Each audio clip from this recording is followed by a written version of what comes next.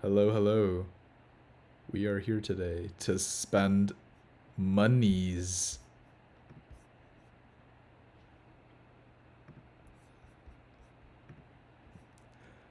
Yeah, pretty much. Wait, what's the I'm thinking of that scene from Megalopolis. What's the line? Adam Driver in that. You know what I'm talking about? Where he's like a sugar it's like I still think about I saw that film, like I was at a premiere screening, a friend and I went to see. I get like it was New York Film Festival, and they were doing what they were doing was basically every single theater that was doing a Megalopolis screening, all at the same time, uh, did like a live. They live streamed their Q&A, from one theater with Francis Ford Coppola, Robert De Niro, and Spike Lee, and watching that happen in the theater, just peak comedy. I have no other words. It was something else. And then the actual movie happened. The actual movie, and it was like, what am I watching here? This is either peak fiction or peak fiction. There's just no in between. What a weird movie. I need to rewatch it just for the funny. I think it's the kind of movie it's the kind of movie that's really fun to watch with drunk people. That's that's the best way to put it. I feel like a lot of people kind of came away from that movie having like kind of the opposite reaction where they were like, "Oh, this isn't even fun. This is just like needlessly heady." I'm over here just like I'm not even I'm not even dialed in to the extent that I'm actually invested in what's happening. I'm just kind of seeing it and I'm just kind of having a fun time because a lot of this stuff is kind of stupid. It's just like, oh, I guess okay. Why does this thing happen? Don't know. But it happens, and then the next thing happens. It's very much like that kind of sensibility. The fact that and I think this movie was expensive to make. This was like a several $1 million movie. What was the budget for this thing? It was 120 million before advertising. Before advertising.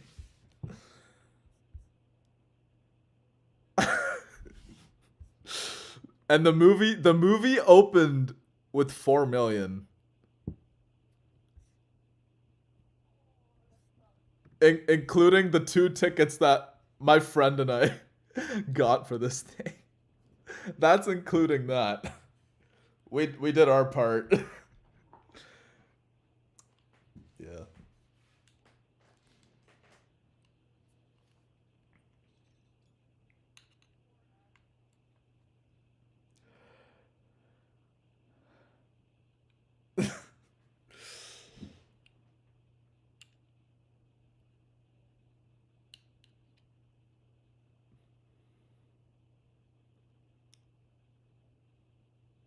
Yeah. All right, let me bring Quest in here cuz I know that he's been waiting. I'm gonna yank him out of out of the conversation he's probably having. Oh, how do I?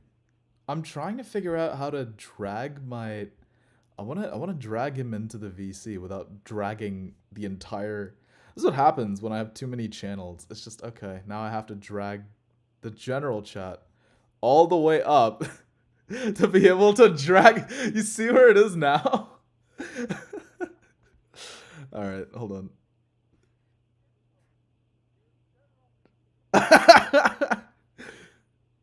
There we go.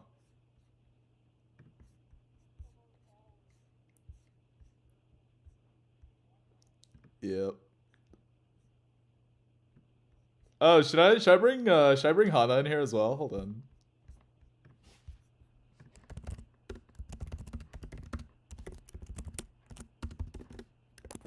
I'll DM her like, yo, one join stream.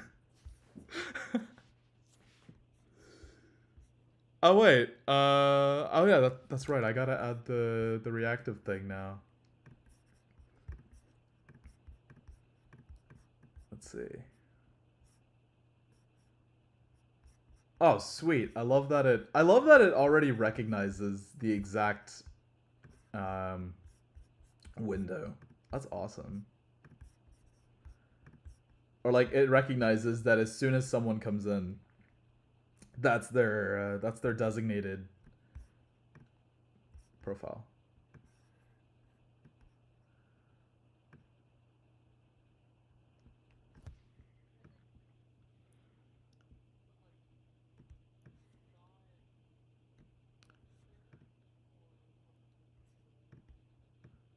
Interesting.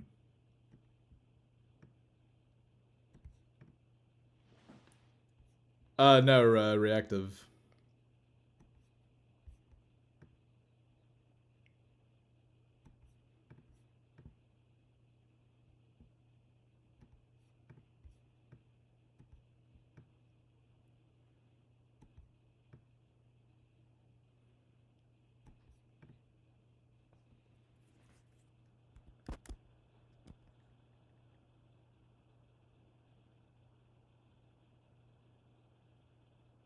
All right, I got you in here. Let's go.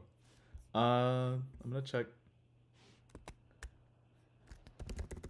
Okay. Let me. Oh. Well, I think your audio should be coming through all right. Oh, uh-oh. Hold on.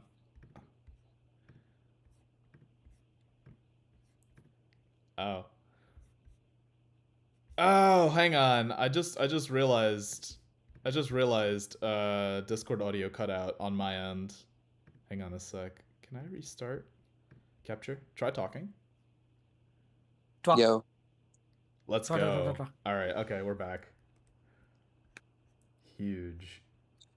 Wait, Frank, can you try like sharing your screen just in the actual VC? Because Oh. that'll actually enable speakerphone.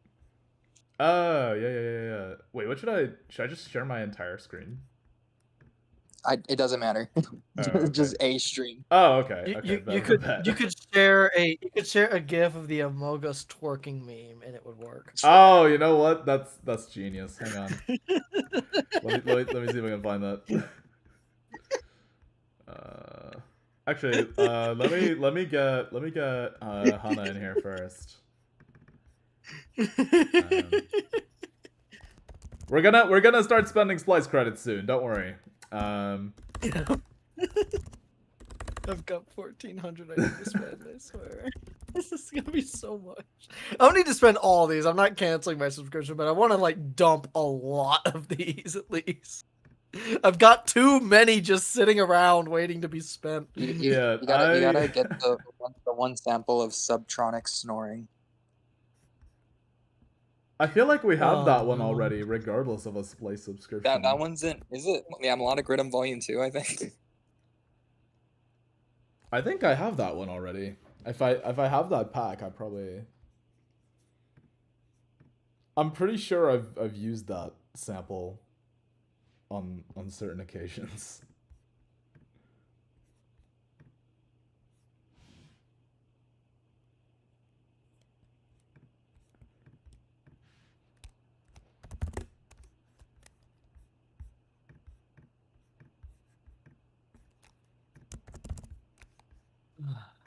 Cats, I swear. They're driving me crazy. Wait, Frank, just share your screen and then you can end it. Cause like I just need to enable speaker on Discord. Oh, what? Yeah, it's very weird how Discord mobile works. Yeah, wait, I'm sharing it. Can Wait, what? Yeah, I've I been don't see it. I've been sharing my screen this whole time. Yeah, Oh, just, oh shit. Now I see it. The fuck? Oh, that's weird. you're just blind. You need Okay, glasses. there we go. Yeah, I don't know what was there. I need prescription glasses to see a fucking stream open now. That's crazy. That's wild. And there's a reason I need glasses. I'm blind as a bat. Oh wait, I can't see without them. Did that change my thing? It did change my thing. Okay, that is how that works.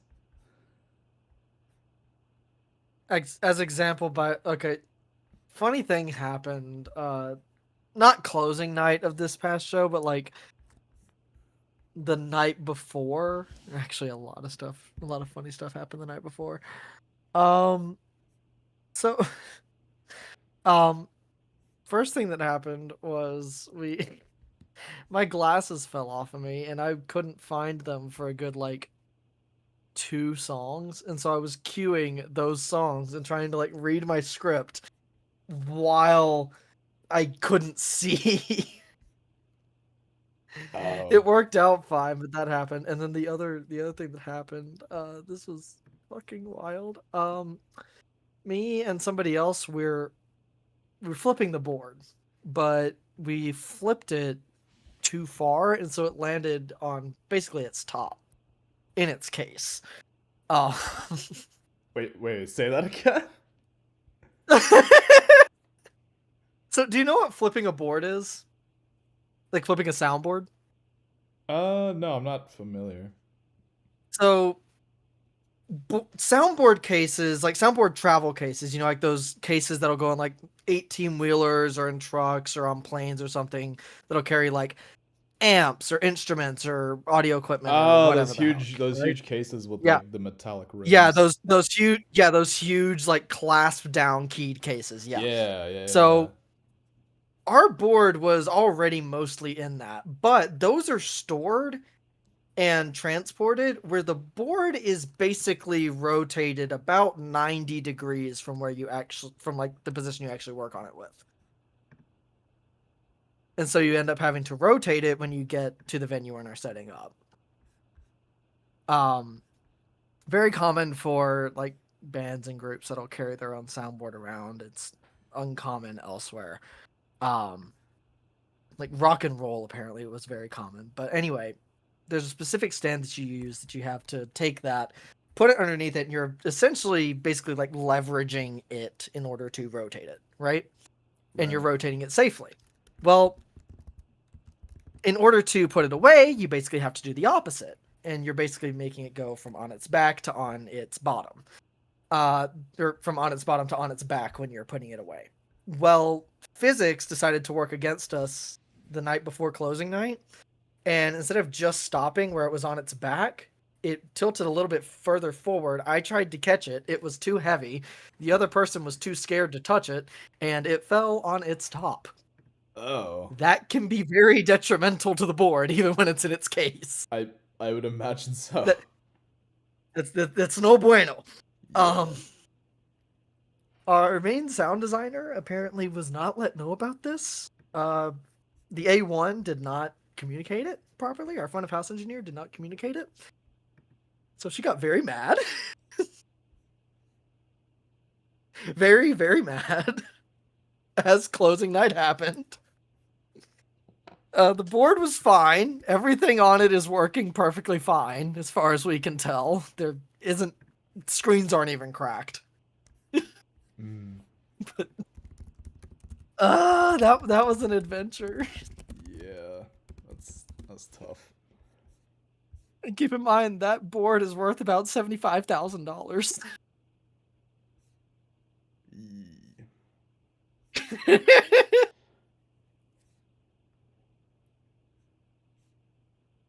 Yeah, it's expensive. Yeah. Very expensive. It's very expensive.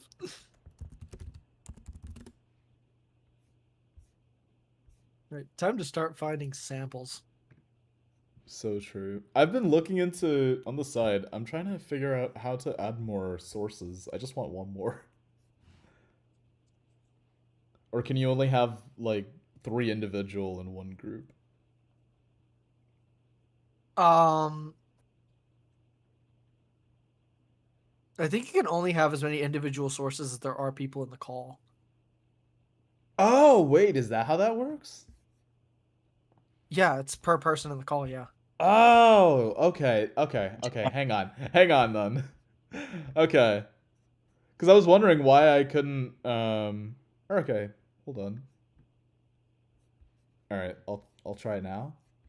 Let's go. Yeah, This will because work. This will work. This will work. This will work. yeah, now that Hana's in here, mine has 4. Yeah. Okay. I see that now. Because I'm just using the group. Yeah, because what I was trying to do is I was trying to add it as a source before, but technically no source exists, so there's nothing for me to. Okay, that makes perfect sense. That makes perfect sense. Flying over Frank Eastman's head. Real. Hello.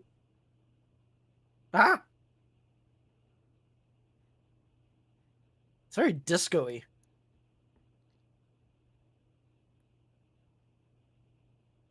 Oh, we're starting off with the disco. Hold up. Hold up. I'm coming. I'm just finishing up here. Oh, I'm not even starting off with disco. This is somehow in a chiptune filter. Huh? This disco string shot is in a chiptune filter. Chiptune filter. Yeah, like a chiptune search filter. Oh, interesting.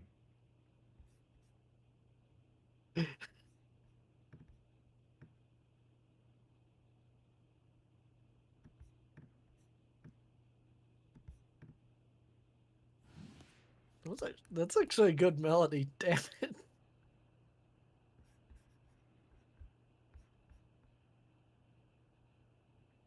I'm saving that vocal shot. That's good. That's really good.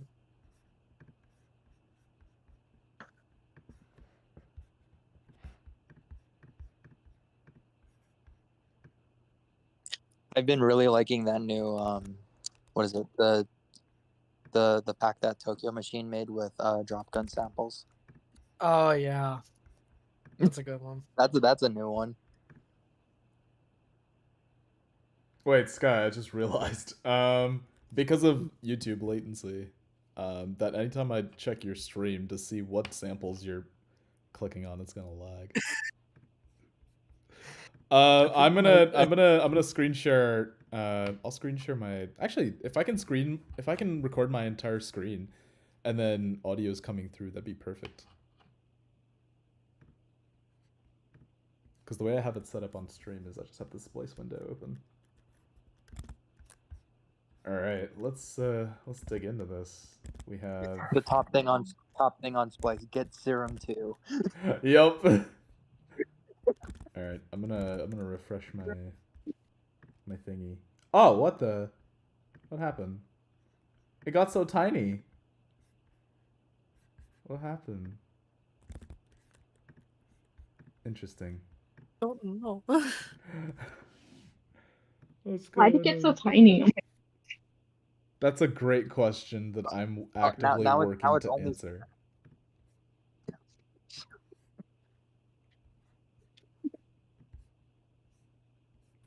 Did I fix it?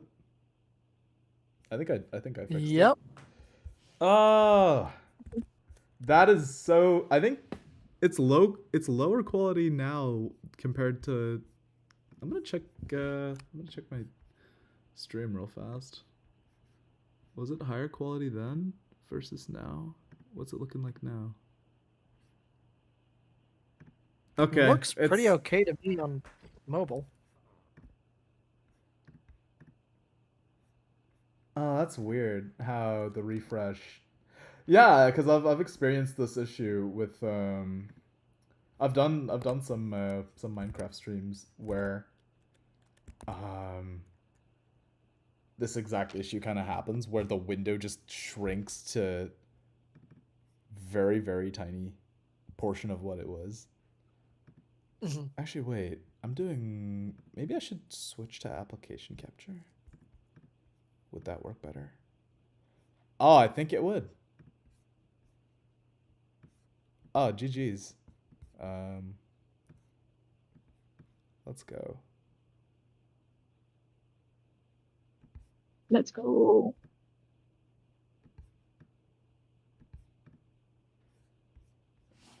All right, there we go.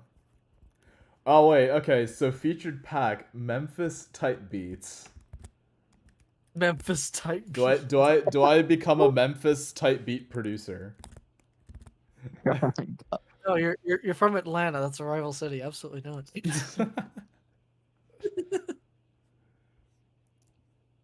This is interesting. We have a bunch of Asheville packs. Oh, it's a charity series to help people affected by Hurricane Helene. That's actually really cool. I'm gonna check some of the stuff out. Oh, we got some neofolk. I'll check this stuff out. Oh yeah.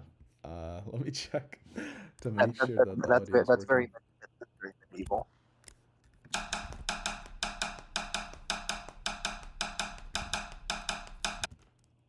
Vulture. Okay.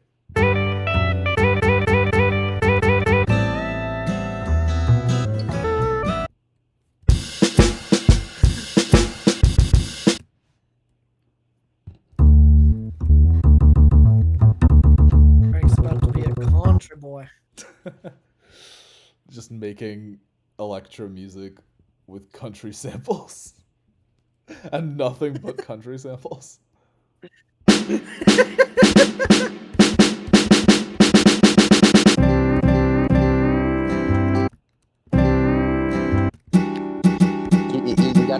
You gotta get at least some samples from that one Botanica sample pack. I'll get this. This is a fun little.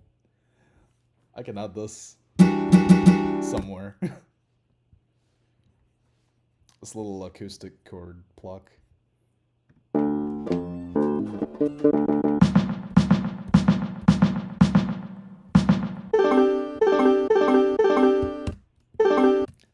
Okay, something about that banjo.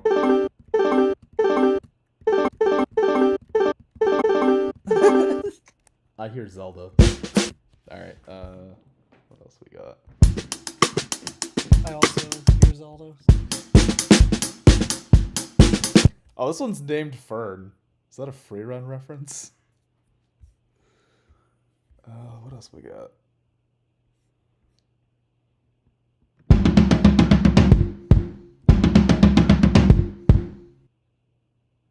This sounds like the kind of drum fill that you would hear at the end of, like, a punchline to a joke. Oh, I got that right.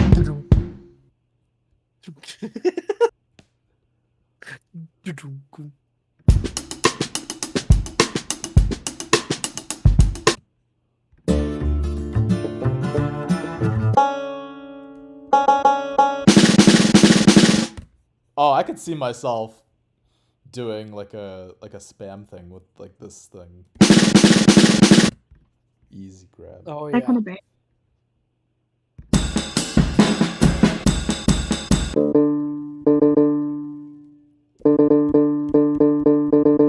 Wait, Frank.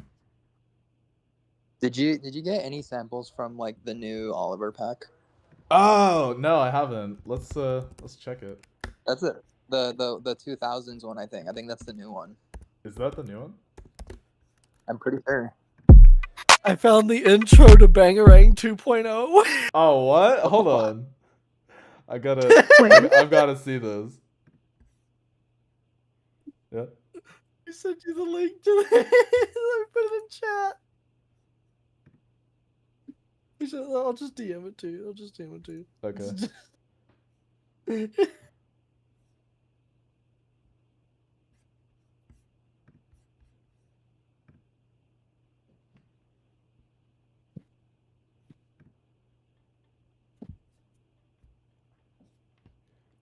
Oh my god. Yes.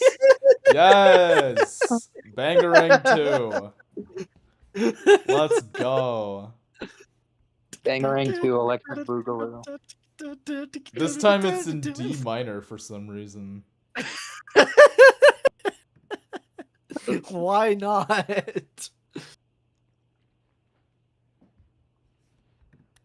That's in a funk and disco pack too. Of all things.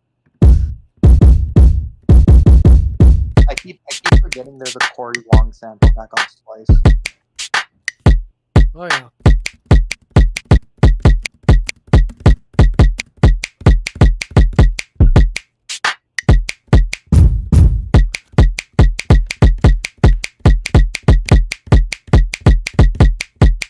I could see myself making Jersey out of this early 2000s drum loop.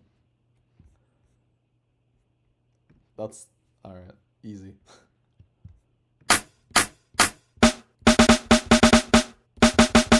Yeah, it's the one that's like Oliver Power Tools Decades like 00s. Oh yeah, I think I've gotten stuff from. Oh, is it the 2000s pack? Is it this one? Yeah, I think it's that one. I think that's the newest one.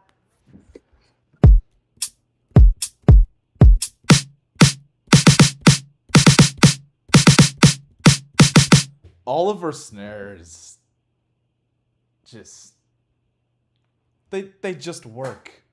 They just work every time. They just work. They just work. They're like Max. They just work.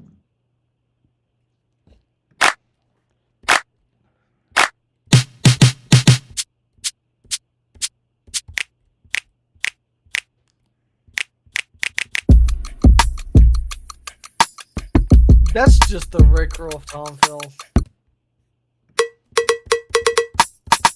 No wait. Oh, this stomp kick is crazy.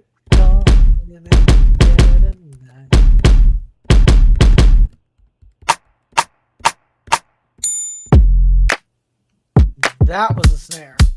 Where did it go? There it is. Okay, I'm grabbing that snare. That's a good snare.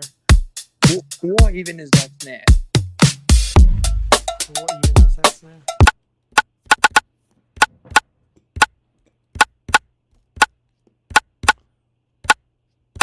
I'm hearing this rim in the context of Brazilian funk.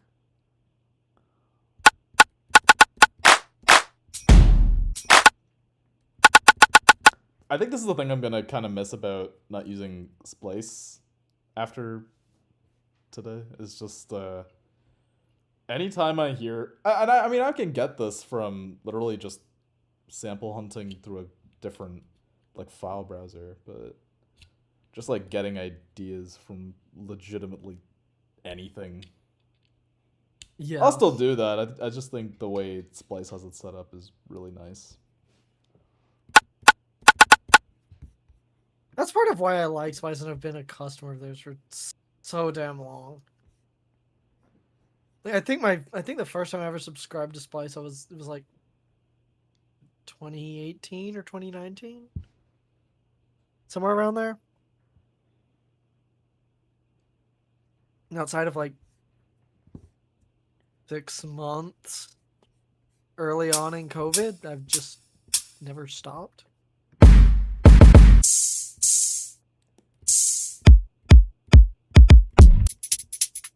Yeah, me totally having my fucking senior year in COVID. Best high school year ever. Yeah. See, I feel bad that was the case for you. I really do. Yeah, that's tough. Really is. Yeah, especially because I got one of the last normal graduations before COVID hit because I was class of 2018. Dude, I was lucky to get a normal graduation. This mouth pop should not sound as good as it does.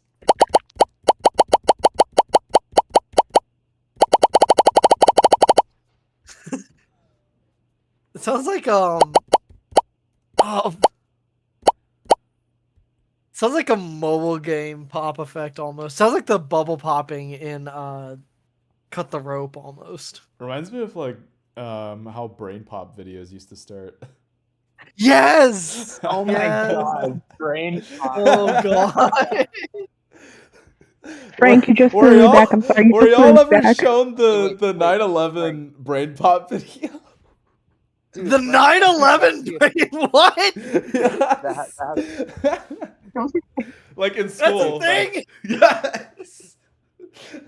dude, No. next stream just reacting to frickin' brain pump. Oh my gosh. Okay. That might be in the cards now. Damn. Actually, yeah, this guy, I'll DM that to you. That's real. Reacting to, Brain pop. reacting to 9/11 streams on 9/11. No. No. It's just brain pop and Bill Nye. That was my top. Ah, yes. Yes. Yeah, Bill Nye. Honestly, I forgot that brain pop was a thing for a while. Interesting. Wait, you know what that reminded me of? Like when I still had my DS, I used to play the fuck out of Big Brain Academy.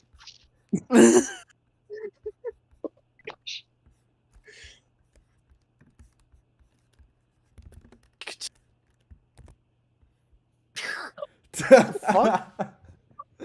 You actually send a fucking brain pop link. Like, I'm dead. Oh my god.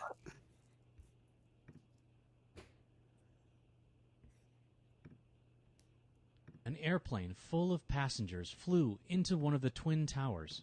Those were the two No, tallest that's only back to structures of the page one. World No, I Trade didn't want Center in downtown New York City. All the people on the plane. Okay, let me not watch this live on stream. Frank gets a copyright claim. I got a copyright claim for the fucking 9/11 brain pop. Damn. Okay, I have one very first world complaint. Can you Mac users stop having these companies make their icons square for everybody? Because because I updated Splice and the icon on my taskbar changed from being the round to the square, like yours is. Oh wait, what? Discord has not done that. Yeah. Some apps are doing it, and it annoys the fuck out of me. Oh, where they're not doing the rounding? No, they did the rounded corners, but it's still square instead of it being a circle like it was. It's messed up my taskbar flow. Oh, what? Is it like Oh, Windows? wait, Yeah, wait, here, wait, let me wait. It used to just be like you know how on mine Spotify and Final Draft are like circles. Yeah, it used to be just like that. Yeah, here, let me. Oh. That's basically what the taskbar looks like right now. Splice used to be a circle. I did not know that. Huh. So yeah, can you Mac users not have your square designs come over here, please? Is that even Apple's fault? No, I was gonna say It's I not feel like it just Apple's comes down to like a fault. design Right. choice for No, a lot of these companies. it's not. Okay, here's the reason I do blame it on Apple. They decided to do the all square icons thing, and so companies were like, okay, we're gonna do that for our Mac icons. Okay, great. Now they're doing it to their Windows icons.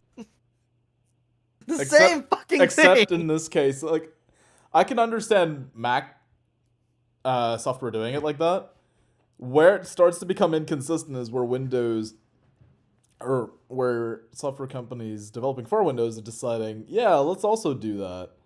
And so now you have kind of a hodgepodge of the two. Yeah, and it's annoying. Like Wait. it's a very first world problem, but it's annoying.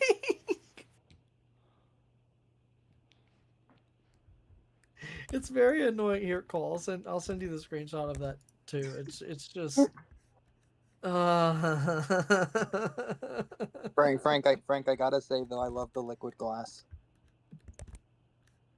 The liquid glass. Yeah. Liquid glass.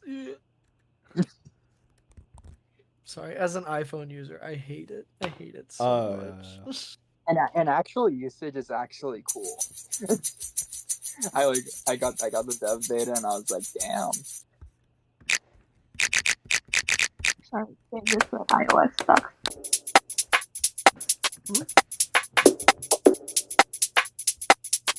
What, Anna? Sorry to say this, but iOS sucks. I don't entirely disagree, but there are reasons why I do have an iPhone and an iPad instead of Android powered equivalents. An If iPad, but I people don't use wanna it much. if people wanna crap on me for using a Windows computer, they can go ahead. I know that I'm in the right.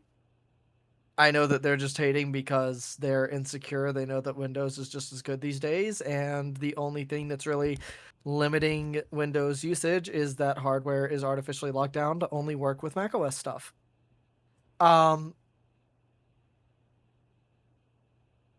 You know, that's just how that is. But Windows has gotten significantly better when it comes to audio. Anybody who says otherwise is just, I'm sorry, objectively wrong. Windows does still have its quirks, but when it comes to like people saying, "Oh, audio just sounds weird on Windows," or "Oh, it was so difficult to work with," bitch, where? Bitch, actually, where? And like, if people want to crap on me for that, they can do that. I know I'm in the right. What bugs me is when somebody will have, say, an Android phone, but the rest of the people in the group or everybody except the engineer has an iPhone, right? I have literally seen people fired for not having an Apple product on them because, oh, you can't use iMessage, you can't use AirDrop, well, we can't work with you. You can't put stuff in a fucking Google Drive? You can't email it to me? Is that not a thing anymore? Can't send it to me over Telegram?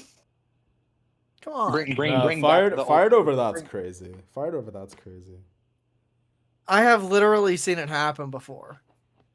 It's ridiculous. And I'm like, you know what? If you don't want to work with me because I use Windows or because I use Android, I don't want to work with you. That says a lot about you.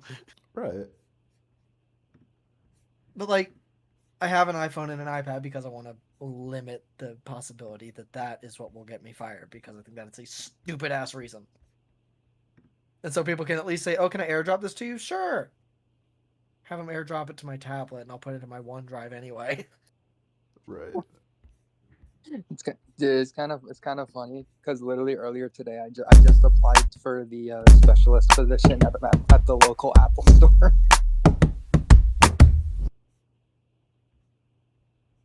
He's about to become brainwashed, I swear. Um. the brainwashing Apple does to their employees. It's just gonna happen. I only have an iPad, but the rest of my devices are Android and Windows. That's it. Chat, I just have wait. found the Yeah. freaky tabla. The freaky tabla? The freaky tabla, yes. I don't know why I Oh my god. Y'all get freaking there? Kidding. This is the freaky tabla, yeah. Wait, Trying to Hannah, find that one. is your iPad an iPad Pro? Good question. I gotta double check. Let's be honest. For most people's usage, the iPad Air is plenty.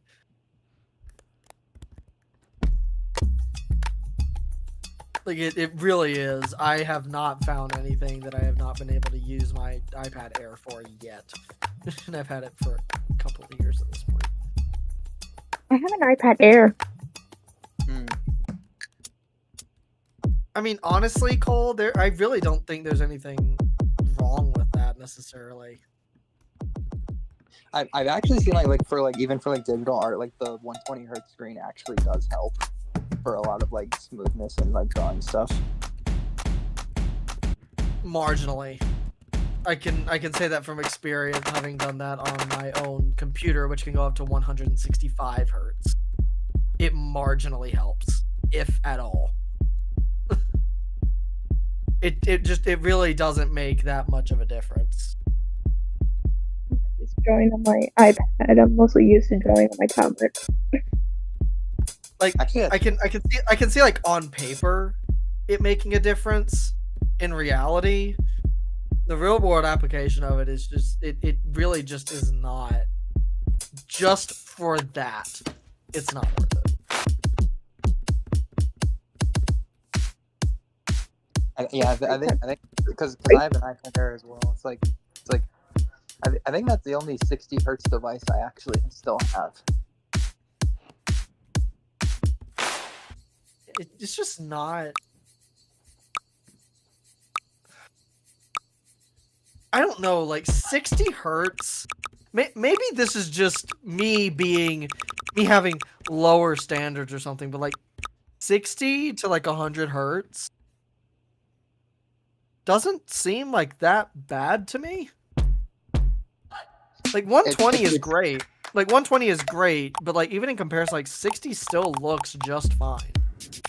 I think the issue is like when you get used to high refresh rates and then you go back, it's really, yeah, you notice it.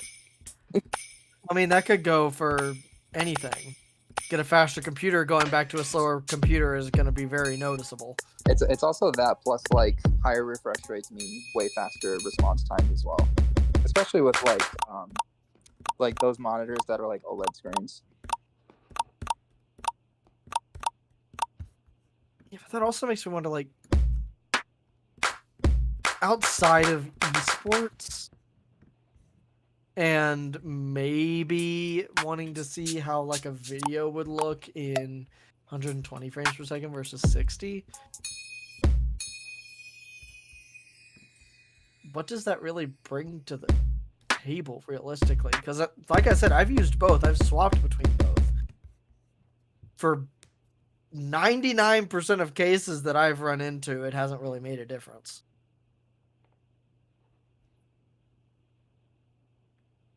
Like, I'm not saying it doesn't make a difference. It's just like the difference is marginal. It's barely noticeable. After 30 seconds of using it. It's like definitely less noticeable as you go higher up in the refresh rates.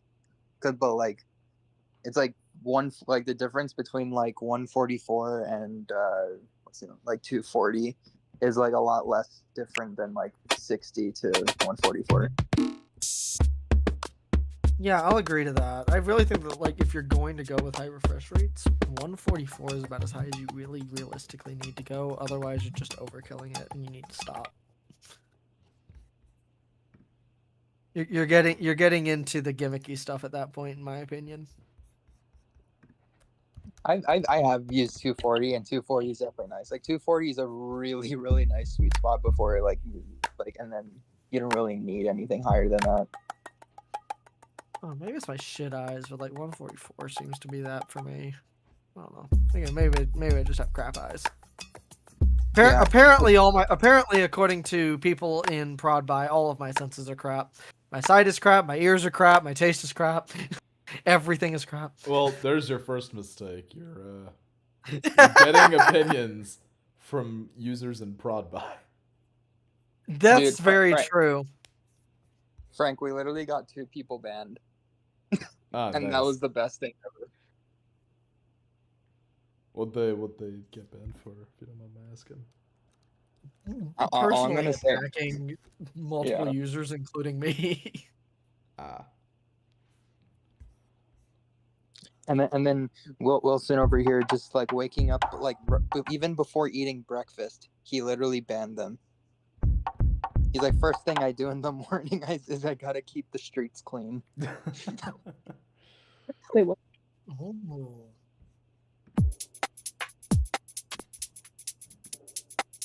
Oh my god. Splice, can we not? Can we not?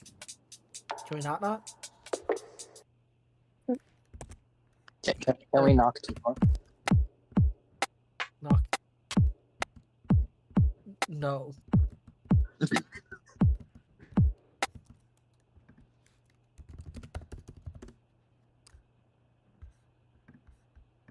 Dude. Also, Frank, you know what I somehow just realized like the other day, or like what someone told me about. What's up? Like I thought you could only trade in your current Mac if you're getting a brand new one, but apparently you can also do that if you're getting a refurbished one. Huh. I apparently didn't know that. I'm like, that'll come in handy when I need to upgrade. True.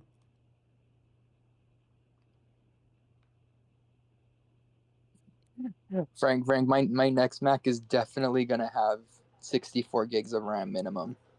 That would be a good minimum to have a new Especially for what I do. For what I do and how much Contact likes to eat RAM for breakfast. Oh yeah.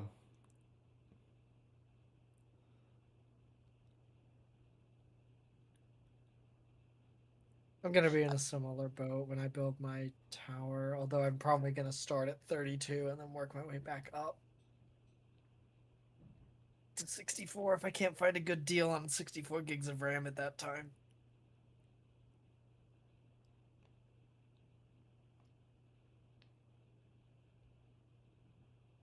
My god. Splice, where? There's no Vine Boom on Splice. No Vine Boom on Splice? No! I checked it. There's no Vine Boom on Splice. Big Splice was sad. like not approved too memey of a sound. No, but nobody has made a Vine Boom alternative.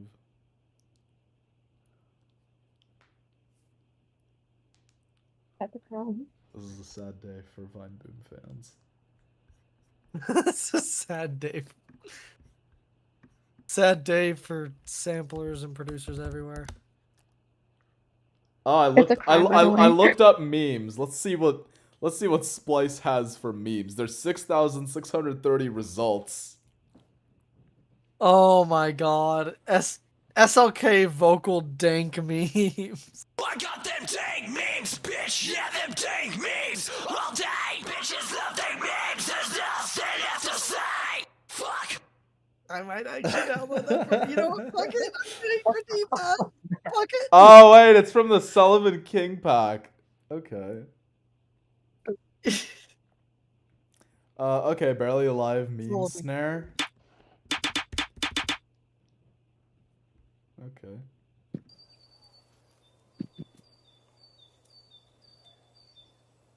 This is soothing. Who put it with memes? Put a donk on it. Put a donk on it. Okay. Put a donk on it. Meep. Real trap shit. Cool. It's lit, fam.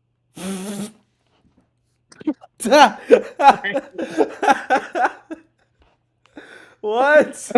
It's What? lit, fam. It's lit, fam. Bruh.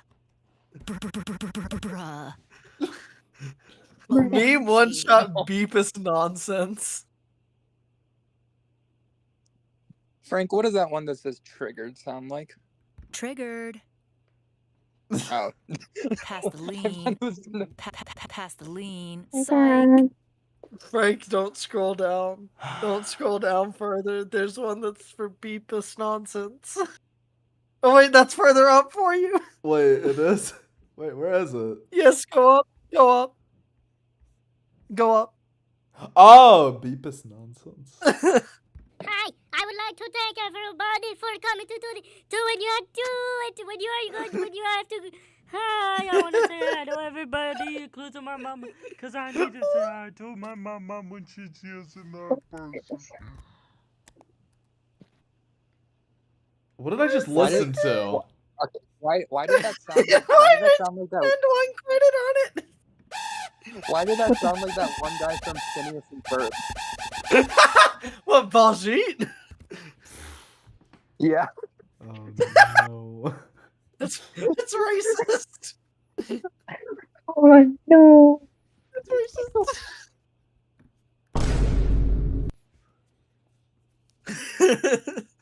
You can't God. tell me you can't tell me it's that exact same fucking voice actor. Check out my SoundCloud. Alright, I know what I'm getting from the Elisha intonations pack. You heard her. Check out my SoundCloud. .wave. Check out my- Check out my My SoundCloud. SoundCloud. Surely there's gotta be a check out my Bandcamp as well. You did not. No, I doubt it. More, bigger, louder. As much as I love Bandcamp, I doubt it. DTF. DTF. Oh, that's a No you.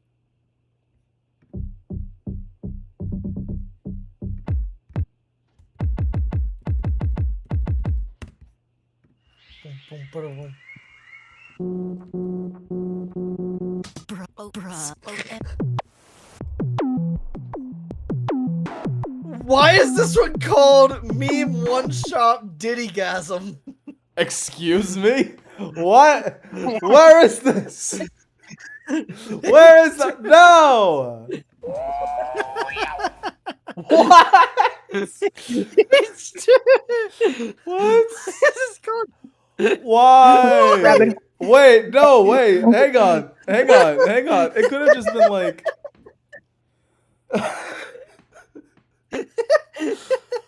I heard you We say going down right now? Diddygasm and I had no context. Like, not that I was expecting any, but like, okay. You think I had context? Why the fuck is it called that? No, hang on. No. But it's spelled D-I-D-I.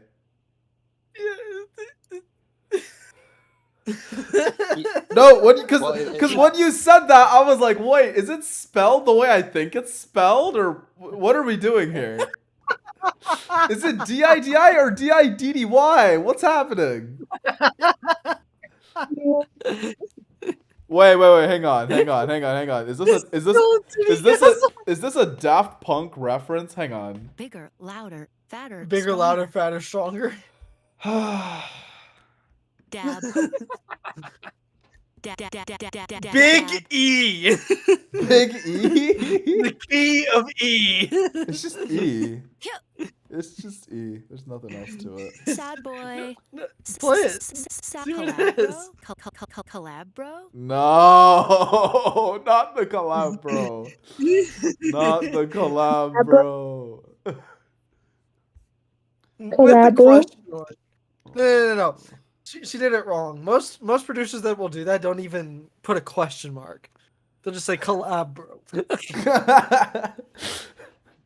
Like, you will collaborate with me or else. Just You collaborate with me or else this is a fucking threat. wait, hang on. There's this one sample from Linguistics by none like Joshua where the quote is just, "You will get shot." You will get. Yeah, it's so good. Hold on. Do I have one of them.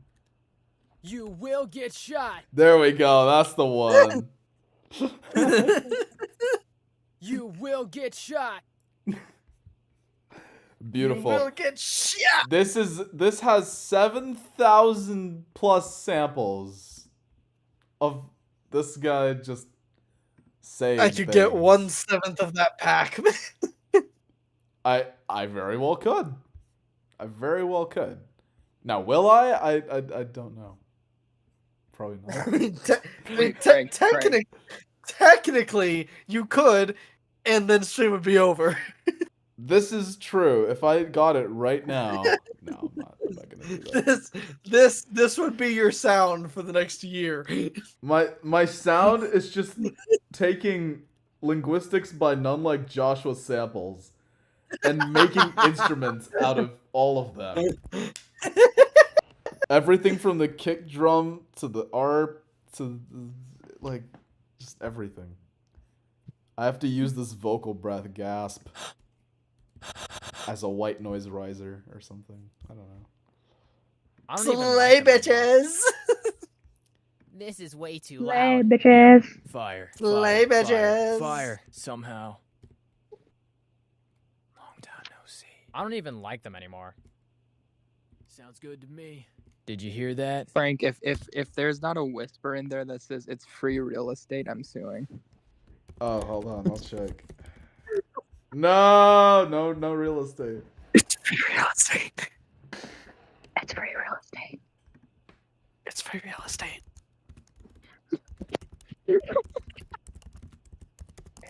Free up your real estate. Oh, I found all I got from that was a chef clap that's real. It's free. This That's what happened. this is screenshot worthy. I'm putting that in And memes. that's just the chef pack it's just Gordon Ramsay's sample pack from Hell's Kitchen. Oh, so true. An idiot sandwich. I am an idiot sandwich. What are you? I idiot sandwich. Where's the lamb sauce? Where is the lamb sauce? You fucking Where's the donkey. lamb sauce? All right. Let's go into genres. Let's find some Let's stuff actually start finding stuff Yeah. we know we're actually gonna use for a while. Yeah, let's go with. I think I let's have go some. Into, you know, I think I have some stuff that I've. I'm gonna go into saved. Asian. I'm gonna go into Asian. My pasty white ass whose hands blend in with the keys on her keyboard is going to look up Asian shit. We're Ooh, we're first really few we're really things that going come up to with Taiko. we're really going to a Panda Express on this one. There's actually some really good Taiko stuff in here that I may use. Oh shit. Oh wait, I just Wait. realized something. Oh.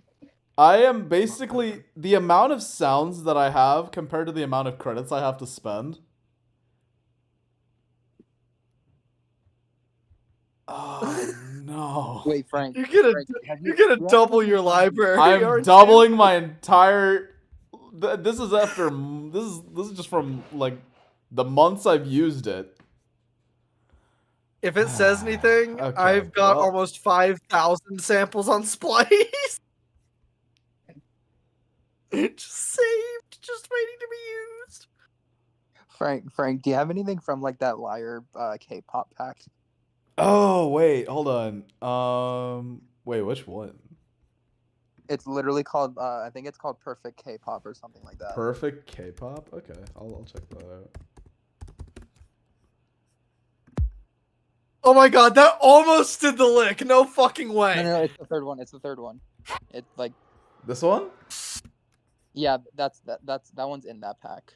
Yeah, that one. Wait, what? Which sample am I looking at?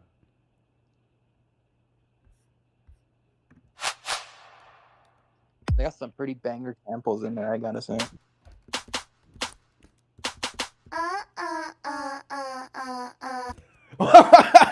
wait! I kind of heard the Big Time Rush. The fucking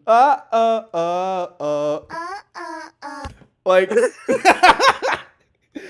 I'm not going crazy, am I? Like. No, you're not crazy. I hear it too. And then you just add the. Yeah, it just needs like a scoop. It just needs like a scoop on the third one. Yeah, it just needs a scoop. Yeah.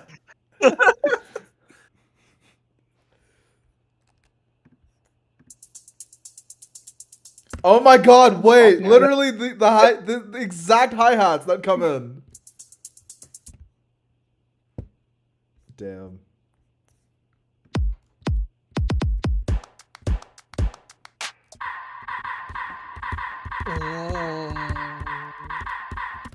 What if I just made know, some of these hardstyle Asian- with just this hot chant, this verby hot chant?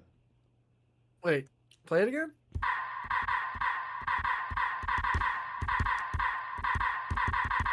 Actually, you could use that as a. You actually could use that as like a transient or a talk.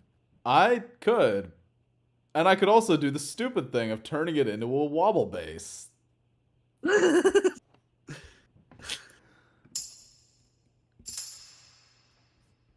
There's some good stuff here. Let's see. What else we get?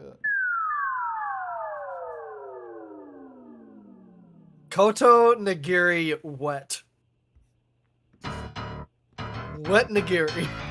That is a name.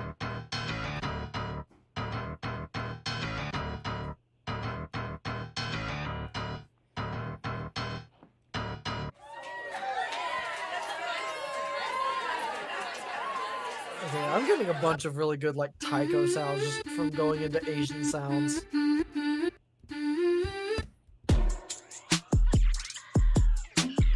My favorite taikos to use are like from that one library. What is it called? Taiko Creator, I think.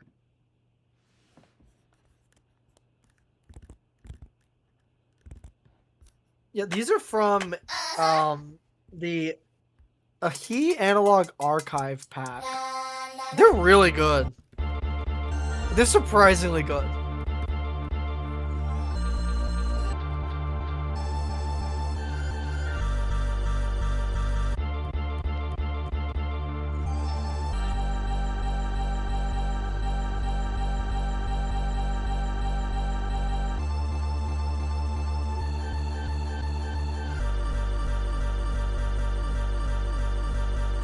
You gotta get those like Koto like glissando samples. Eventually, they'll probably turn up.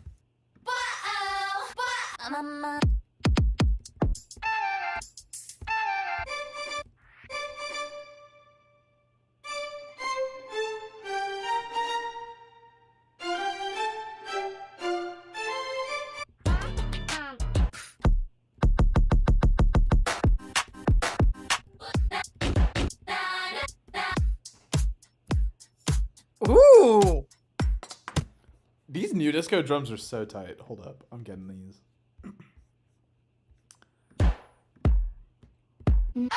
Frank, I think you may like this one. It's not what you're looking at, but I think you'll like this one.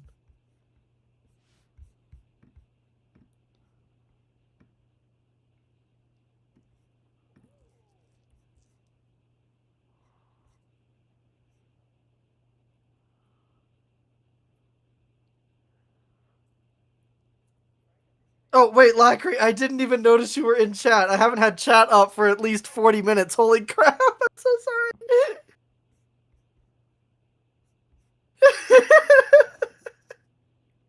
Oh, those are cool. I like those taiko drums. I'm checking back on your stream, by the way. So that's why it's taking me forever to see. Like, wait, what are you talking about? Also, yeah, hi, Lackery. I didn't notice you were in my window as well. That's great. I just haven't had it up. Yeah, no, me neither. Also, hey, Lauren. I don't know if she's still watching, but hello, hello. I'm also just checking the stream window now.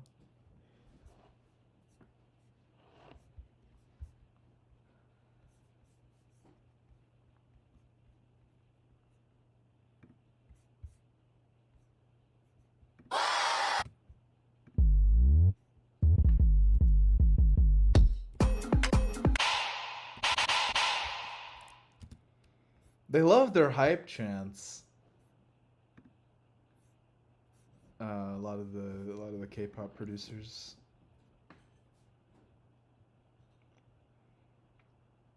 Just gotta recreate the next BTS song. What's that? You gotta recreate the next BTS song. Oh, true. I guess mine's more like electro house song. I would produce an electro house banger for BTS. That sounds like it'd be fun.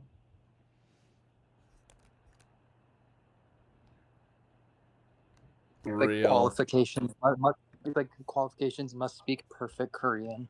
Oh, okay. I'm doomed. Blackpink, more like Frank Pink. If there was a member of Blackpink that, who would I want to? Who in Blackpink would I want to work with? Lately, I've been listening to a lot of Lisa stuff.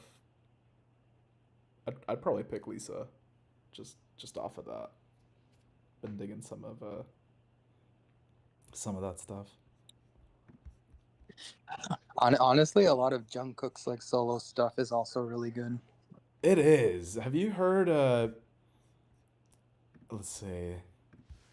There's a song off of his solo project that I really like. I think yeah, Standing Next to You was the one that I was thinking of.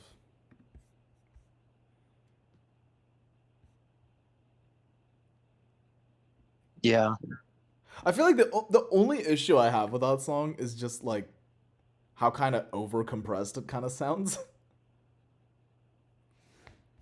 Yeah, I can see that. But yeah, otherwise the arrangement is pretty nice. I also really like, what's the other one, like 7? Is it 7 Days or whatever the song is called? Yeah. I made a mashup of that song. I think it was that song and All My Friends, and I was gonna play it in a set at some point.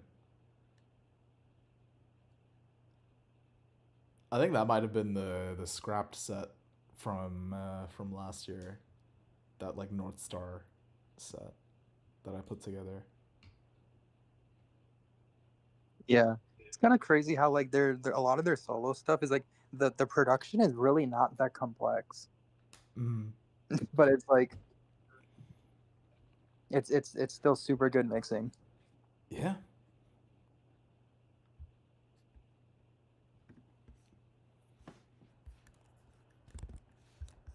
Like you know what's a really good example of that? Like literally, what's that song? Life Goes On. I shit you not, it's the exact same drum loop and the other stuff for the entire song.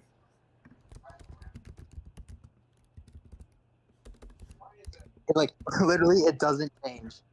Does it not? It's just the same drum loop. It's the exact same drum loop throughout the entire song. It doesn't change.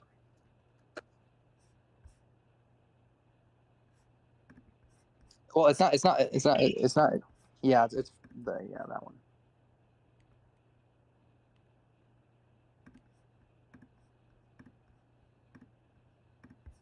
Oh, I hear it. I hear that now. Like I'm just like scrolling through it, and I was like, oh, it really is just the same kind of drum. They just took the sample and just looped it because they had 5 minutes to get the song done. And yeah, it worked. I feel like that song was produced in like a really short amount of time.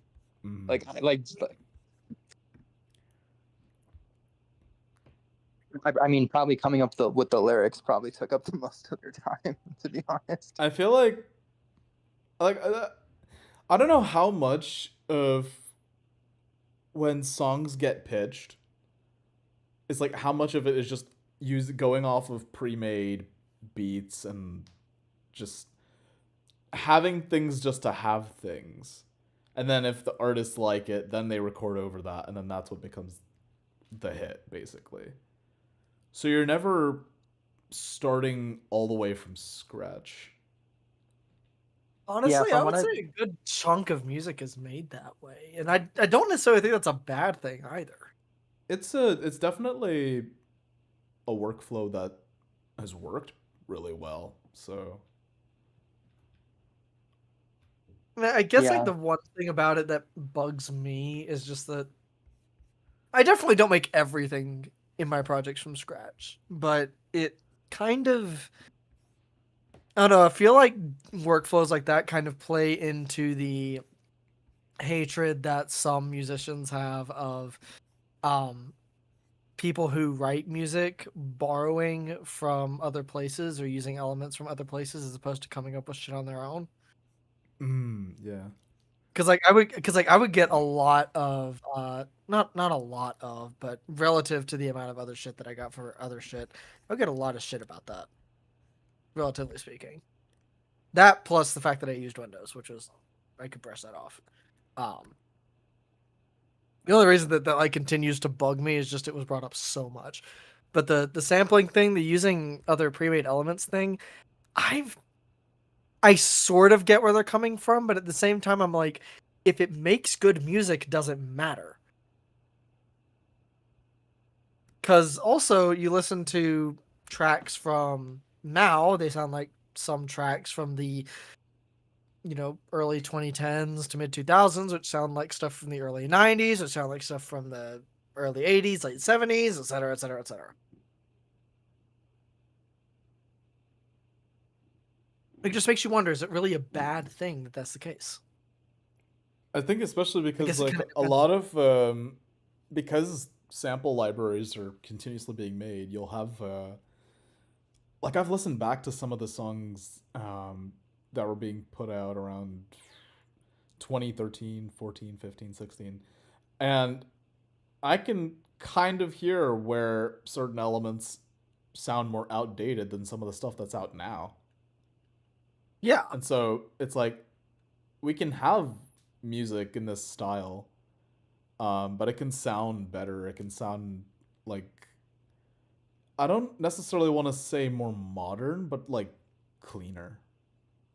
You know what I think one example of that is? A song by Nico and Vinz that has 1.1 billion listens on Spotify.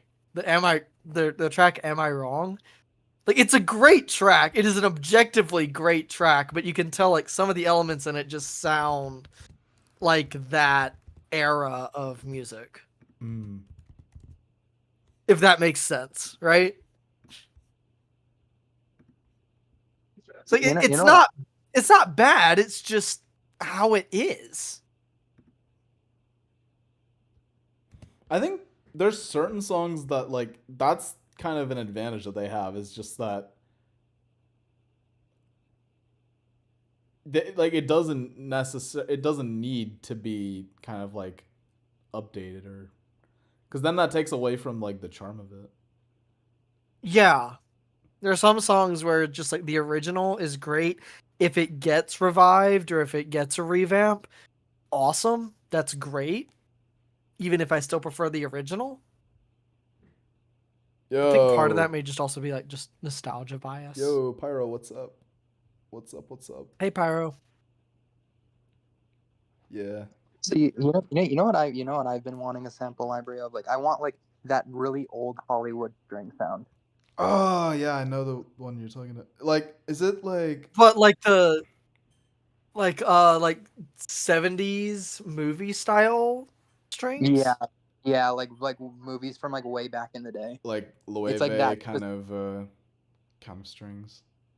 I think the only way you can emulate that kind of sound, but I really think the only way you can get like that sound anymore is literally by getting the original hardware that it was recorded on. Because also remember, like that era of film music, digitally based film music didn't really, at least as far as I know, come into much prominence until like the late 80s, mid 90s, in that like general era.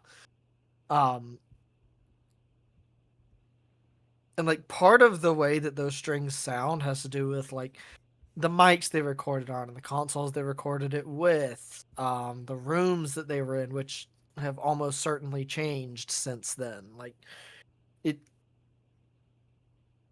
I'm not gonna say it's gonna be impossible, but it would be a lot harder to get it right these days, if that makes sense. Yeah, I've seen some producers actually try and get that sound to like 80% of the way there just from like filtering work. But like Yeah, but it's still like not exactly the same. that's rough. That's gonna be really rough. Because sounds like that are so cool. They're so fun. They're really interesting. They have a lot of character and texture to them. But at the same time, yeah, I was gonna say like the closest sample library that I found to that would be like the Bernard Herrmann Composer Toolkit from Spitfire. yeah. I guess like if you really want that classic, like the sound of Hollywood, I really hate saying this kind of shit. You kind of have to get Vienna at that point. God, If you want like the Hollywood sound. Yeah, and it's weird because like even East West's like Hollywood Orchestra only sounds a little bit like Hollywood.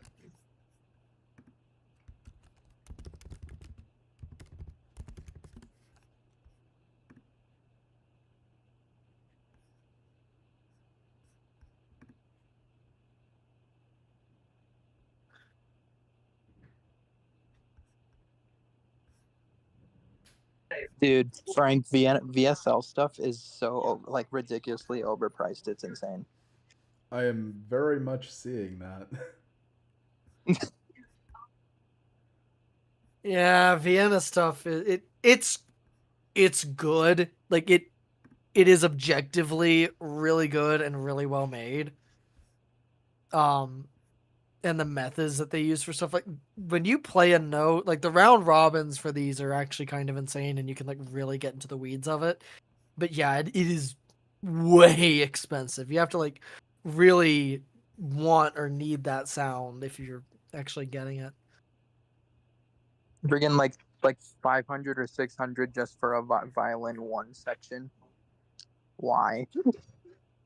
Yeah, not even a full violin section, just a violin one section. Yeah, just violin honestly, one. that's one thing. That's one thing I've never gotten with orchestral libraries. Is like why have separate violin 1 and 2 sounds? It just doesn't make sense to me.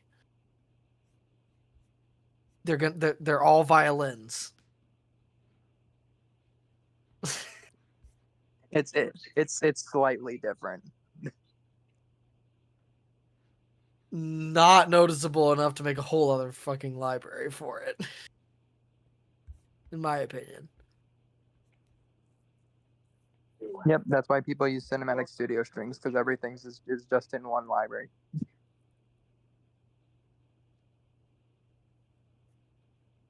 Oh no, that's a snare. Shit.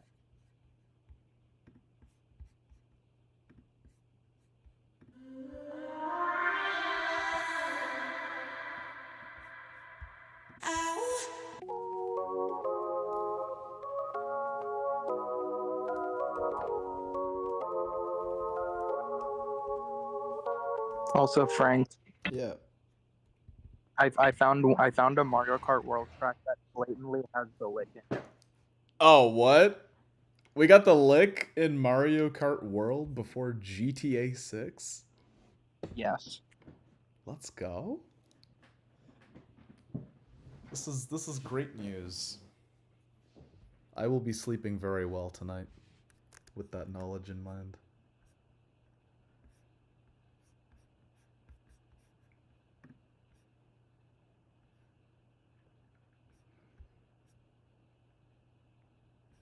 Me and you, me and all I want.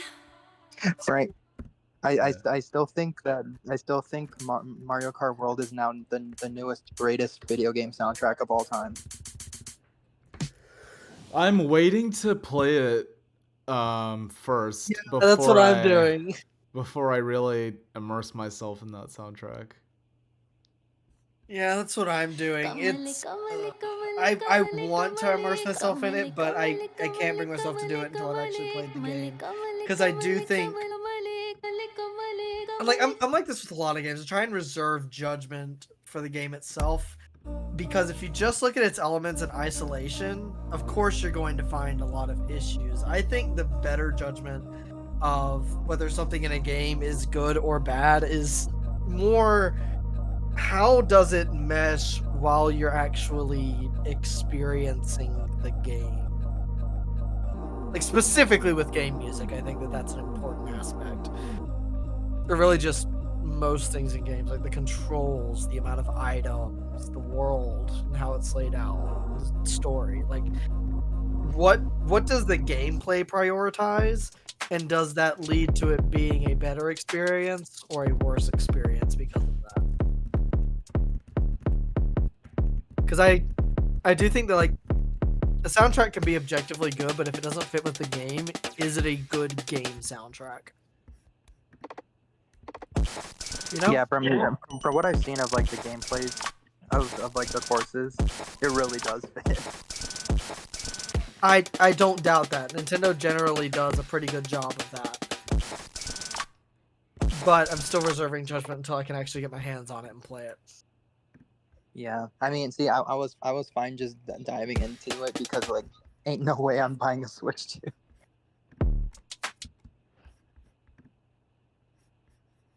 I am, and part of the reason being I've always bought Nintendo consoles about a year after they come out or so.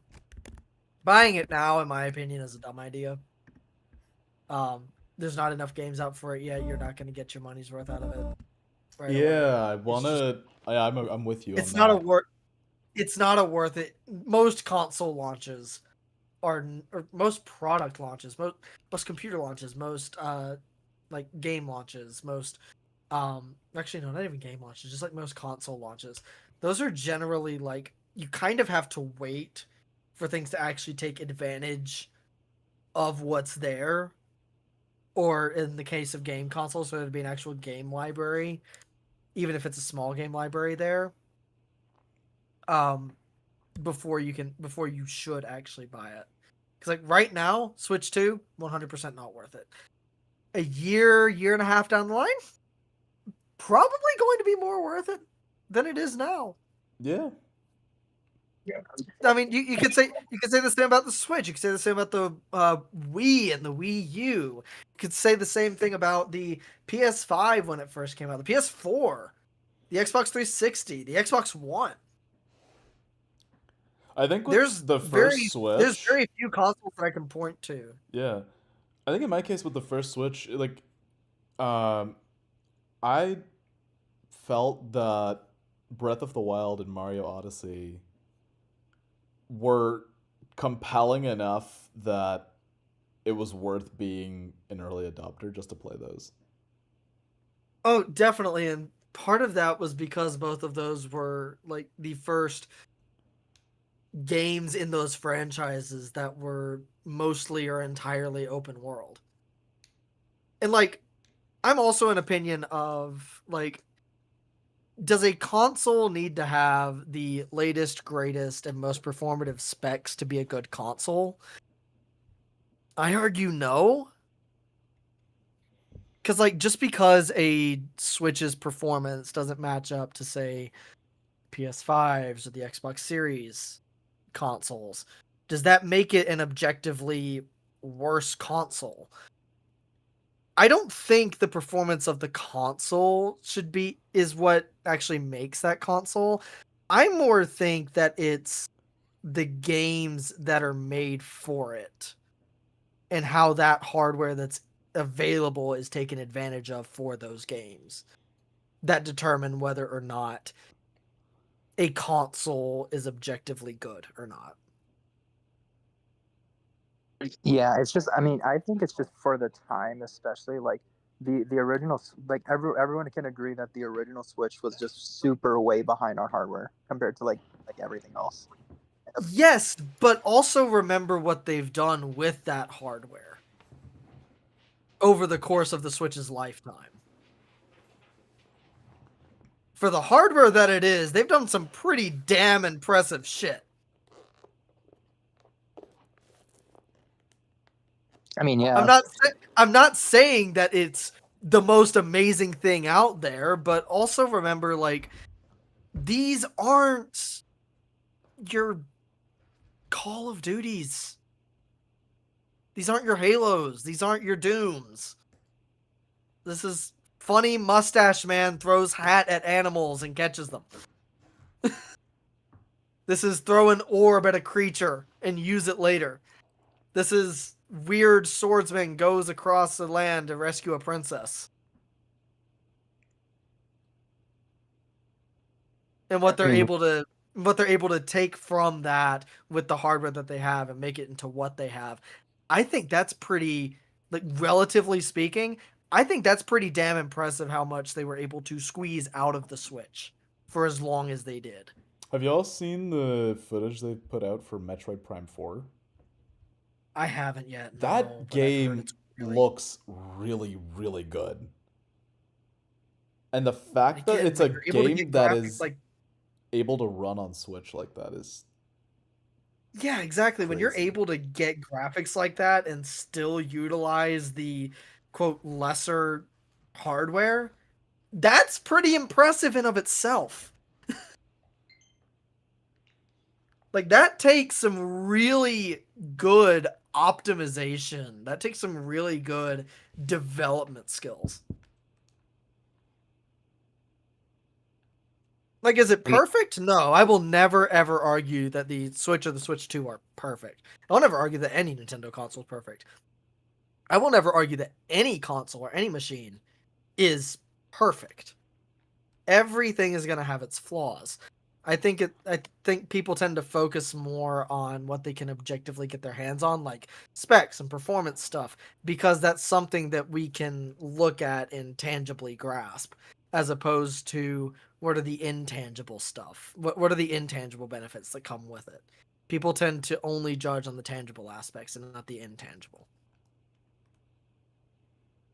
Like, how good does this stuff look on the hardware that it's running on? How fun is the game? Is it a relatively immersive experience? Do you enjoy playing it? I think for me, Are the how games that are made fun for are it the games is Yeah. just that is probably the big thing. Because it really is. I don't know if there are that, like, other consoles. I specifically remember the reason I got a PlayStation 4 was for all the Naughty Dog titles that were coming to that platform. Mhm. You know what I wish Nintendo was able to do that would, I think, help a lot in like people getting more games on Switch. If there was something equivalent to Xbox's Game Pass, that would be so good. Okay, I have a hot take when it comes to that compared to you. I don't think that would actually make things better. I think that would just encourage things to become worse. And part of the reason I say that is because, one, the games are already priced the way they are anyway on all platforms. But also, why do we need another subscription-based service from Nintendo? We already have Nintendo Online, which I think is a bit scummy in of itself. Xbox already has Xbox Live. Why does Game Pass have to exist? Why do I have to have 2 subscriptions to get full access to everything? I think it's more about I don't like that. it's more about the amount of games that you get access to, and you can just like instead of having to pay like hundreds of dollars for like multiple games, especially for ones that don't have as much replayability, like those are the games where like you can just like you know, you can play them for however long you want, and then Okay, and no then there's the other intangible aspect. Do I actually own the game? If I cancel that subscription, do I still have access to it? 9 times out of 10, the answer is no. Yeah, that's why I said like it's good for the games that don't have much replayability. Like you can just yes, but there have been so many Nintendo titles that are actually very replayable.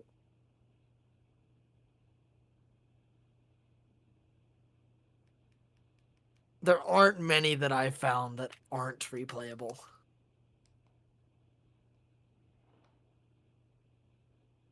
And the ones that generally aren't have extensive online content, or at least are like focused on online. Like, take the Splatoon franchise, for instance. The game itself focuses on online multiplayer. It does have a single player campaign mode. It is very fun. It is replayable, but that's not the main focus of it. I've yet to find a lot of Nintendo titles that are not replayable.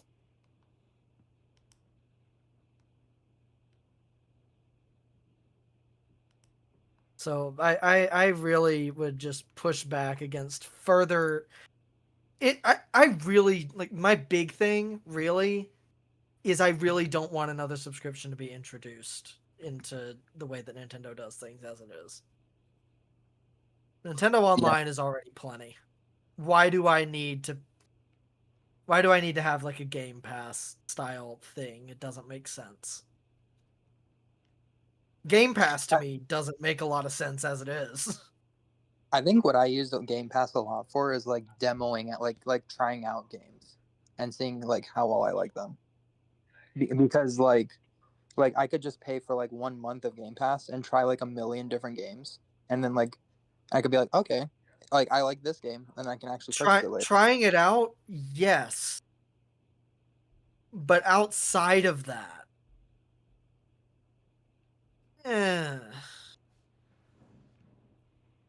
But like, if you're gonna have a subscription just to try something out, why even have a subscription to begin with?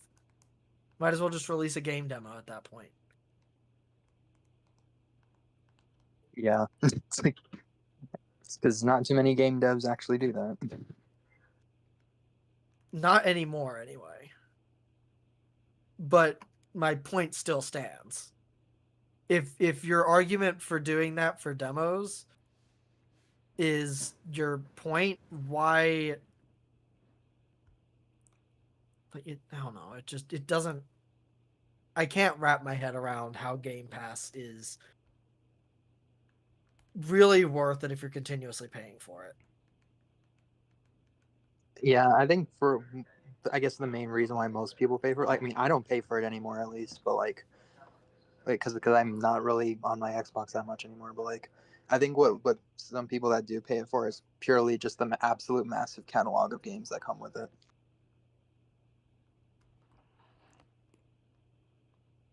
I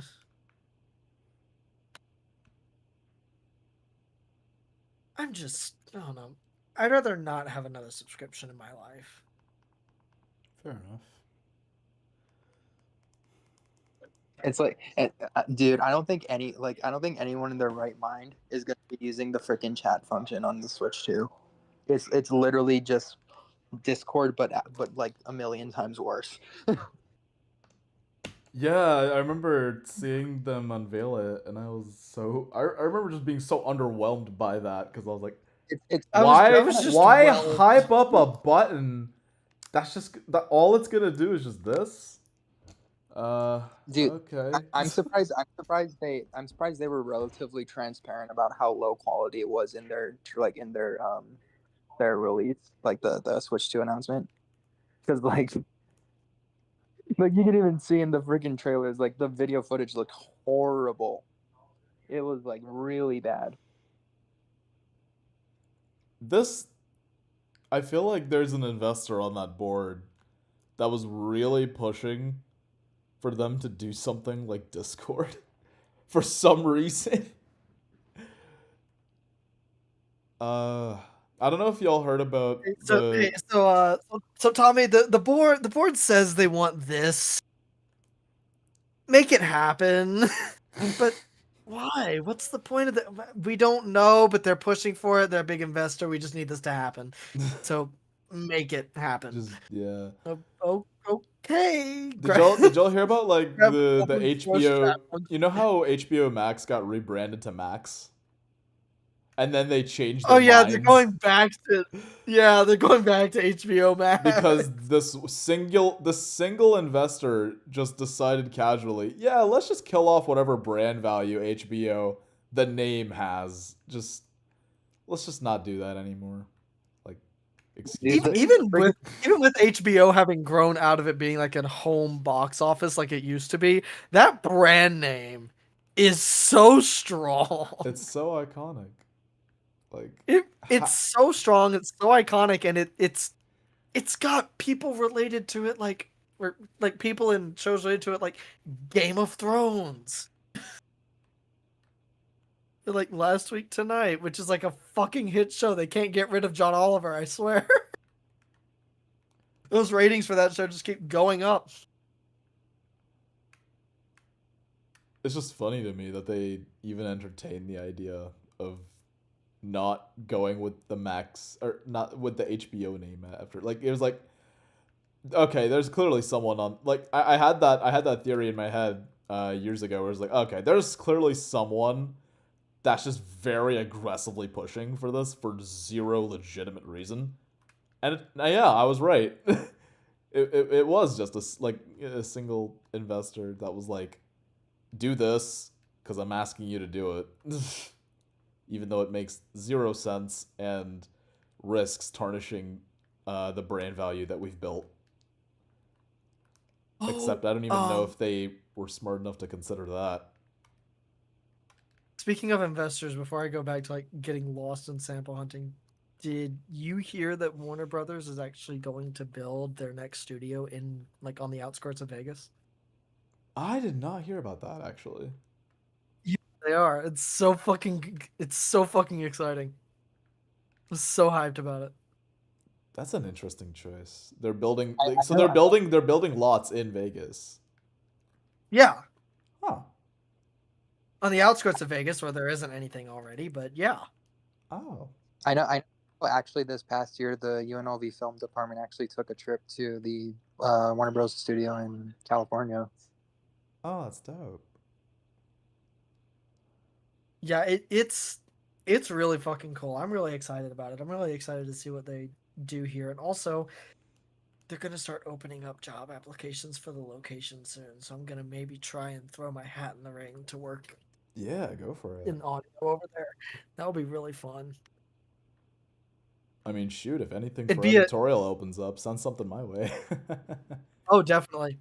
I mean, like it'd be a good gig, it'd be a steady gig, it'd be a union gig, which I am all for. If I can get an IATSE gig, I'm happy.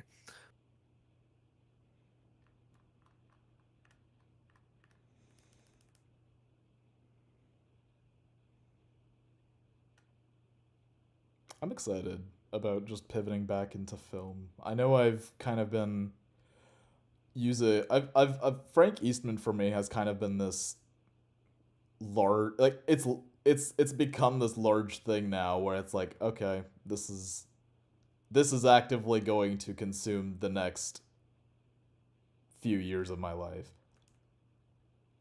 But yeah, I'm excited about just like going, because like I've always kind of been the way I've kind of been going about it is just like, okay, I'm following what's exciting me at any given moment, even if I spend 4 to 5 years building on a project.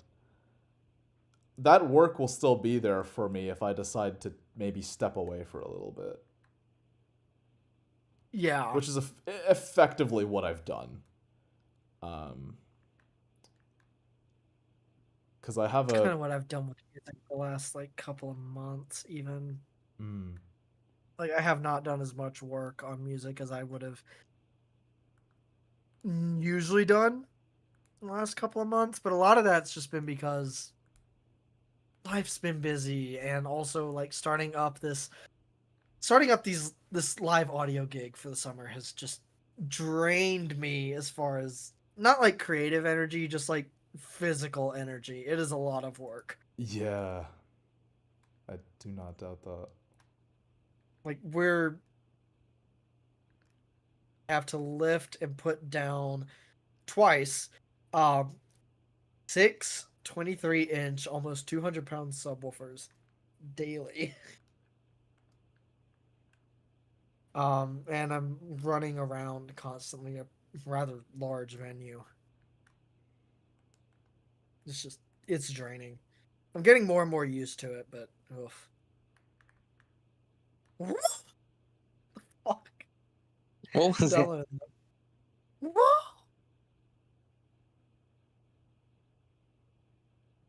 I'm going to one of the liar packs at the moment. Oh, yeah. Is it Oh, the... Frank. Yeah, Frank was just looking at the K-pop one. Yeah, that's what I'm looking at. Ah.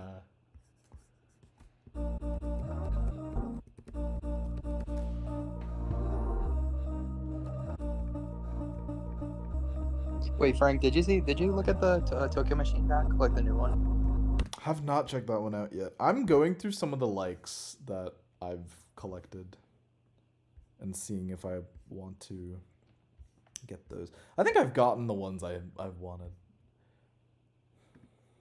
All right.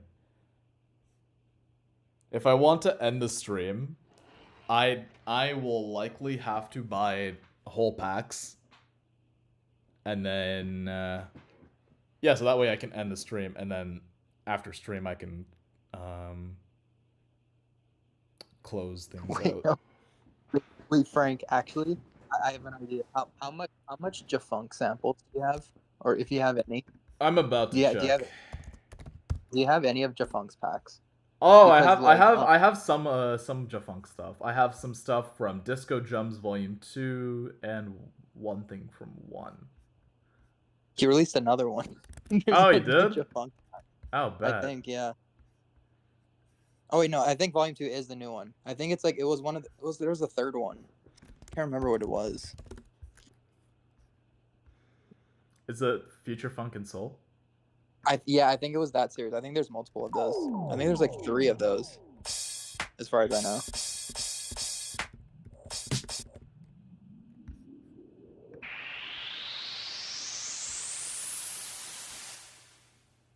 I'm all for risers.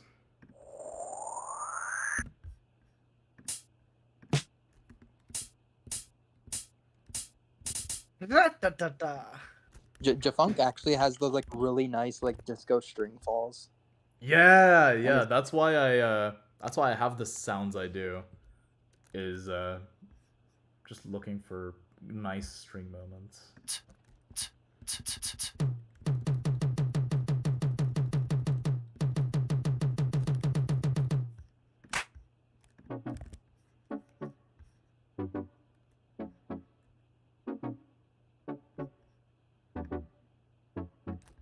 That's nice. Oh, I like that. Boom, boom, boom, ba-doom.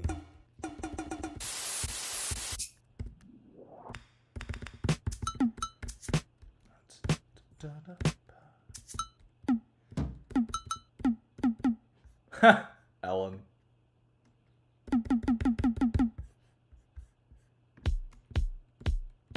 Bow, bow, bow, bow, bow. That one sounds cool.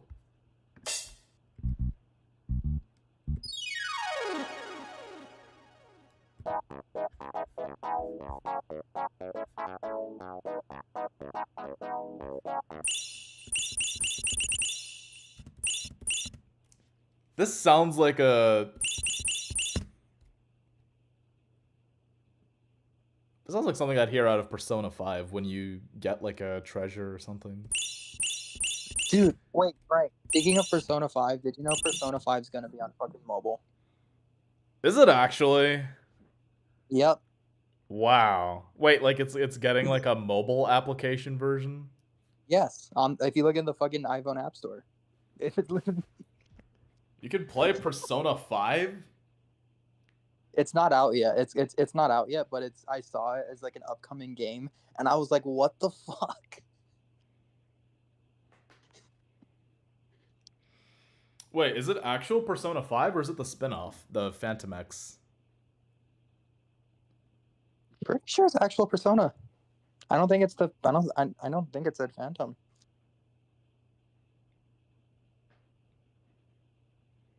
Oh yeah, Persona 5, the Phantom X, coming soon. It's coming out on the 26th. Oh wait.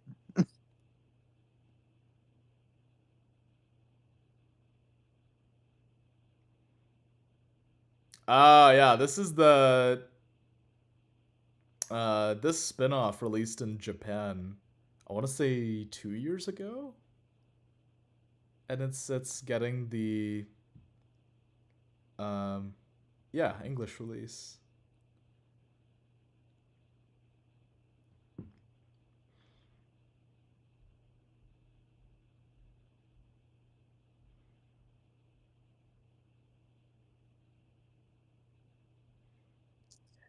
Sonic Rumble is also going to be a new mobile game.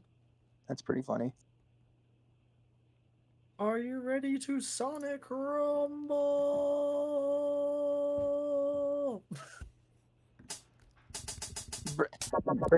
There's gonna be Jetpack Joyride Racing. The fuck?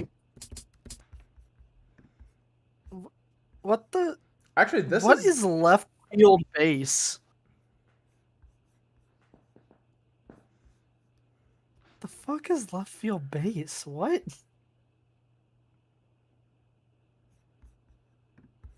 Actually, what are the presets for? Because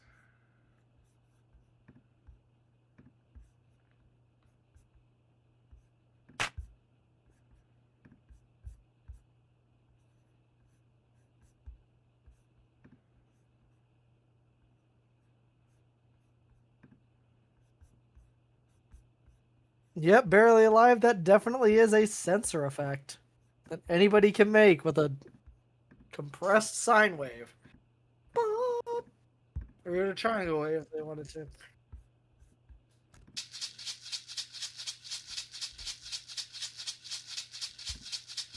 Now, I heard somebody recently tell me in a VC, you know, if you just compress a triangle wave, it becomes a square wave, right? I was like, what? No? No, that's not how that works. Like, yeah, it is. Let me show you. And then they showed me like a triangle wave and an oscillator that they were like running it through a limiter and not a compressor. And it was like cutting off at the top. And they're like, see, it's square wave. You fundamentally misunderstand. that's not doing what you think. That's There's not no physics. such thing as wave to wave conversion. What you think it's doing is not actually doing what. I'm like, look at harmonics of a square wave and what this is doing. Does this really look like a square wave? Square wave is all, I think it's all like odd harmonics or all even harmonics. It's all of one of those sets of harmonics.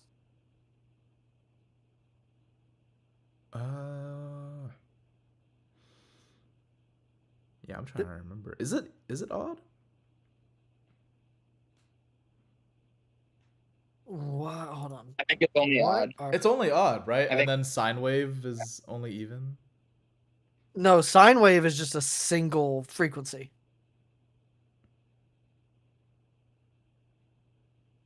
Yeah, sine waves don't have harmonics. Oh wait. Oh yeah, no, I'm thinking of when you. Okay, never mind. What is this?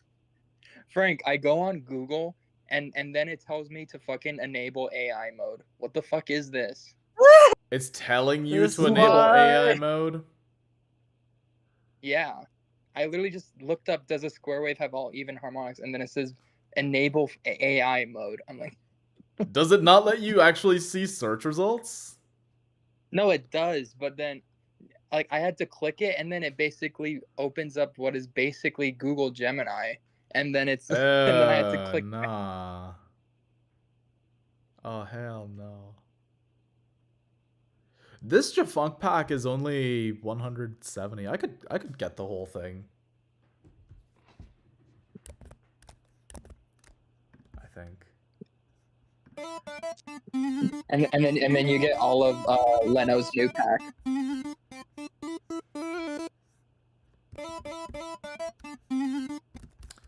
I want to know what the presets are.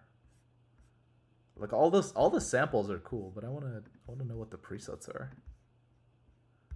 Click on preset. What? No way. You can just click on presets? Oh my god. No fucking way. Bro, It was staring me in, I'm like looking for it, like where the fuck is this? It was staring me in the face. Alright, cool.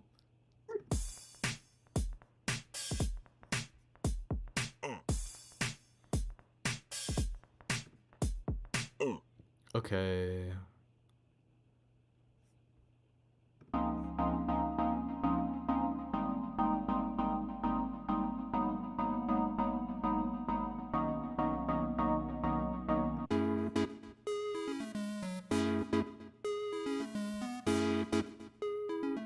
Apparently, I've already gone through and like hearted some of these. I just never downloaded them. Oh, this one literally is just cute. I really like that.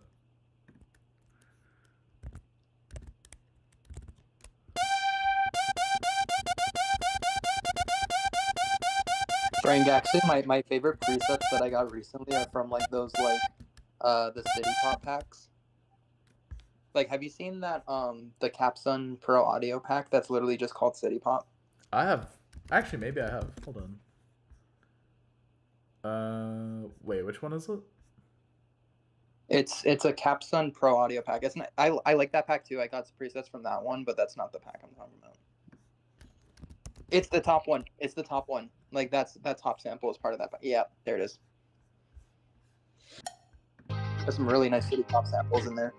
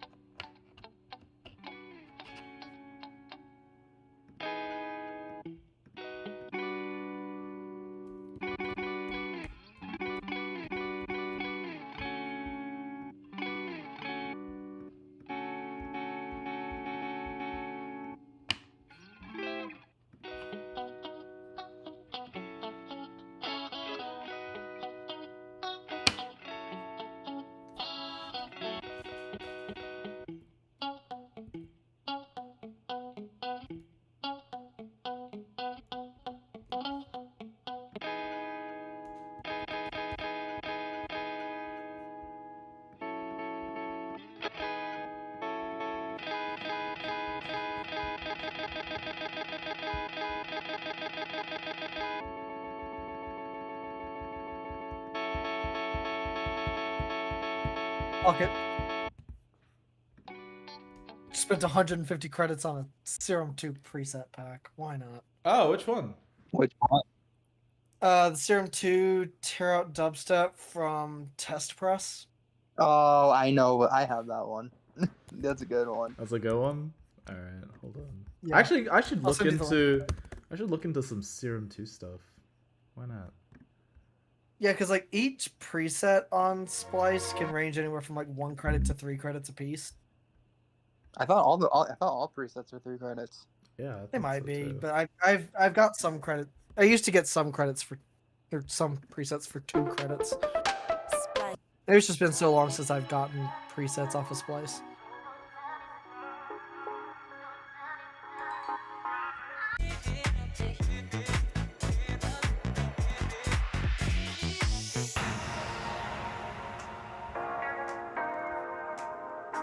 Let's see what Serum 2 presets are. Cool. Happy Hardcore Serum 2 presets. Oh, yo. Okay. Wait, I actually did try looking up Happy Ooh. Hardcore at some point. Hardstyle. You know what? I'm gonna get this whole ass pack for almost 280 credits. The Warehouse Waves of Water Spirit Moment. Oh, wait, I think I have that one. I don't have this one yet, apparently. I'm just gonna go ahead and grab it. Yeah, it's good. It's a good one. I need to use the credits. I've got like 1,300 of them. I have too many. Yeah, that's Take I need to use the pack more. There's some good stuff in there. I need to just like, I need to get into better habits of branching out from just what's on my computer. Not that I like hate what's on my computer. I do, and I'm constantly getting new stuff for it. But like, I'm constantly making new stuff. Just like, I need to branch out more, find new shit. Because I don't feel like I do that enough. Yay, I'm finally below the 1,000 credit mark. Let's go.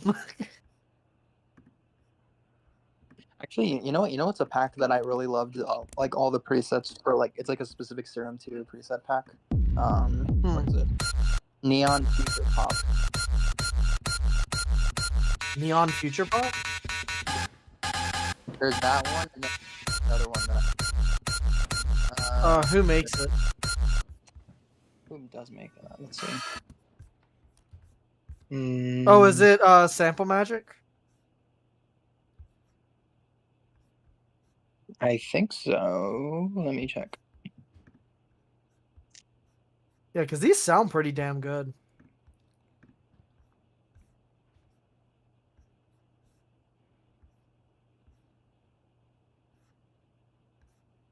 Yeah, like I said, I've got like a ton of credits to burn. Yeah. Have them. I literally just want to like burn through a bunch of my credits, and if getting more presets is what's gonna do that, I'll do it. Yeah, you know whose packs you should actually look into because you might like them. Moment, because the Moment packs have a lot of the Botanica shit. Oh yeah, no, I've seen those packs. Yeah. Okay. they just released if it new. there is a place I actually, or like a label I do want to get at least one big pack from, it's Orbit Sounds. Oh yeah, I love Orbit Sounds. That one is really good. World, especially like the and Keepsake, their pack label. I still think one of my favorite packs from Orbit Sounds is the Future Space one, which is Future Base one. Yep. That's that like early Monster Cat stuff that I really like. Oh. Future Space. Wait, which one? Future Space? Yeah, just a lot of the stuff from Future Orbit Space, Sounds. Yeah. My favorite is the freaking the third one in that pack, the freaking Mao Orbit Presets FX for Mao. Silent.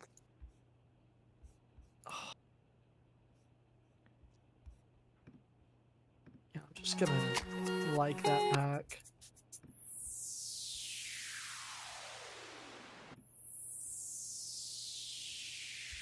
I use Splice plenty. I just don't think I use it like. I don't use it as much as I sometimes feel like I should, or sometimes that I feel like I talk about I use it. I really just need to get back into using it more. Maybe that's part of the reason why I'm having such writer's block. I'm constantly just using the same shit.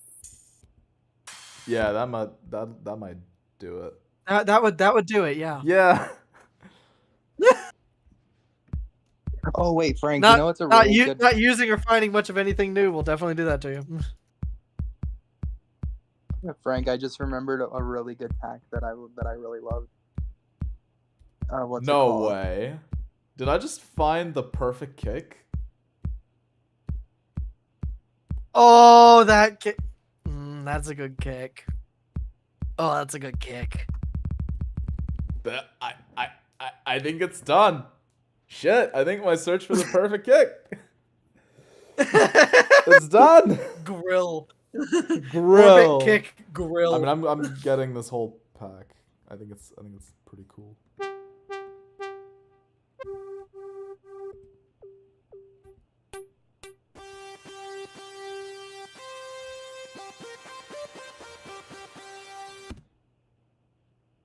They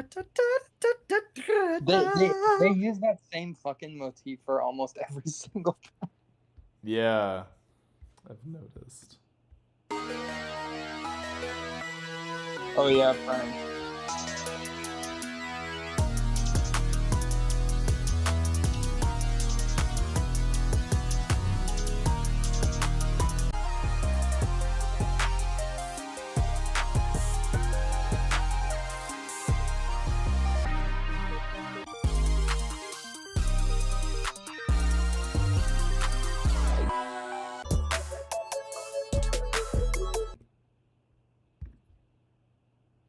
Yo, Frank. Ew. You know what's a pack you should probably also look into? Because I really love this one. It's called Echo's Story, Y2K video game. Ooh, I'll check that one out. This one seems interesting. Indie Space Station. So close to freaking like transit station. So true. I think this fits in with like the genre and aesthetic, because it is indie and there is a literal space station. Frank Eastman has entered the space station. So true. I will very much do that at the end of the stream, because that's my my end screen is just the Frank EP1 Transit. Frank EP2 Galactic. Frank Frank EP2. Ooh. Frank. All I'll EP2 say is Nebula. you're wrong. That's all I'll say. That's all you'll say, huh? Yep. All right. Keep your secrets.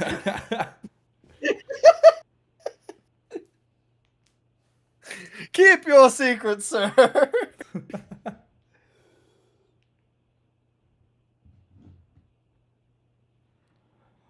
It is very it's as exciting as it is immensely frustrating that working on that project has essentially become the equivalent of working on an album. Not how I wanted things to pan out, but whatever. I'm rolling with it. Might as well make it an album at this point. I would if I wasn't so married to the way I want to go about it. No, I feel that. I really do feel that. I think it's gonna be really cool. Like I haven't had Wi-Fi in certain parts of because when I was just traveling in India, it's expensive for every one of us in our family to get data, just mobile data, because of the overseas charges. So we just have one person that just has that. So the rest of us are just kind of like, okay, once we get to a spot with Wi-Fi, we'll just reconnect very briefly, see what's going on in the world. Carrier do you have? Fucking AT&T. Oh fuck, that's why. Yeah, yeah, exactly. This wasn't an issue with T-Mobile. but it is with Yeah, I was gonna say, I've got AT&T. T-Mobile. That's not gonna be a huge issue. Right. And it wasn't when we had it before we switched. But yeah, no, like during like long drives, I would just listen to literally all the demos and just kind of actually no, I avoided listening to Transit specifically for the longest while. I listened to the other stuff because I was still trying to figure out what to write for certain songs for that.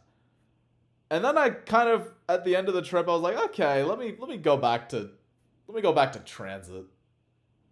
And yeah.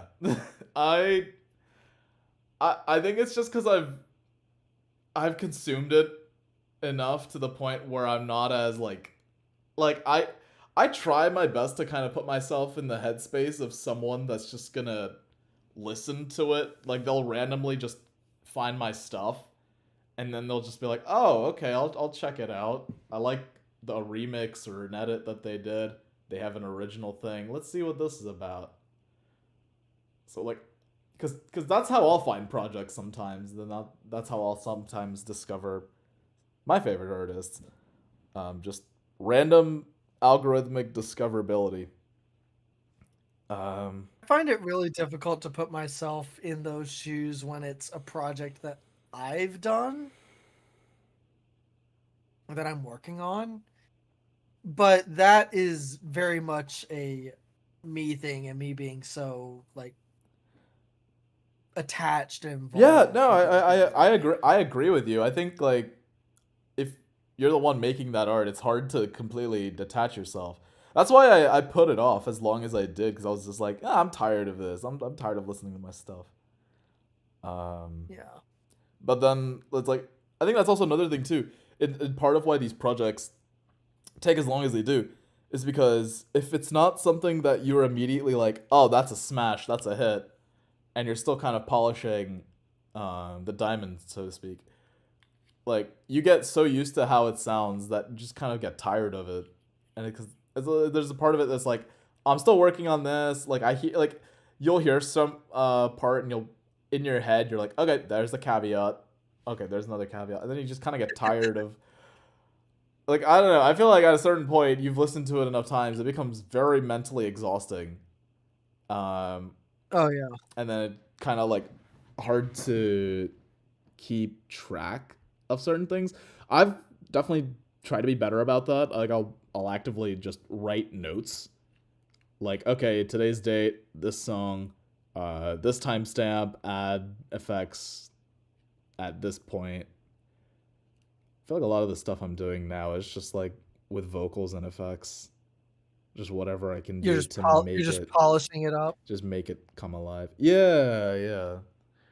Really just cuz it already sounded full and it already sounded like kind of cleared to me. Yeah. Like years ago.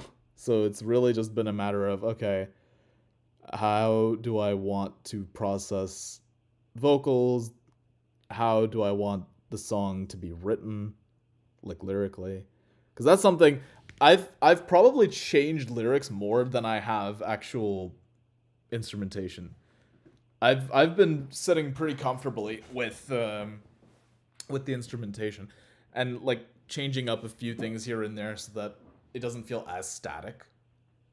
I think there's some songs that are just to me going to sound more static than others just because of well that's just the way they were written and I don't necessarily feel like it'd be worth going all the way back just to change that. Cuz at its core it to me it works. So I don't want to necessarily ruin what I like about it. Who's this person in chat? Mace Mordaunt? Oh, hello. Are they in your chat as well? Not from what I can see. Just in your chat. Ah. Welcome. I'm assuming that's pronounced Mordon. Oh yeah. FR Amaze asterisk Mordaunt. NCH. Oh, that's cool. Sorry, I've got to say a swear word on stream. Go for it. Looks French. That's the swear word. That's the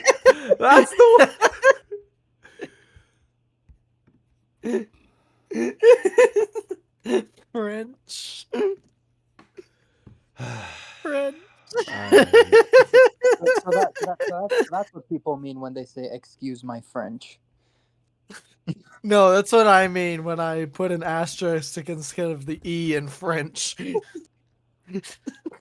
French? French?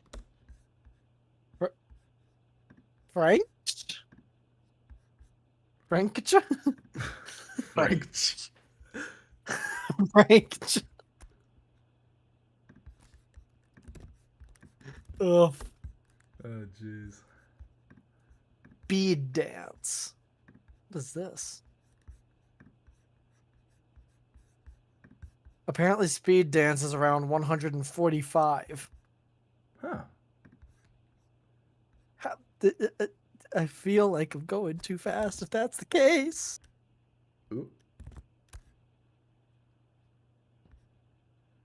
Want some Splice collections I did since you're trying to buy new sounds. Sure, tell us the names of them. Yeah. We'll look them up. Yeah, why not? Yeah. Why not?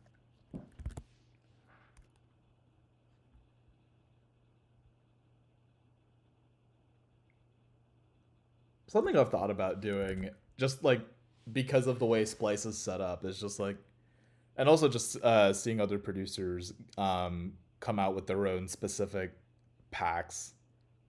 I really do want to make like my own kind of from the ground up sample pack at some point. You know what's funny, Frank? Yeah. Apparently, Oversampled is basically making his own version of Splice, but just for his sample pack. Oh, for real? Yeah.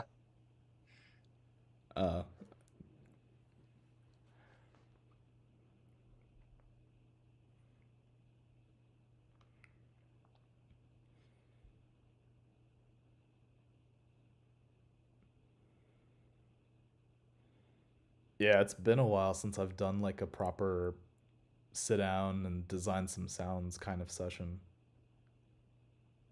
I used to kind of do those just kind of random in between, like if I'm traveling or if I have some downtime here and there. Just like, oh, I don't want to make a song. That's too much work. I'll just make some cool beat boops and I'll save it in my own little essentials pack. See, this is why I hope I, like, at least for my trip that I'm going to be going on, I wish I could bring my, I hope I can bring my laptop to Hawaii. Because just relaxing on the beach, just making computer beat boops. Yeah. That's a whole vibe. I don't know about on the beach, but maybe in the hotel room.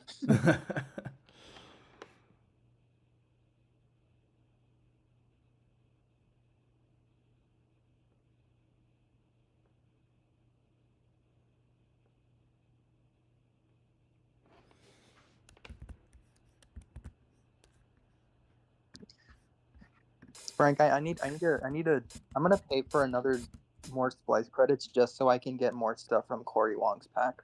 Oh yeah, you mentioned Cory Wong has a pack. Let's check that out. Yeah, it's called Fourth Position Funk. 445 samples. We got 445 Cory Wong. So you're telling me that if I import all of these samples at once into a project, it will be like I have 400 plus Cory Wongs in the same project? Yes. That's a good deal. That's a good deal. Yeah, those guitar loops are dope as fuck.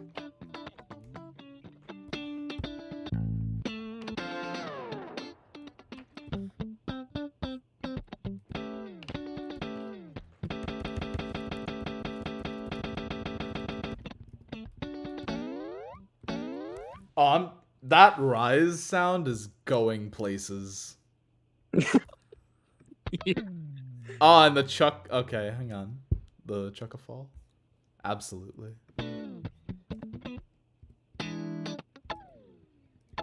I'm just getting a bunch of rises and falls.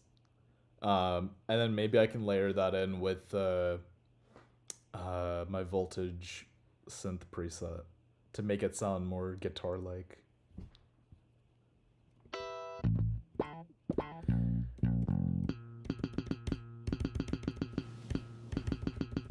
It's literally just a pop on a bass.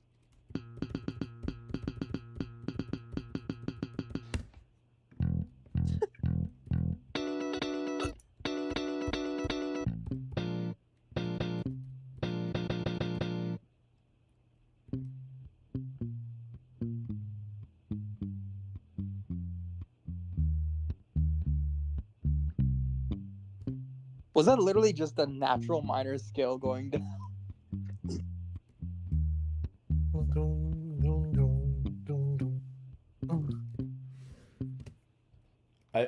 I want it to do Seven Nation Army in C minor so bad. You hear that, right? Yeah. Yep. Yep. Da da da da da da. Wait, I could make it if I got this. Let's be honest. That's like the most fun thing to play in the stands at a football game. Yes. Yeah. In person, it's just like.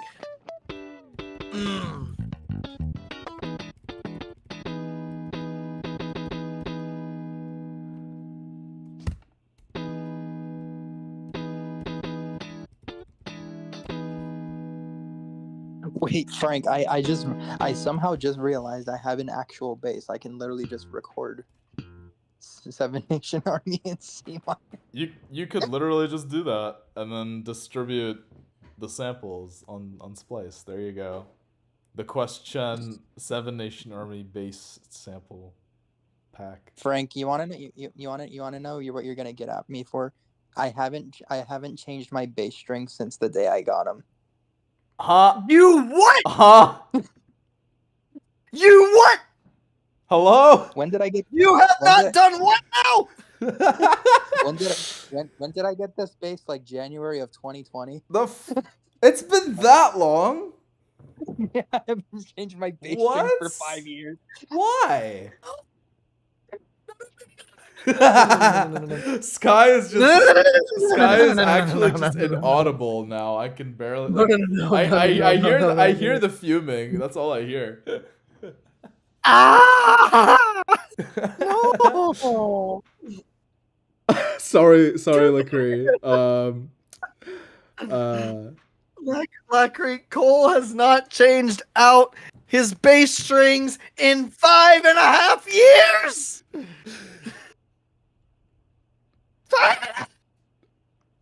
Wait, Sky, can you do the like lemon grab from Adventure Time, like the fucking unacceptable with the you know what I'm talking about? I tried to, but Discord cuts me off. Oh, okay, yeah, okay. Yeah, it does. Yeah, you can't. Yeah. I don't have a bass either.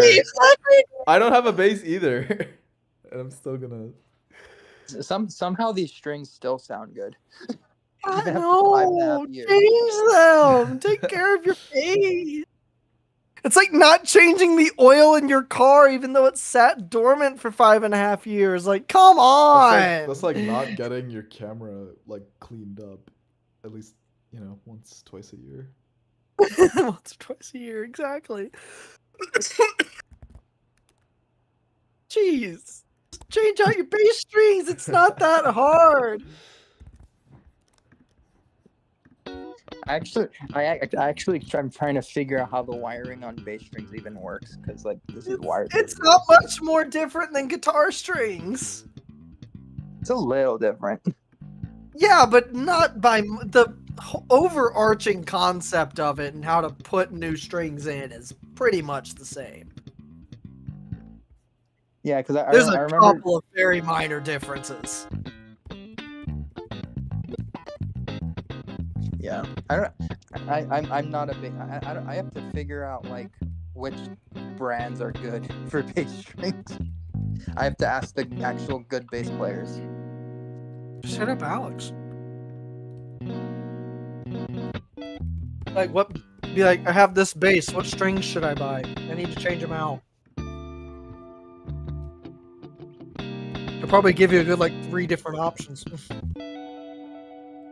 Yeah, ideally I want those strings that are like super like good for like that bright slap tone.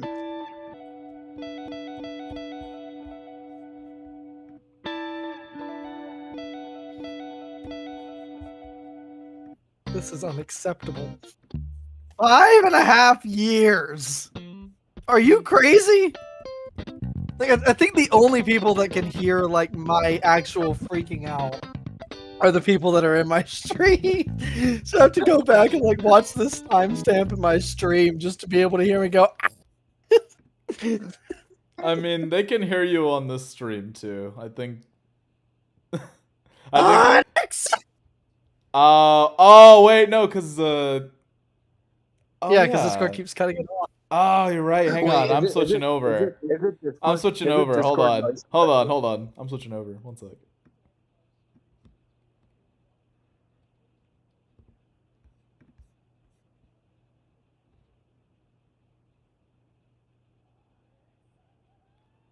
Oh yeah. Okay. Never mind. Oh wait, does it cut off there too?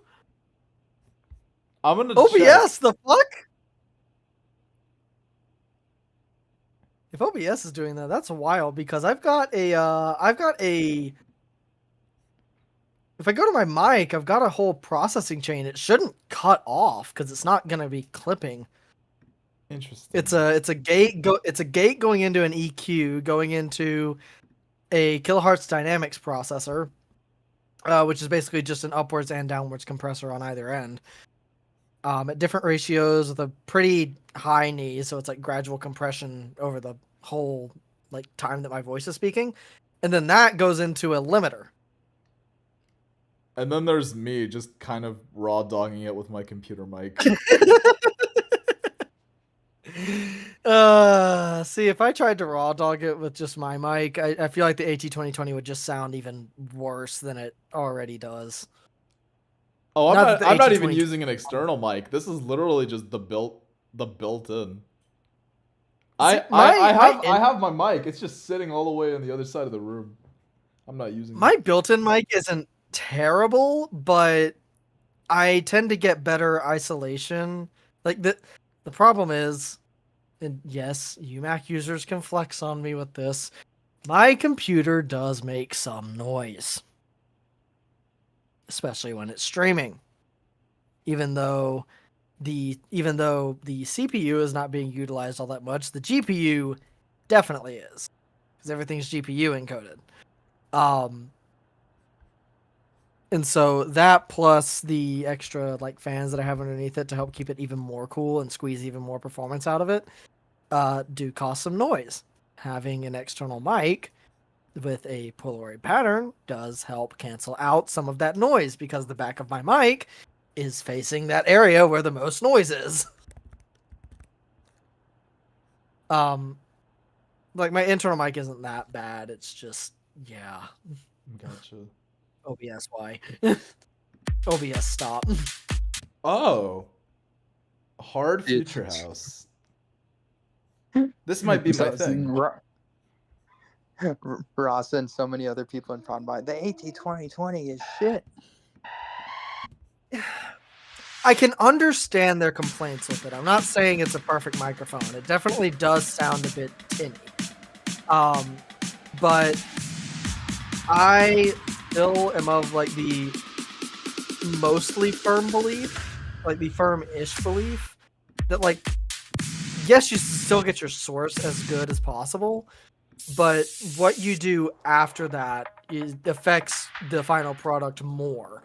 It's like if I, like this thing picks up the entire frequency spectrum. I have no issue with that, but because of the way the pickup frequency pattern is, it does sound a bit tinny. So what do? I use some EQ to counteract that.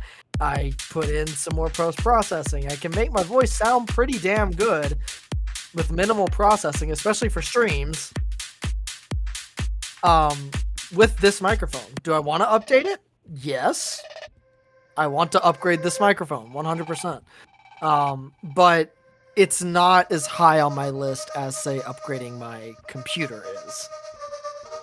Or even like upgrading my headphones or my studio monitors. Like honestly, the next thing that's on my list after, like, as far as like my setup goes, after I build a tower, is actually my studio monitors. I love my JBLs. I think they're great studio monitors. I've learned them. I like their general sound. But I can't tell you how much I really want some Kali LP6s. Yes, I know the IN8s and the IN5s are generally better, but I really want a pair of LP6s.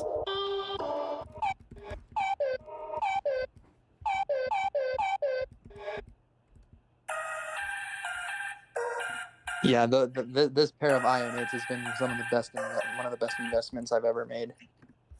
Like, And like, I like the IN8s on paper. I like the LP6s on paper. I just think that I personally, given like my current space constraints and also just personal preference, really just want some two-way monitors that are better than these JBLs and have a front port on them. And the LP6s are going to be able to do that. Like, I don't really need a three-way set of monitors. I really just need two, and I'm perfectly happy.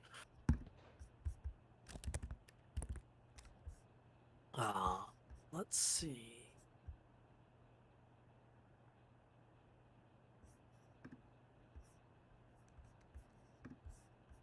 Cinematic effects. Let's go through some Foley. Let's see if I can find some fun Foley. That's a good gun. That's a good gun cock. More good gun cocks.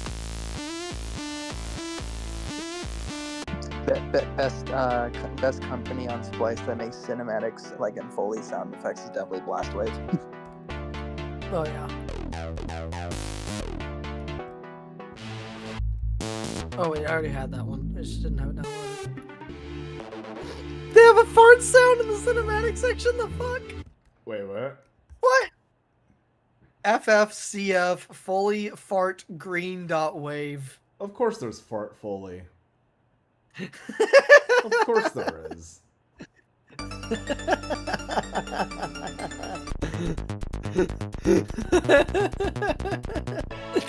Fart Foley.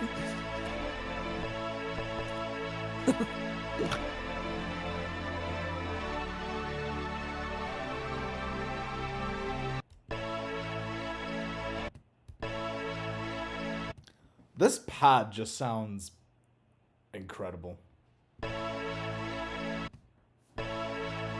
I can think of a lot of use cases. Okay. Oh, no wonder all this stuff is funny. This is from a pack called Comedy Foley. Ah. That explains it. Just a bunch of like really funny shit in here that's just like commonly used.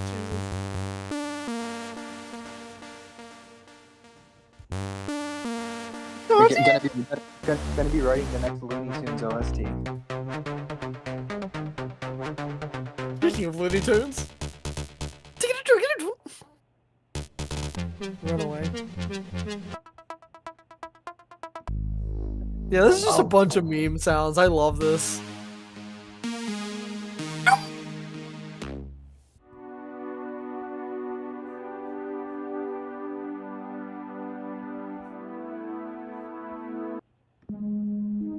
Such a child. I laugh at fart sounds.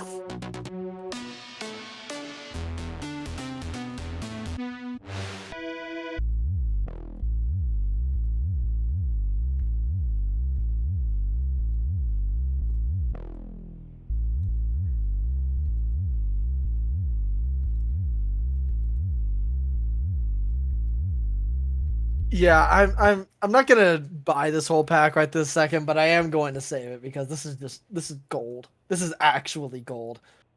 It's by Field and Foley. Oh, they've actually got a bunch of really cool stuff here.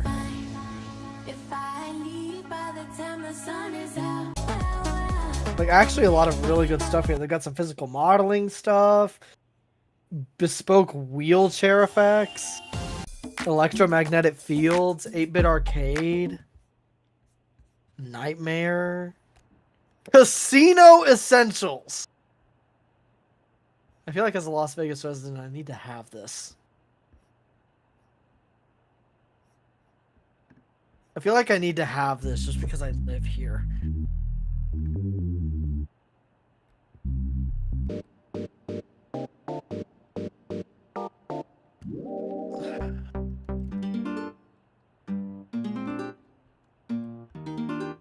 Oh, there's actually some good shit in here too. I might get this entire Serum 2 Garage Essentials pack. Oh from yeah, I Chest was going through Press. that. That one's pretty good. And that'll also knock out about like 400 credits. It would, yeah.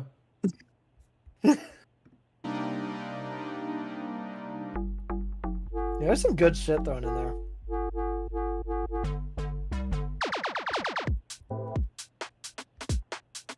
Yeah, I have that one saved in my likes, but I haven't like bought the whole pack like I did a couple of others.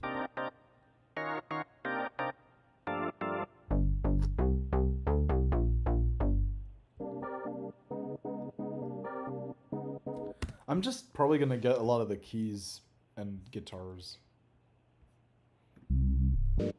Do it.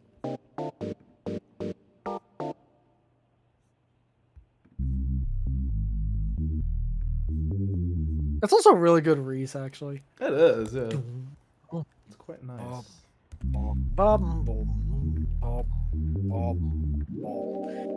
It's like a bit distorted, but it sounds smooth.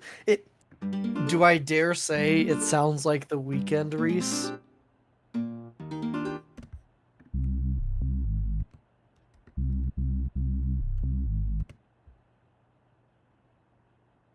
Like a little bit grittier, but it does a little bit. Yeah. It's a little bit grittier. I still can't figure out how the fuck they got it to sound so smooth. I feel like Weekend Reese is more like. Hang on, let me see if I. You use a casino sample, you lose all your money.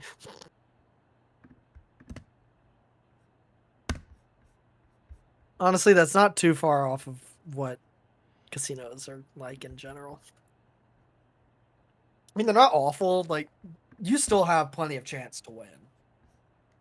Are the odds in the house's favor? Always, but just like with anything that can be addicting, gambling is good in moderation.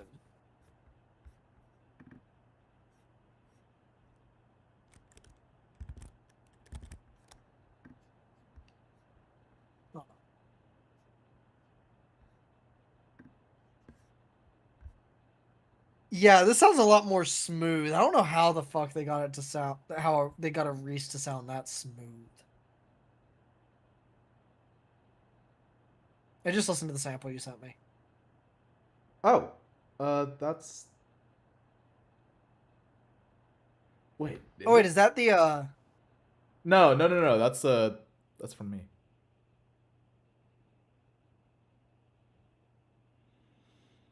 There's a respace I'm using. You said that like is like dare you say like I was gonna say I think the one that I'm using on that one that one feels more Weekend-esque to me compared to that one the does feel a bit Splice more one. Weekend-esque.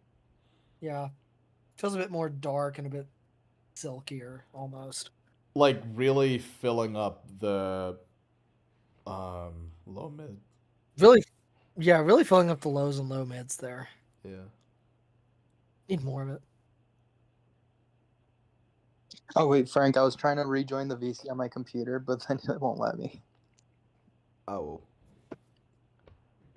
It's cause it's a locked channel. Oh. the whole point of me having that little circle there. And I just realized. You just realize it's still black. It says online and it's black. Yep. Let's change that. Alright, there we go. Fixed it.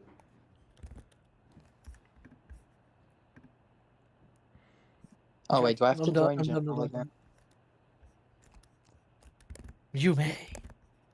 Yeah, I'm gonna join general on my computer. You can pull me back.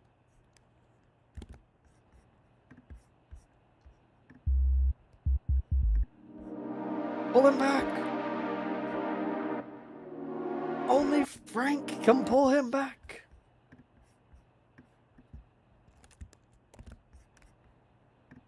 We back? We back. I believe.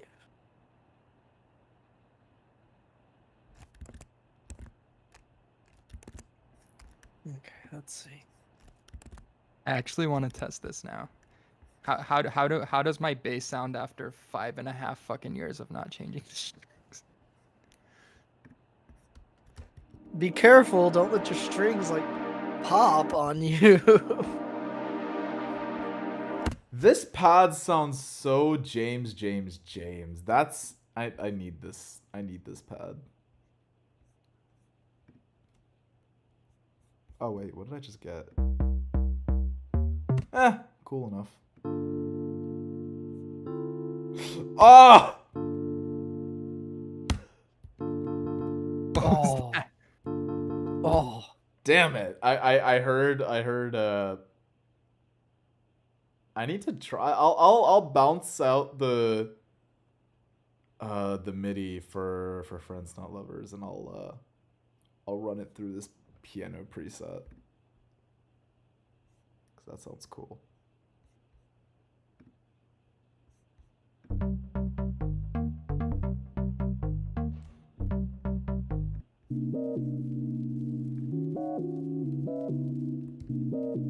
Ooh, almost kind of Keitra-esque.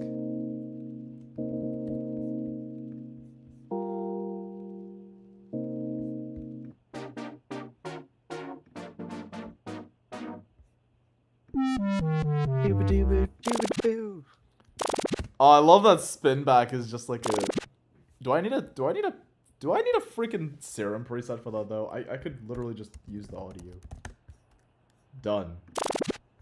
Easy.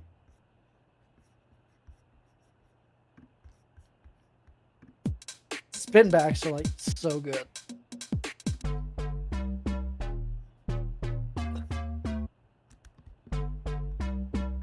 Oh, my strings are sharp.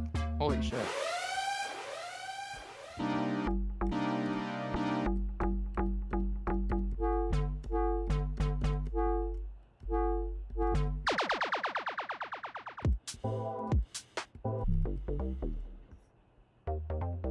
Bass Debussy. Or sorry, Excuse me? It's Debussy. It did not just say Debussy. No.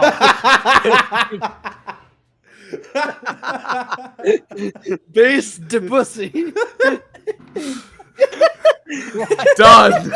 3 credits spent on Bass Debussy. Serum preset. It's done.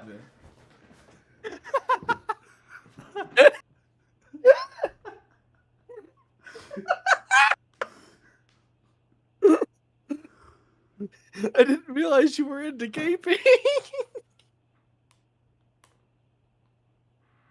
The stream immediately got censored to 18 plus.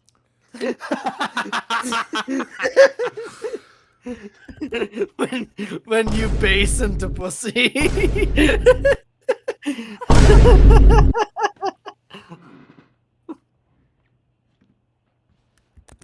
This stream is definitely not for children. I set my stuff to know this is not for children anyway because I don't want it showing up on YouTube Kids and then me say shit. A 5-year-old just I don't entered the chat. I don't mark. I don't mark it as for adults. I don't restrict its age, but I'm just like, this is not for kids. This is My definitely content is not for this is kids. definitely not for children.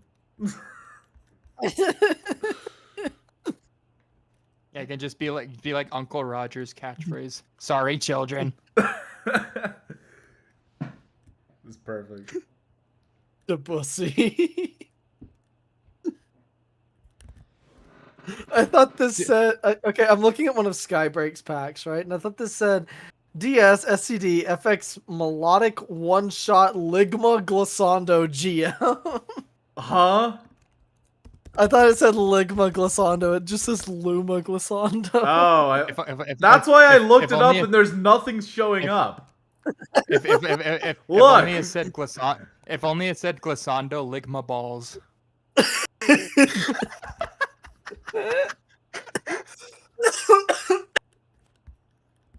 Oh my god. Kids shouldn't be shouldn't be seeing seeing. at Splice samples anyways, otherwise they'd turn into a filthy producer. I know, right? We would be I know, competing right? with literal 12-year-olds. Which We already do. We What already do you mean? do! But like, we'd be competing with more of them is I guess what I'm trying to say with that. You know, somebody, I think it was in Prod By, said like, you know, I'm surprised that video editing servers have like 10 times the members of this server, and I'm just sitting here like, because everyone wants to be a YouTuber or a TikToker. The fuck do you mean? I'm sorry, video editing servers are so popular.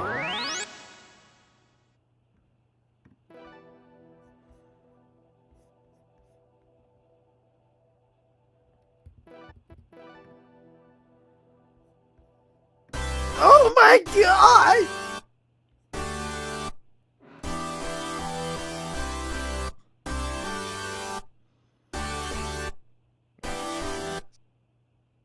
That's kind of fire. I'm getting that. That's crazy.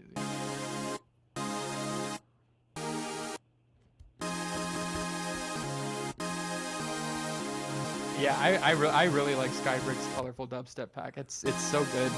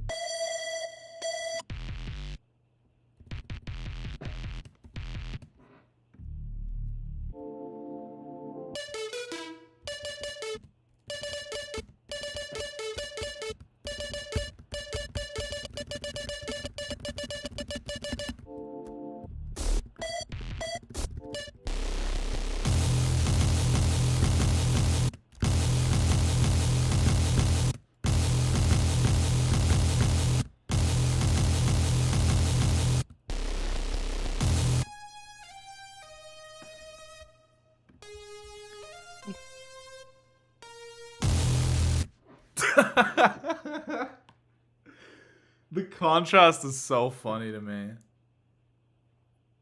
Just going Wait, from what contrast? check this out.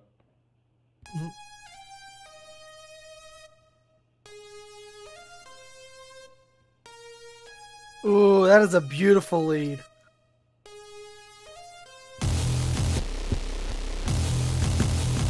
Oh damn! Oh damn! Oh damn! Oh damn! I might want to just like play with alternating between these two because it's like.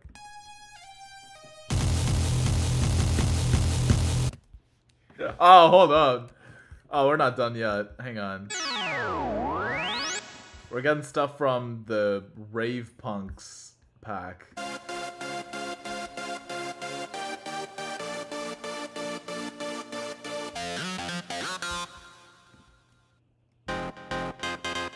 Oh, this one just says rents due.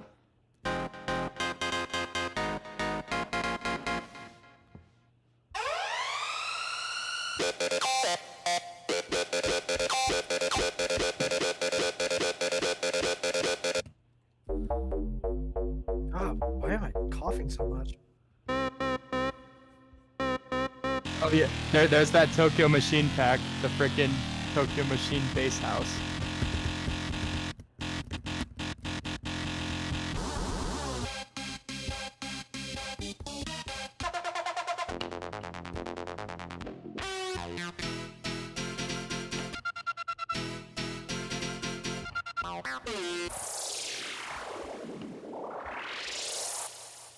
That's pretty. I'll use it.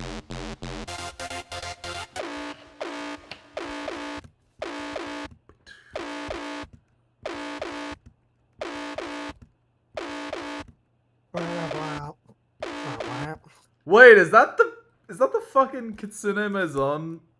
Da da da da da da da. Some version of this. Like, hang on. Like, listen to the beginning of Kitsune Maison Freestyle. Hold on.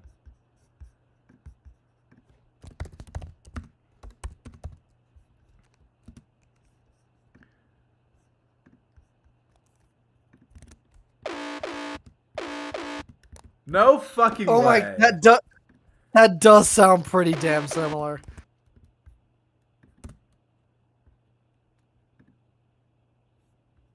No, it does. No way.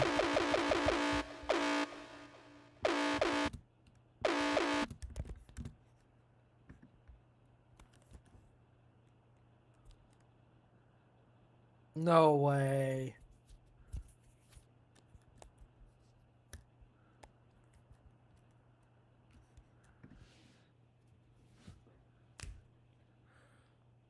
It's one of the best tracks on Smile. So good. Just trying to look good, trying not to feel bad. So catchy. I'm getting it just to maybe play in the Porter VC at some point, just for fun.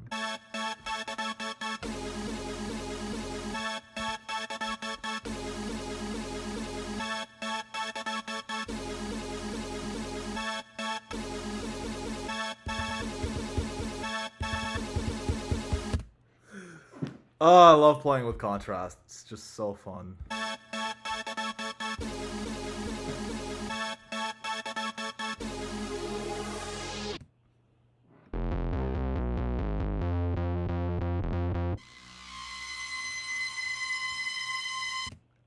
Ow. I say ow. It's not actually hurting my ears. But it sounds like it could. If I was the one designing it, I mean, if I was making something like this, I would probably find a way to hurt my ears.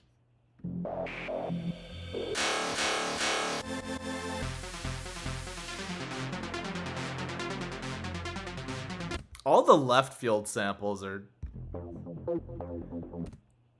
okay.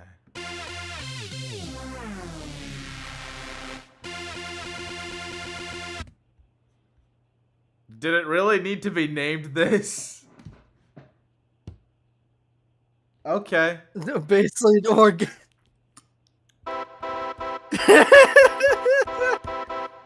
Bass lead orgum.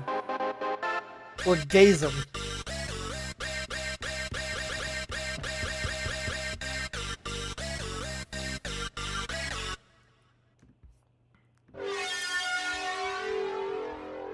That sounds sick.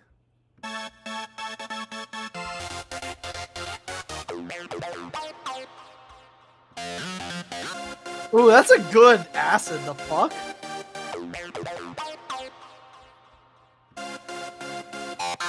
Yeah, you can literally just make high tech with that.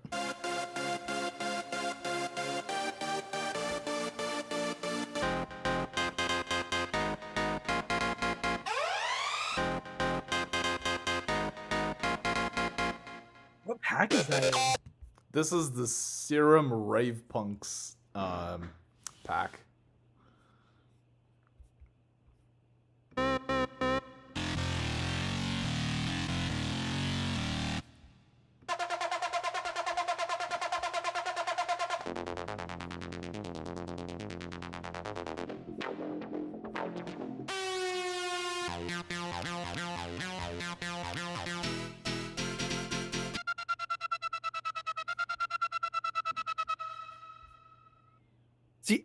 acid bases are another thing that I am just absolutely horrible at actually making. I can make them, they just don't sound this good.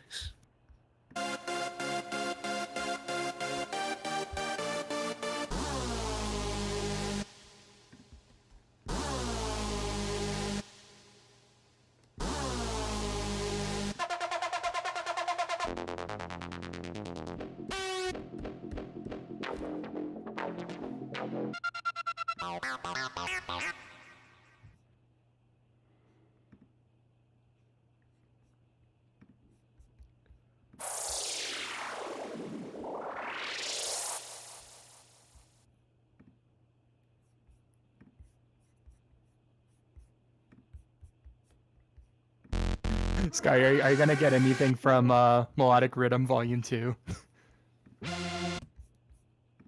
Probably. Ooh, actually, the More Kismet pack is something I could probably dig more into. I mean, if I haven't already, I probably will.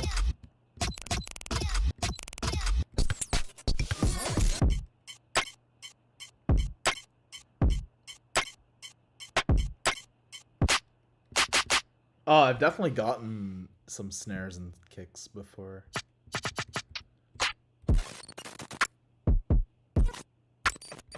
Oh yeah, I've already gotten some stuff from this pack, yeah.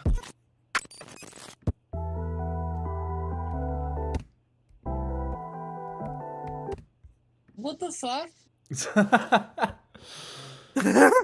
What the fuck? I am so hyped to hear the new album. It's coming out in 10 days. Hey yo. Saturate Your World. So hyped. I love all of the singles from that project so Love far. all the You love all the single ladies? This is very true.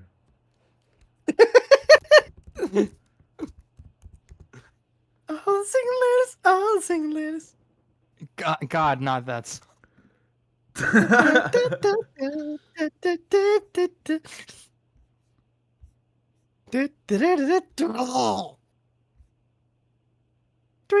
It's like that song and the fucking J-Lo song.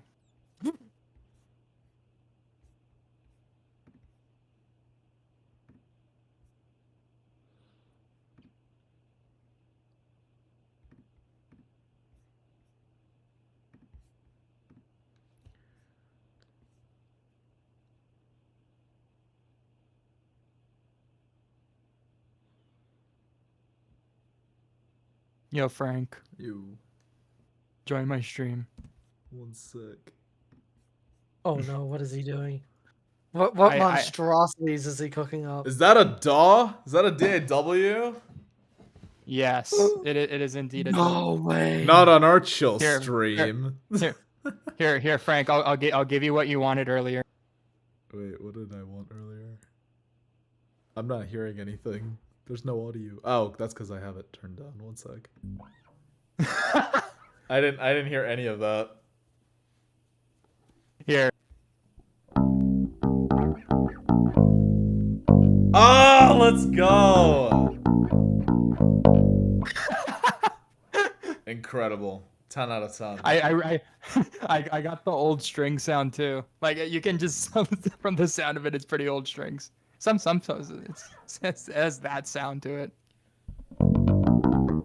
Single lady's gonna occupy my head at night now. You're welcome, Lackery.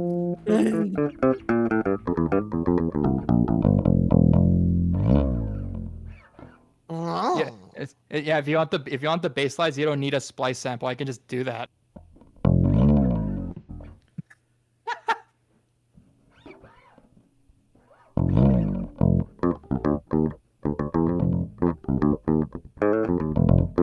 Oh my god, I found a Celeste style lead. No way. Wait, where? You did what? I found a Celeste style lead. It's in one of Moment's packs, Oceans of Dreams Mega Mix. Oceans of Dreams Under Mega Mix. Yeah, in presets, it's literally called Moha LD Celeste .serum preset. Oh, Oh, it's from so Hollow. good.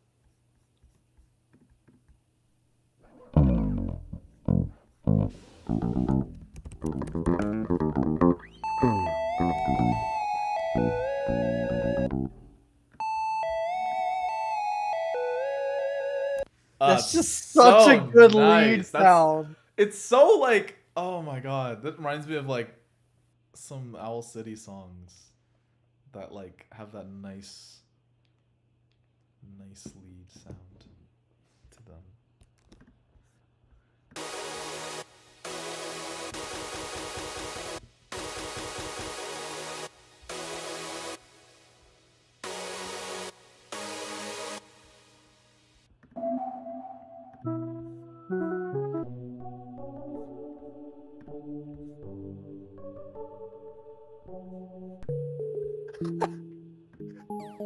Oh my god, there are phase plant presets in here? No way.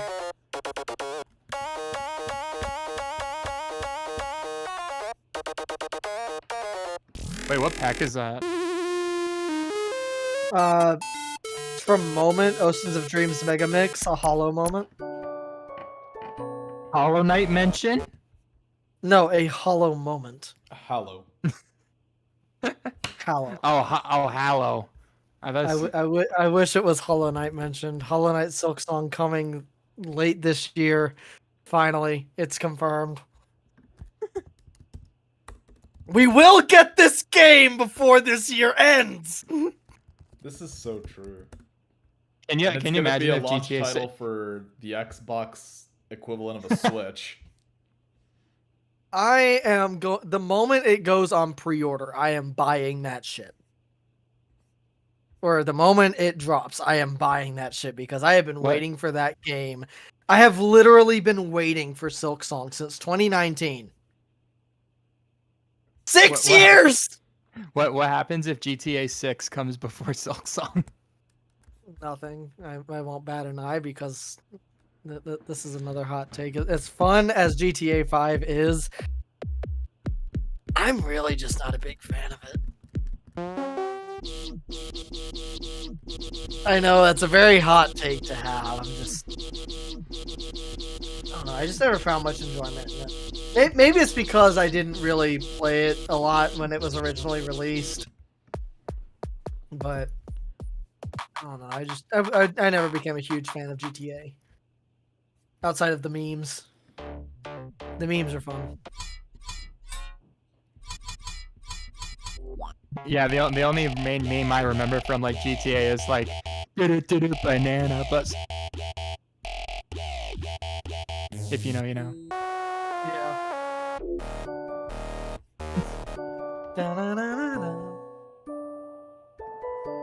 Dude, of course I open YouTube and every single one of my recommendations is fucking the new FNAF playthroughs. Of course.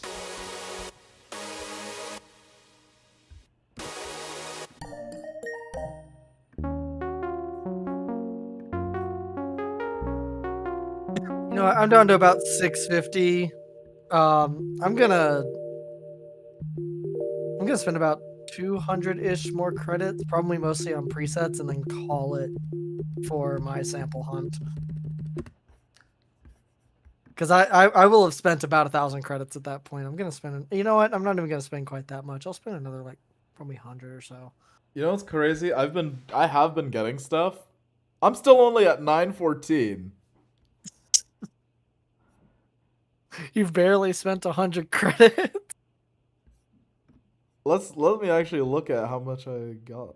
I've gotten a ton of stuff, and it's still nowhere close. I filled out one page. I've filled out one page. Dang. You just start like getting full packs at this point. I have to. I have no other choice. Otherwise, you're gonna be here for another like 3 days. Frank, you can just get all of Skybreak, Colorful Dubstep. You can get the entire Sharks pack. You can get the entire. Wait, actually, Sky, you could get some stuff from there too. I don't know if you got stuff from the Sharks pack, but like. I think I have, yeah.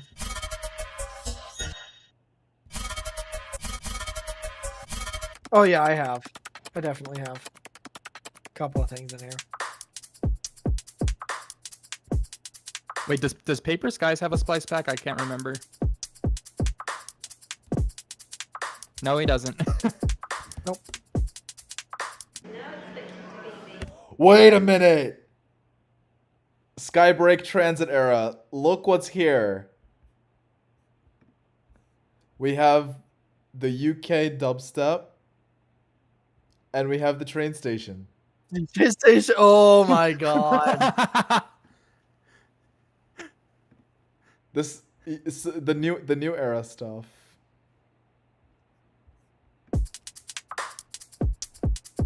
Wait, Frank, which was the Instagram post that like Skybreak replied to you about your profile picture? I'd have to check again. I'd have to check again.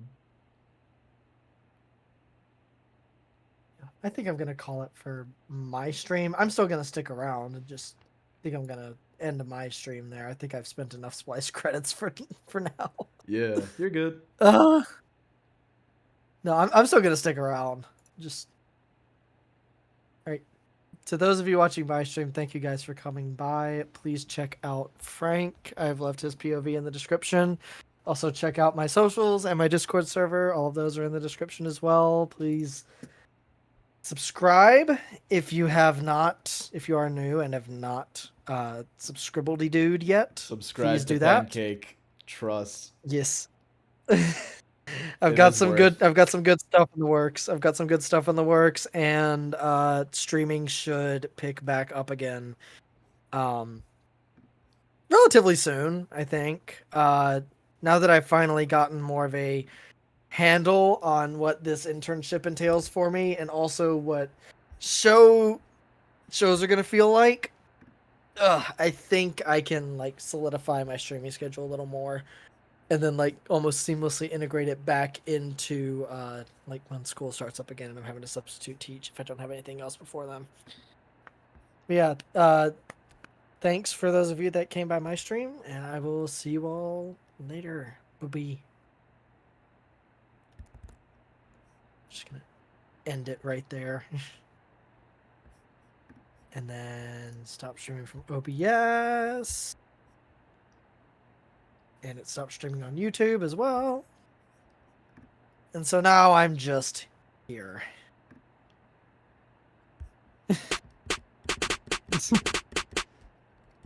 Yeah, I think going from almost 1,500 to about 660, that's plenty. That'll last me a while.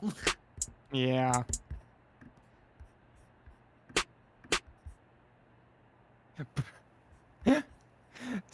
Apparently on my YouTube feed there's a video of like a 40-minute video of trying every single version of FL Studio from 1998 to now. Why am I surprised?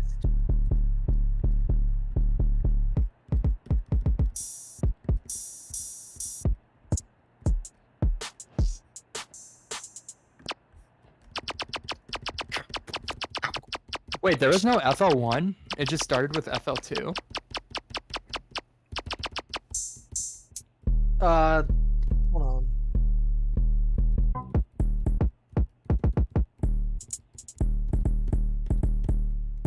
History, FL Studio, according to ImageLine.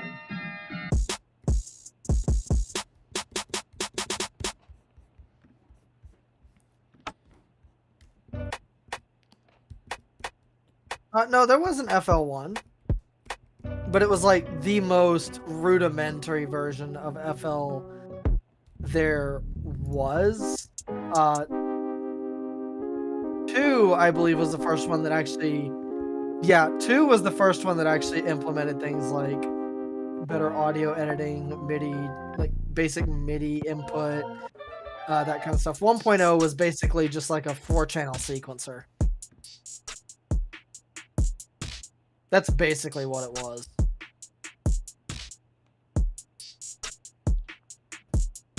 I guess that's why you left that out of the video. Yeah, it's not really worth looking at all that much, to be quite honest.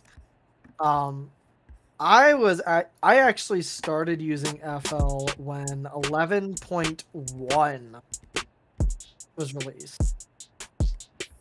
Like around the time that 11.1 was around. 12 came out about 2 years later. And then just kinda Yeah, it really seems like FL12 was when they got them started the modern look. It is. Yeah. Although I will say FL11 did have its charms.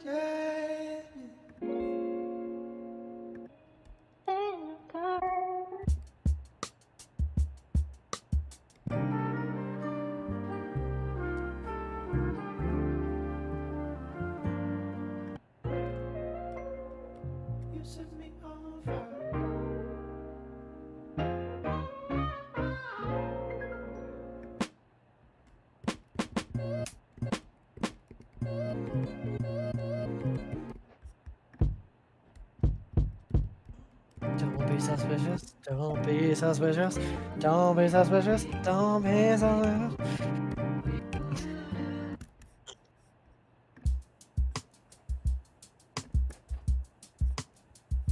Alright. I will be right back.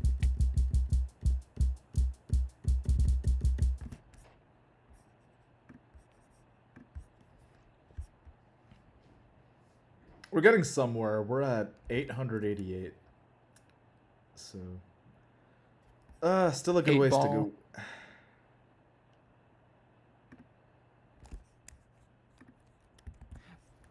Yeah, Frank, at this point, I'm just going to recommend you Splice packs because I have a shit ton of them.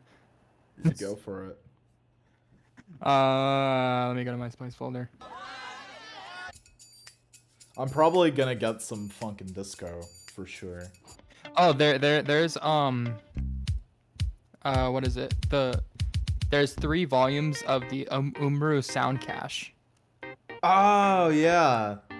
Oh yeah, Umru actually just announced that. Yeah, there's 3 of those packs. So if you want to look into those.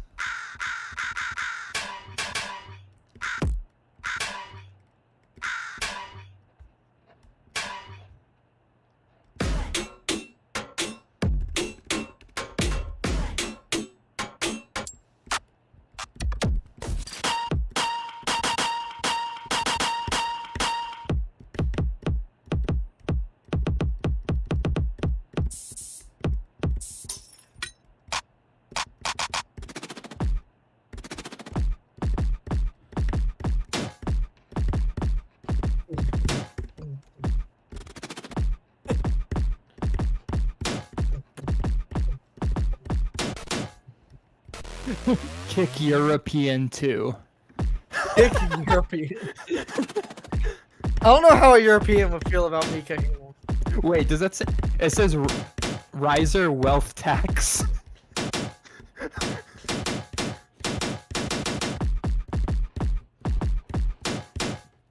Okay, there's an idea here. I'll play with it. You fuck with it?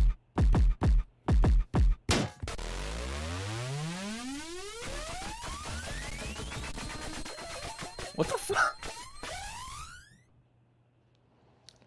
I want to know. I want to know how you make that. I want to know how you make that.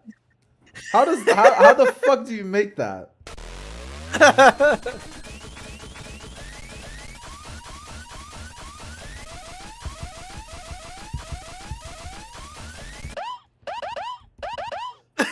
Wait, is that the fucking? Wait, hold on. No, that's not the woo. That's not the woo. No, it's an equivalent. It's an equivalent.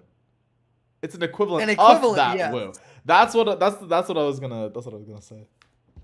Yeah, it's an equivalent of it, but it is not that woo. No, it's not. It's not that I- one. It's not the same. It's different, but like it's the same like character. Yeah. Sound. Different sound, but it's the same character.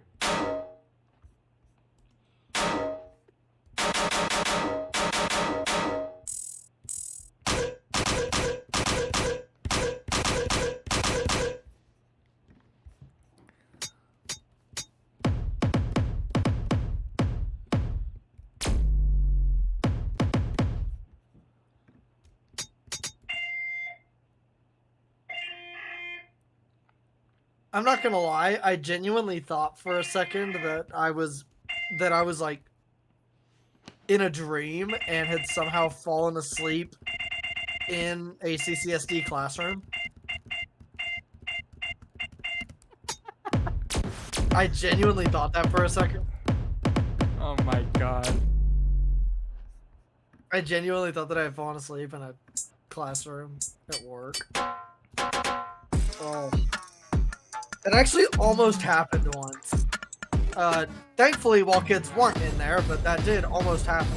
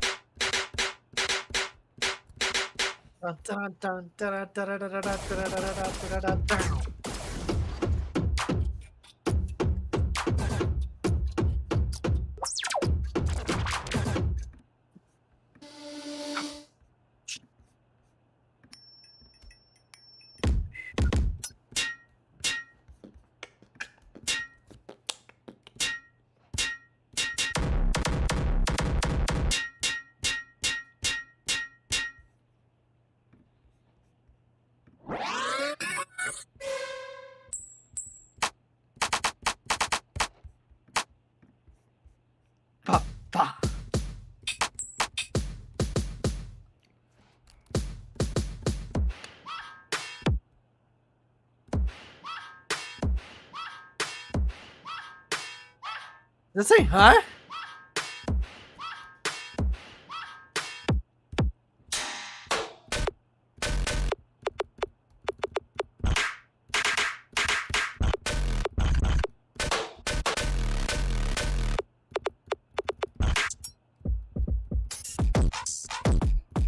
Oh, we found European 1. European 2, European 1, European 88.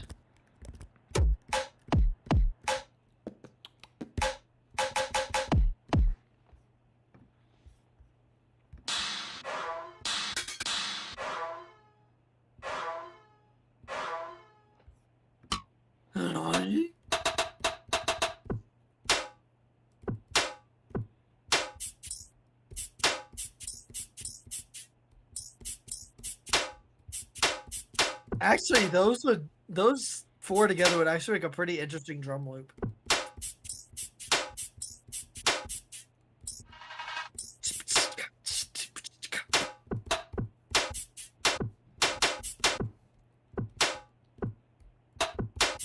There's another 5 credits right there.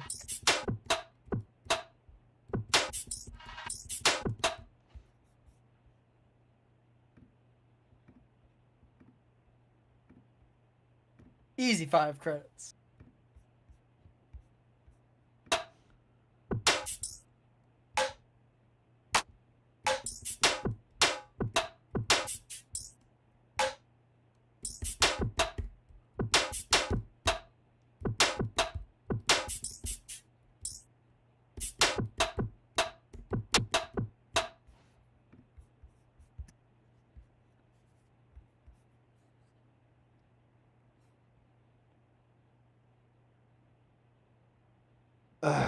Okay.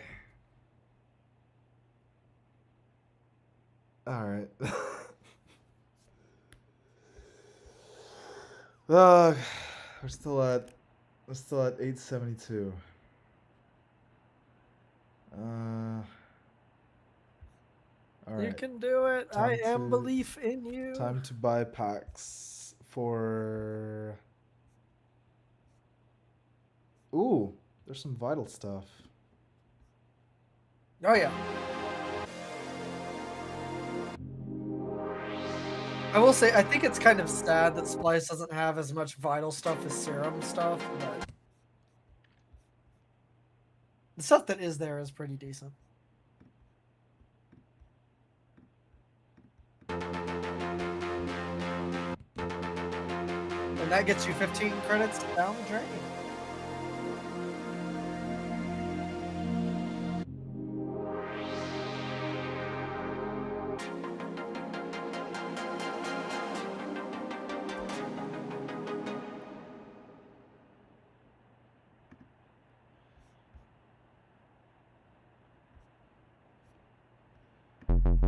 Oh wow, there's actually a lot of presets there.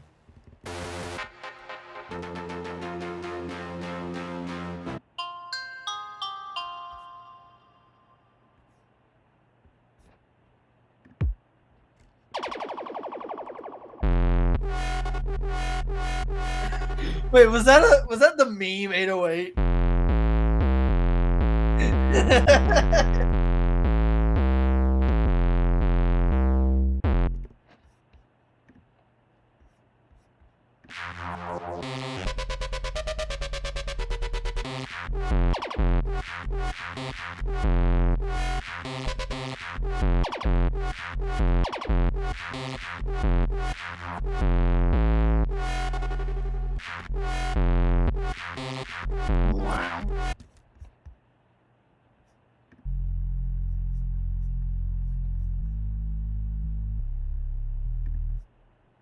That's a really nice sub layer. Oh yeah.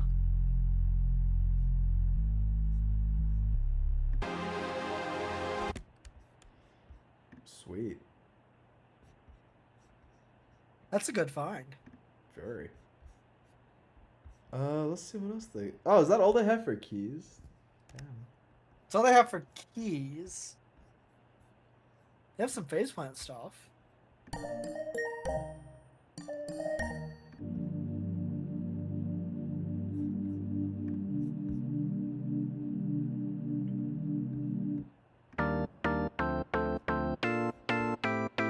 Yo!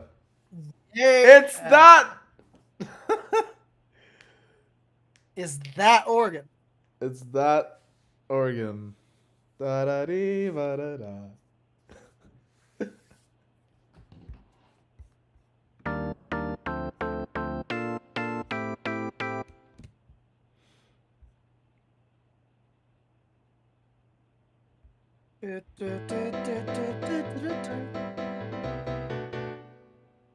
Wait, Frank, did you get the Serum 2 Neon Pop presets too? Wait, which one? The Neon Pop Serum 2 presets. I think I did. I think I bought the whole thing. Yep. The entire thing. Nice. What's the other one that's like? Let me check. Cause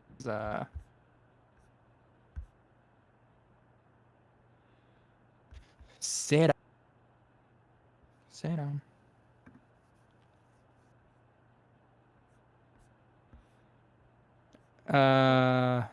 Oh yeah, there's the. Did you get the Circuit Pulse like synthwave Serum 2 track? That would be a good one. I do not have that one. Which pack? Yeah, that one. Yeah. That has some really nice. It's just presets too. Wait. Which one is this? It's a Serum 2 synthwave pack.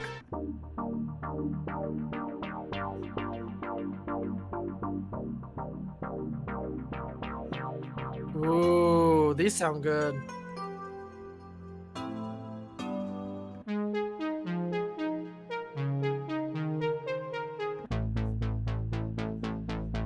You know what? Fuck it. I'll just go ahead and get that entire pack because those are some good sounds. Yeah, Neon Wave stuff is super good. Yep, done. Just cop the whole thing. What? Let's see. What else can you spend your thing on?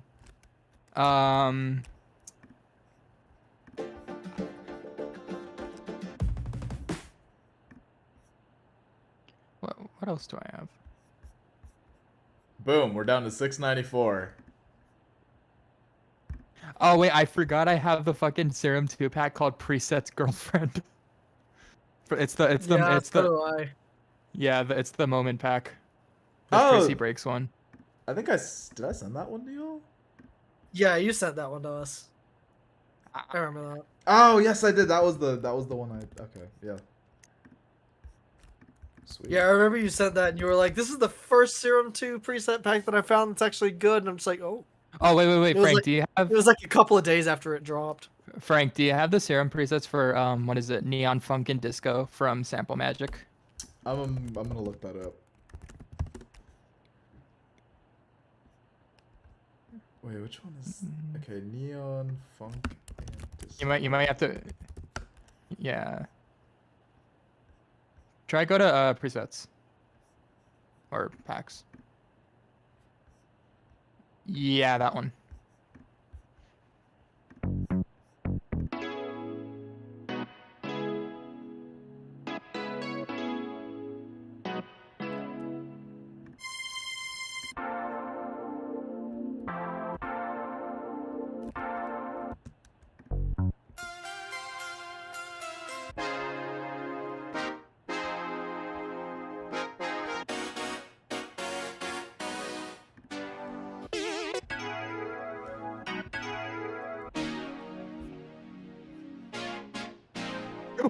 that one preset's called Gaslight Pad.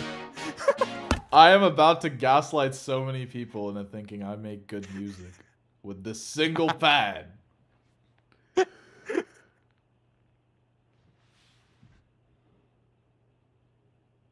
Well, Synth cheese pad. Synth cheese pad.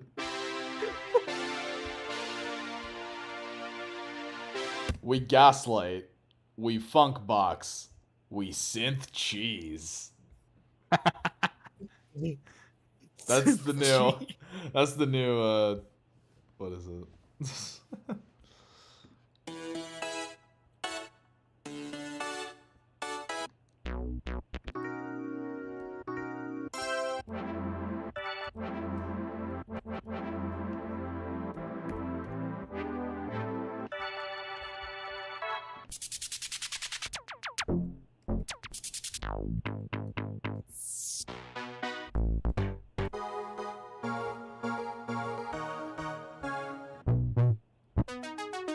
Oh wait, I forgot some of those presets are Astra presets.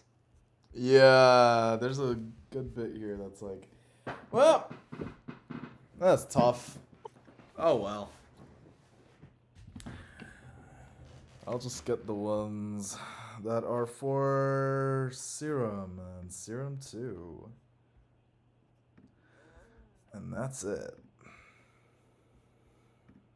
Did you get any of the Weapons of Wobstruction serum presets? I don't think I have those, no. I'm gonna look into that. Oh, I wonder if there's any like electro kind of presets. I should look into that.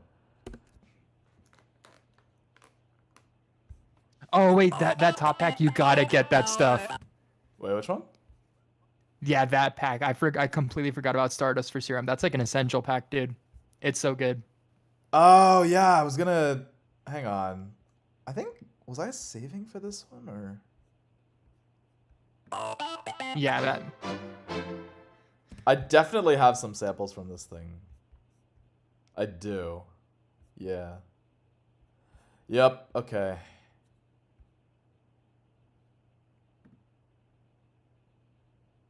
Yeah, 492 credits.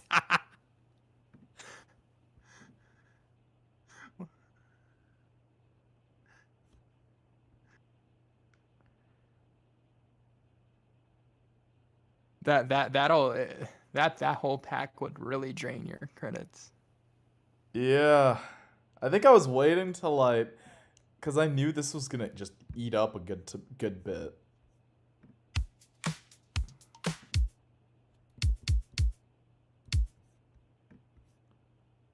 I'll get some more stuff while I'm here.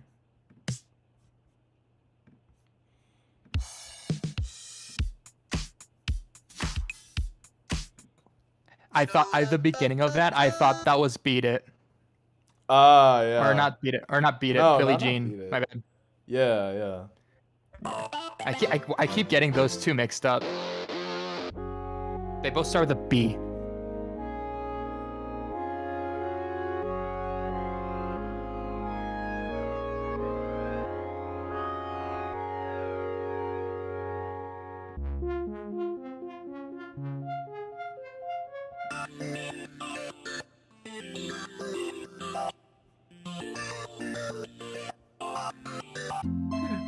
Franco, so you know what's funny? Yeah. Wilson, like one of the mods in Prod by, he like earlier today he said like he has a take on what's the best digital compressor plugin. Oh. And he said it's actually Smart Comp 2.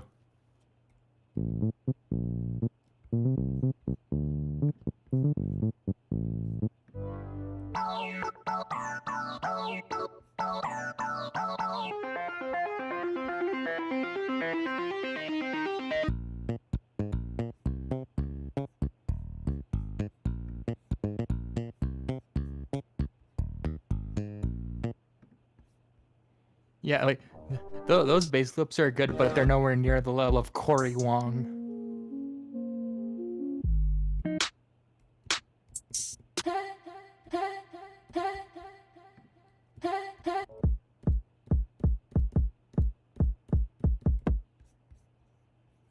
Oh wait, Frank. Oh yeah, you know that other the other pack I think I mentioned earlier. What was it? Do you have the more giraffes packs?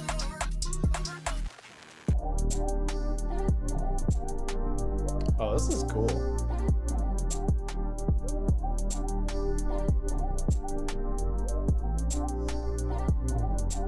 I can't get enough of this Celeste lead.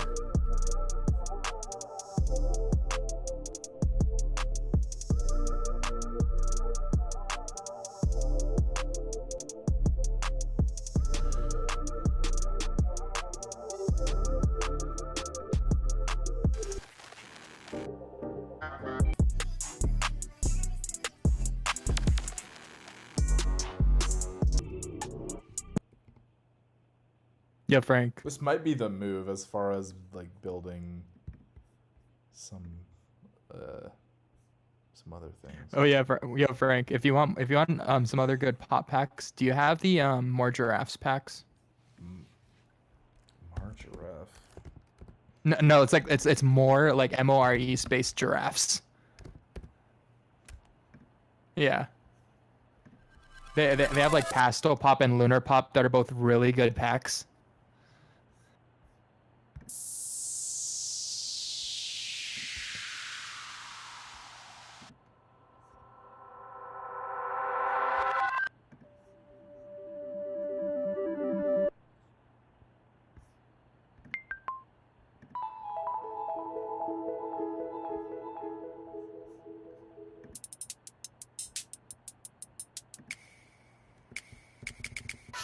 Yeah, that's a really good song.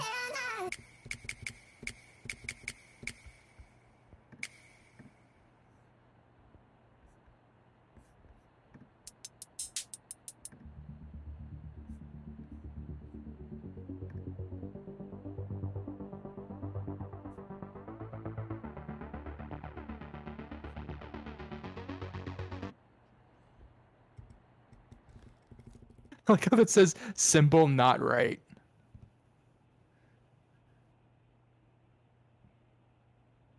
Too good.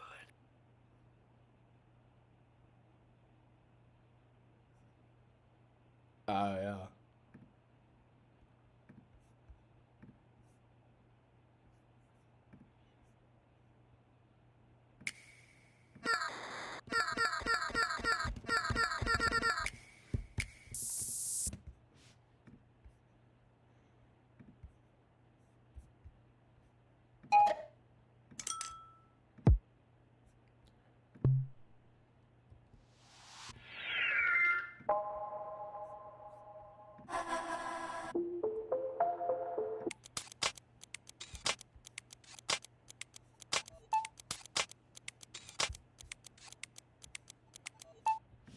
Cool.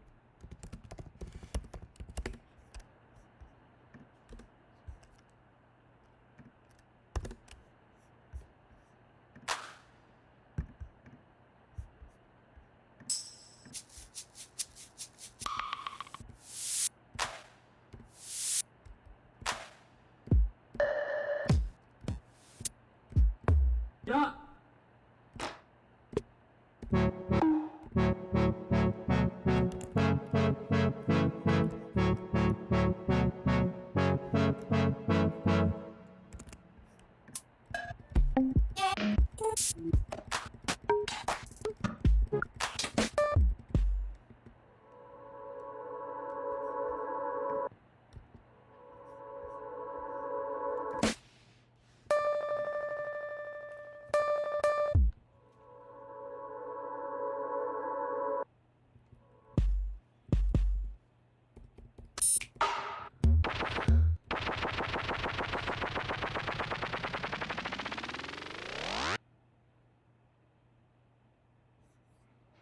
That sounded like a zipper.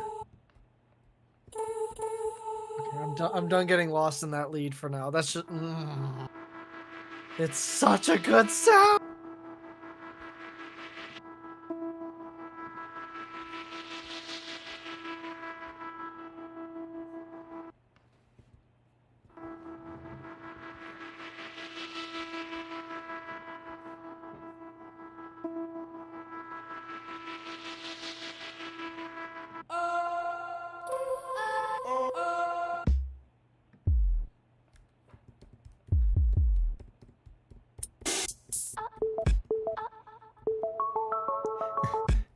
Yo, Sky. You know when I sent in my job application today, I was like, the only Apple store that I'm not willing to work at is the Summerlin one. I am not driving to Summerlin.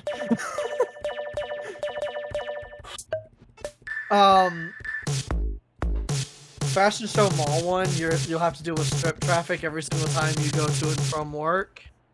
Town Square. Town Square's Probably the better one. Yeah, Town Square is alright. Square's alright, yeah.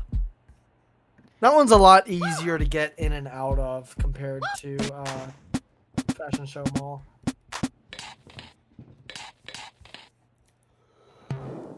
And this is coming from somebody who basically has to drive through the strip to get to work most days. Yeah. Still can't believe they fired so many people just because they couldn't get to work because of fucking F1. That was so stupid. Well, they're able to do that, unfortunately.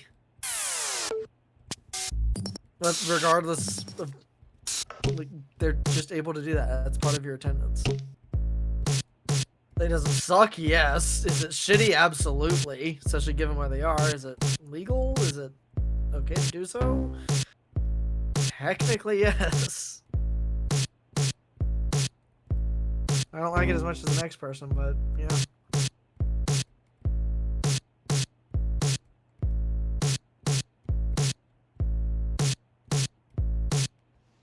For having a job on the strips, unless you're working in like entertainment or at like one of the venues or something. Yeah. And even then, it's probably hard to get into like the parking garages of those like hotels. Well, no, I don't even mean just that. You're more protected because most of those places are unionized. Oh yeah. Most of those places are under the IATSE chapter here.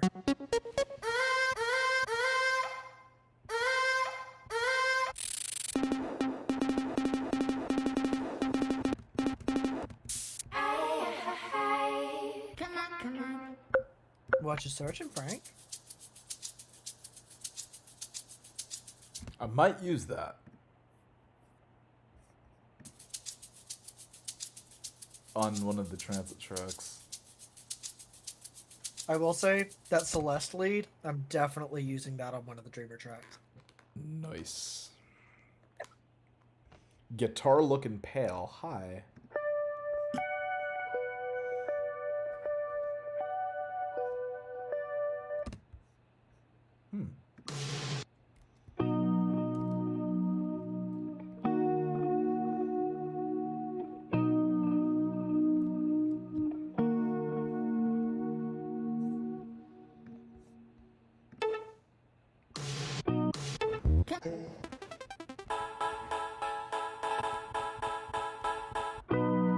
I can't believe I added an orchestral section to Intergalactic Bound.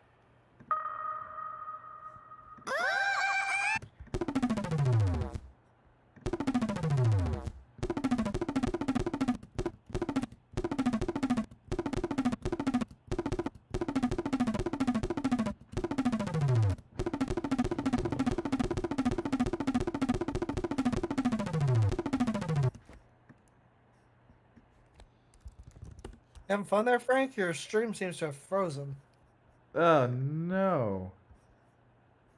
Wait, has it?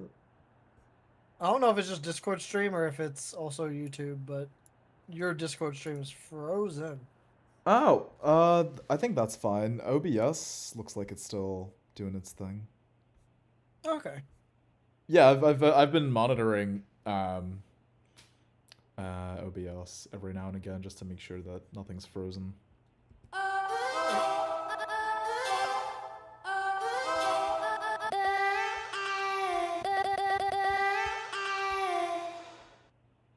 Yeah, I'll pick long samples every now and again just to check in on OBS and stream. So yeah, it might be Discord. That's is it? Oh, it most definitely. Yeah, it most definitely is Discord. Yeah, I'm looking at your stream on YouTube right now. It looks fine. Yeah, I think it is just Discord. How dare it.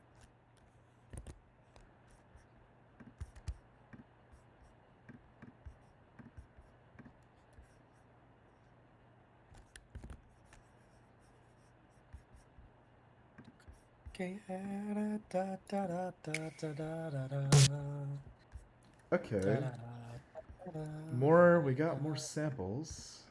Let's see. Where else to pull from? No, you got more giraffes. That's true. More giraffes.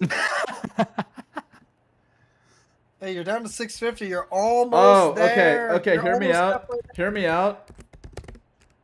Hey, yep. Yeah. Yep. Wait, Heavy Bass Design Volume 3.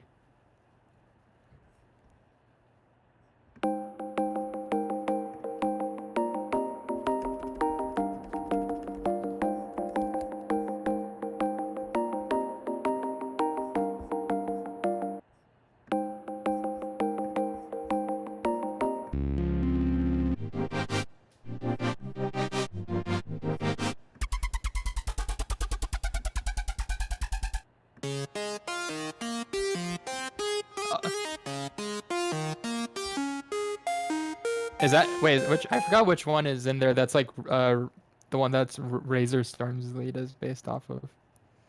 Oh, is it in this pack? I think it might be. Hey, yo. It's definitely Virtual Riot lead. I think it's.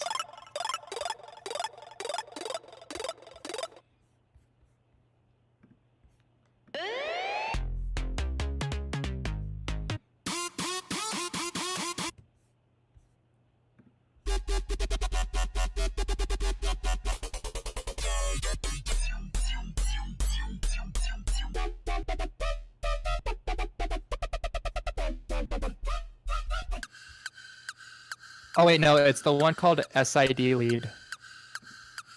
It's not solid lead, it's SID lead.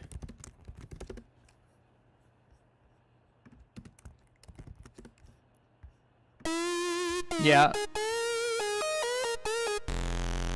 There you Yep, it's that one. Yo!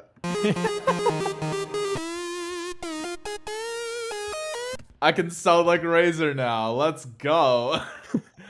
Who can sound like Virtual Riot? Let's go.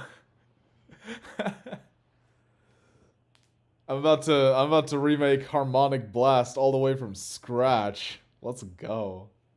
Have the stems. I still have the stems from when you gave me it. I know. I still have the remix that I never put out. Maybe I will. Sometime. Remember way back when we were all talking about how we all wanted to just do fucking like a whole harmonic blast remix album. I mean, shoot, we still can. I have mine done. Ration already uploaded his. Damn.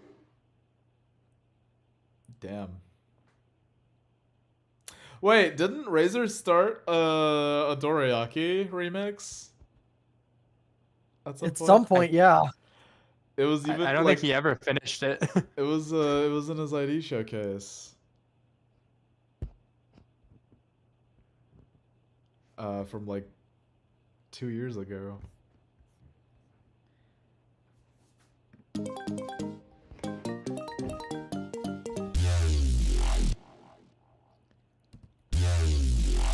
That just sounds like the scary monsters and nice sprites wobble.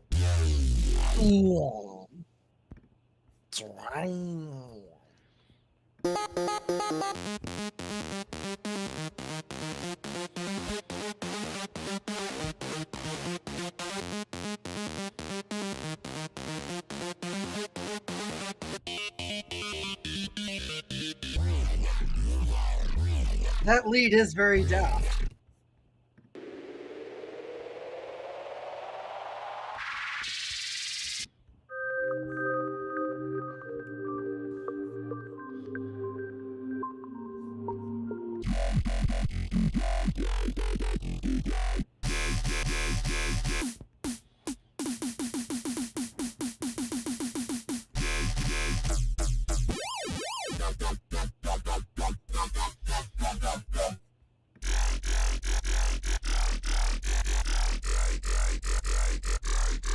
Oh, Frank, did I tell you about did I tell you which shows we're putting on this season for my for the internship that I'm doing? I think you did. I think you sent me like their website. and Yeah, we that. just finished up Joseph and the Amazing Technicolor Dreamcoat. This Saturday is start of tech rehearsal for SpongeBob the musical. That'll Oh, be a thing. that'll be fun.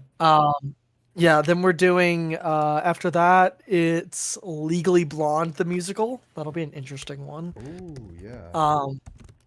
And then we're doing Singing in the Rain in September.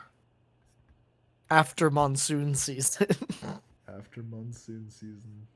After monsoon season. I'm not looking forward to how monsoon season is going to affect us. I'm really not.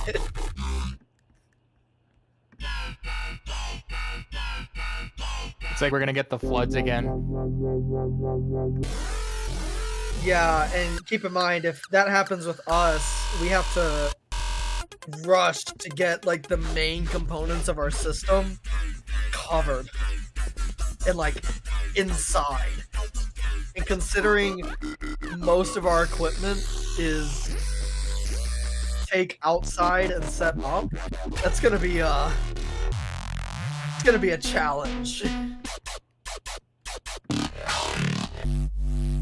There is one entire person that can lift up those subwoofers by themselves. And they are not on the audio team. They're actually a safety coordinator.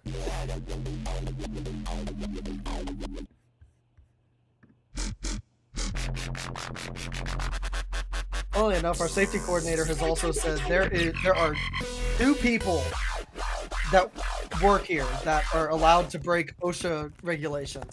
It's like me, because I'm the safety guy, and this other person, because they're the law guy. The law guy is workers' rights and worker environment lawyer.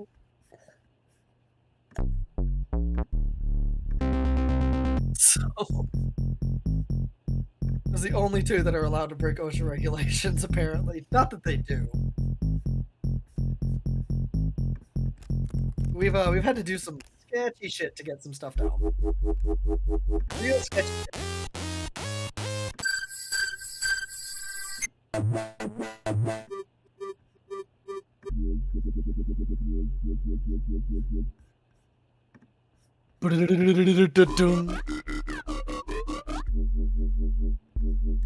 I just looked up Skrillex. And this is what's coming up. Yeah.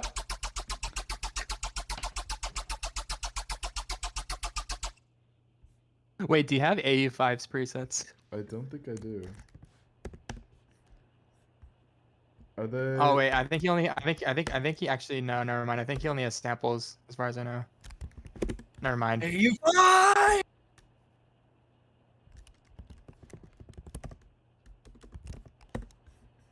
Skybrack. Skybracken.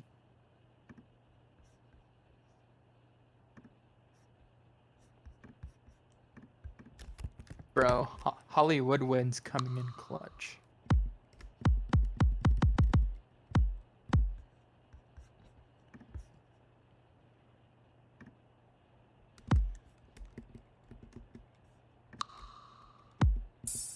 It's kind of crazy how like Wilson was talking about how there's actually mixing issues in AU5's newest EP.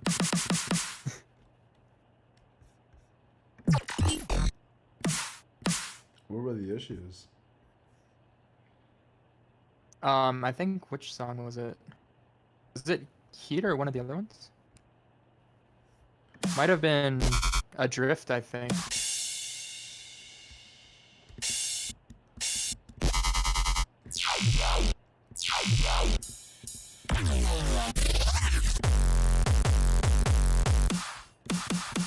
I think it's something to do with like the snare.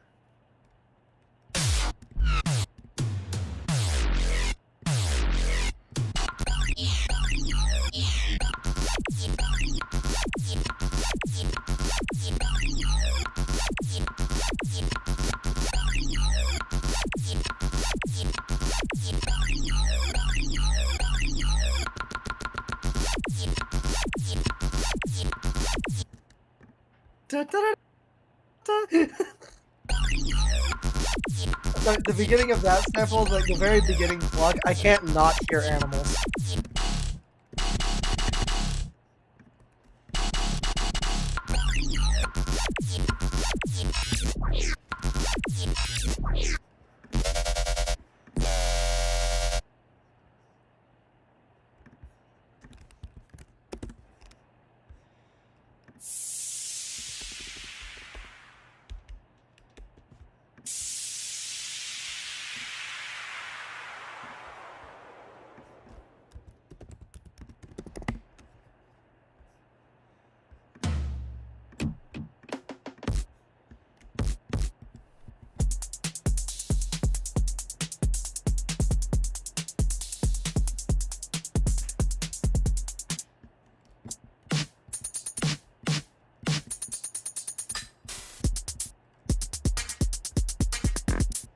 Oh yeah, wait, Frank, are those the Sennheiser packs? Yeah. Yeah, because so many of the Sennheiser packs are so good. Yeah, There's a shit ton of them. Yeah, it's tons.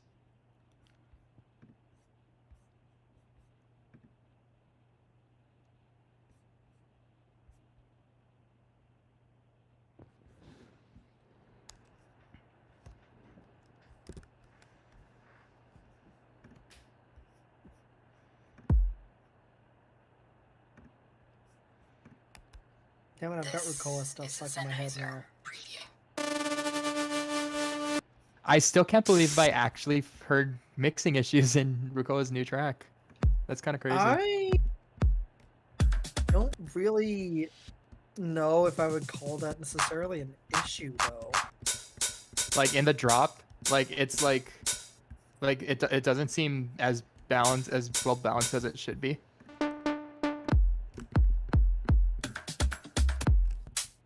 Sounds just fine to me.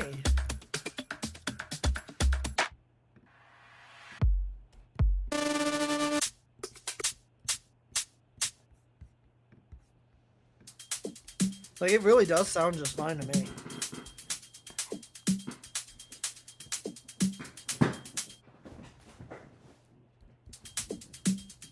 I don't really know if I would necessarily call, like, the way that it's mixed in an issue. I think that may just be taste.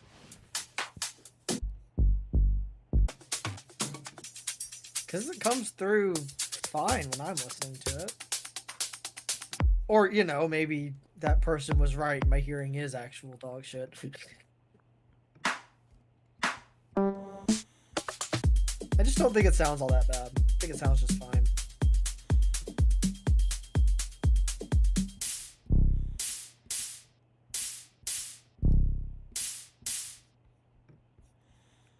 Yeah, it's mainly the snare. Yeah, I don't know. The snare sounds fine to me. Maybe. Yeah, it's like I can hear it, but it's like so super buried in the mix. Like even the kicks covering it up. Ooh. Yeah, but that's it's Oh, not that really could be, covering up so much as it's just kind of meshing with it.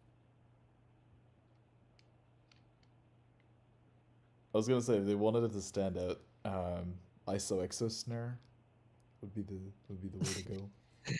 Yes. Loud as fuck, ringing in your ear. He is the snare.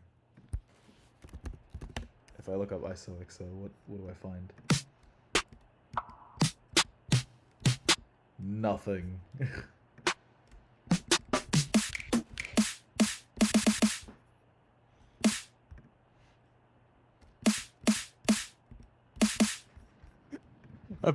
Frank, apparently there's a new contact library that came out called "This Is Not a Piano." Oh.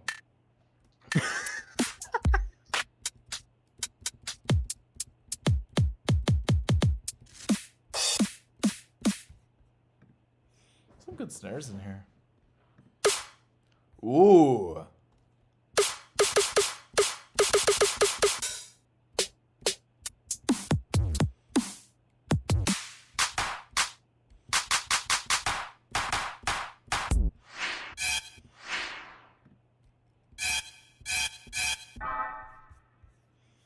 All right, let's check out some presets.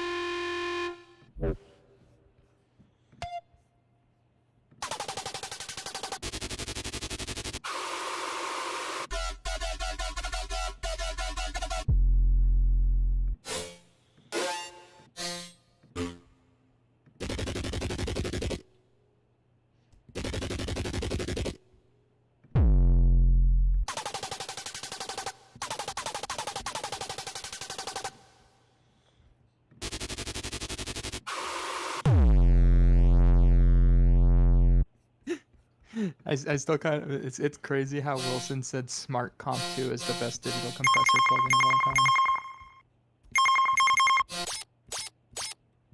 I haven't tried it. I wouldn't know. Some really cool perks in this pack. Oh yeah.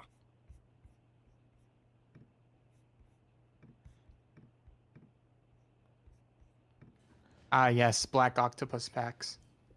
Yeah. Wait, I know the perfect way for you to use your credits. Do you have the Leviathan packs? I was about to say you can get rid of all your credits if you just get the Leviathan. Because there's 4 of them. There's Leviathan 1, 2, 3, and 4. and Leviathan 4 is so big that it was split into 2 packs. Too big. 5,000 sounds. For one That's for one of them. There's 4 of them. Yeah, that's just Leviathan 1.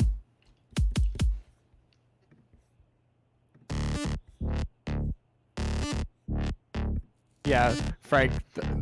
If you think 5,000 sounds is big, you should see how big Leviathan 4 is.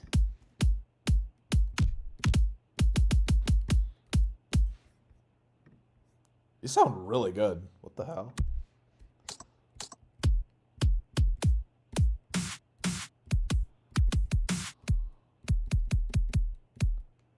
Oh yeah, the Leviathan packs are a mainstay. Like, so many producers use them.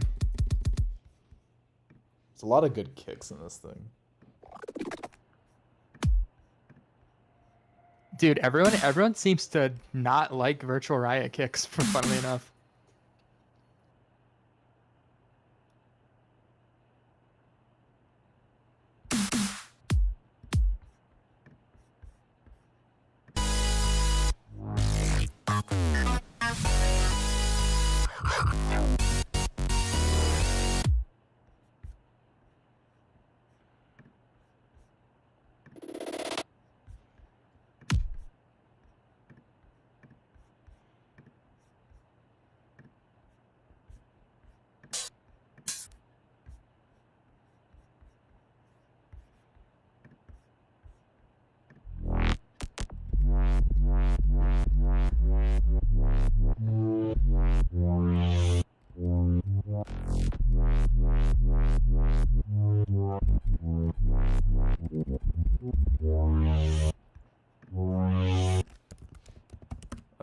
Wobble bass.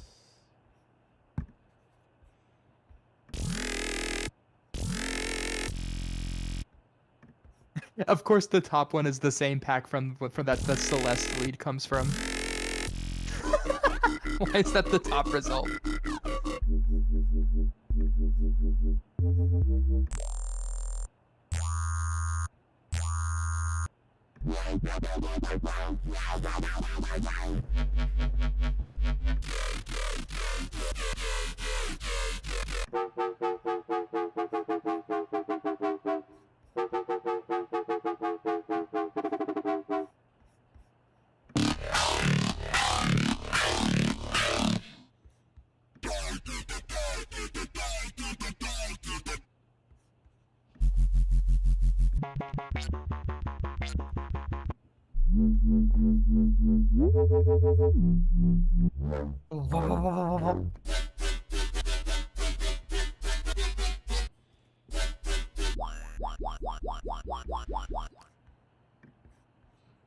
I will say one other reason I love getting the presets, or at least some of the presets, a little more than the samples, is because I feel like I can like dissect those sounds a little more, learn some, and I can also change them more.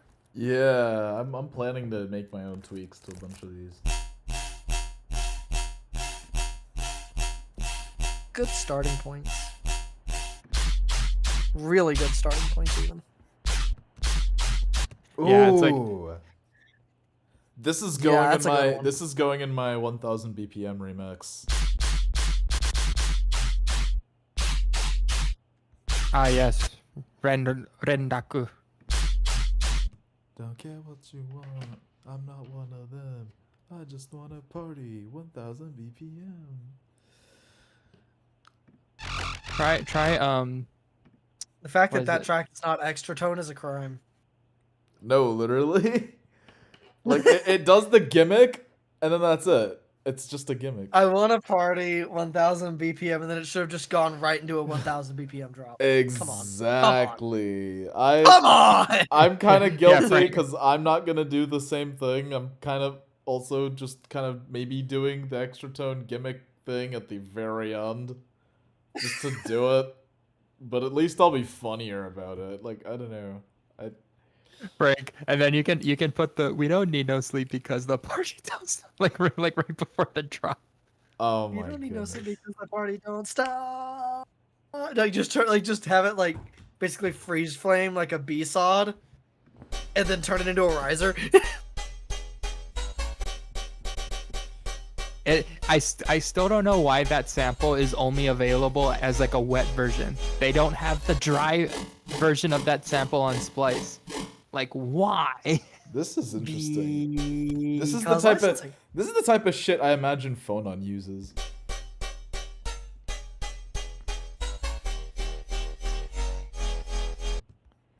For like a rhythm. Yeah. mix. Frank, you wanna know which dubstep basses I wanna make? The kind that was used in fucking Duckstep. Ah, yes. Wait, that one says Nintendo.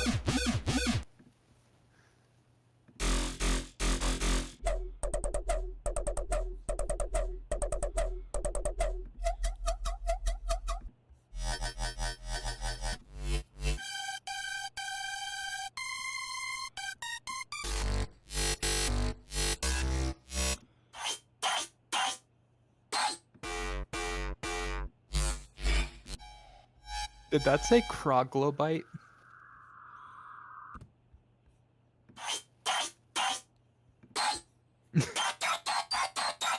Is that like the opposite of a troglodyte or some shit? No idea.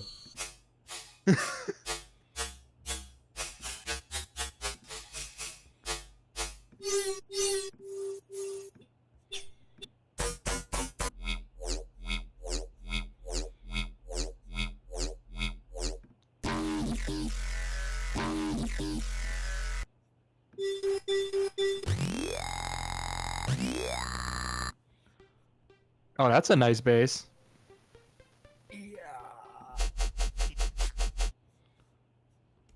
It sounds like Wario.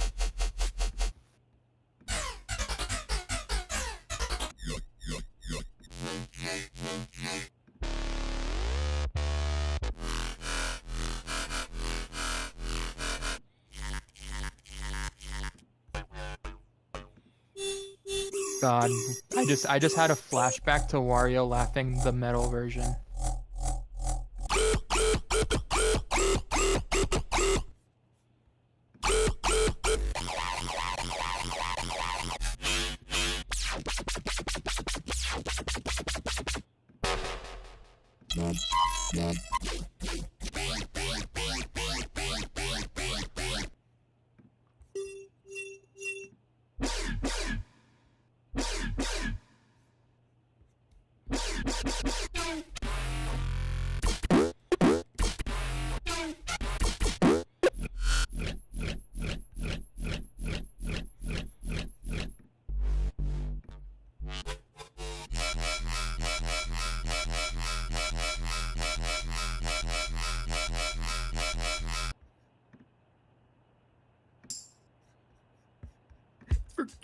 I almost forgot to pay my power bill.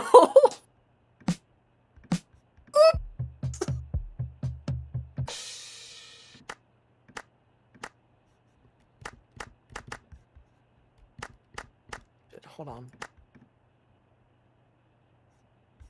I kind of need to pay my power bill. That is very true. You should very much do that. Yeah, let me just go ahead and go through the quick process of actually paying it real quick. There we go. Yeah, Now I've got power for another month.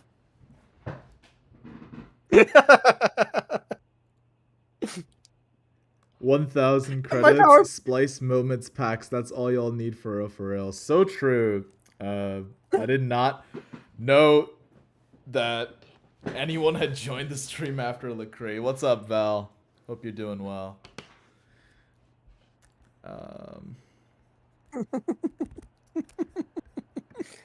Yeah. I didn't even notice that either. I am almost through the gauntlet. We are at 488 credits. Yeah. That's a lot better than you were an hour ago, where you barely used 50. True. We're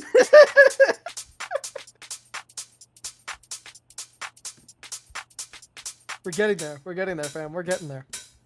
We got this. Yep, we getting there. Ooh, let's get some bass house drums.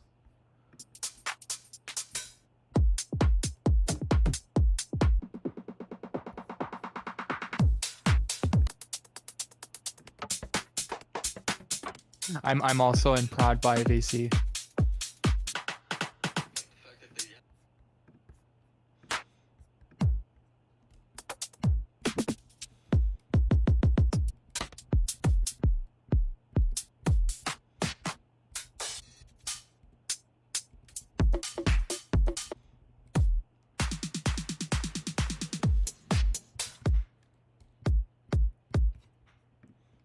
That's as close as I can. Oh, actually no, it might be this one.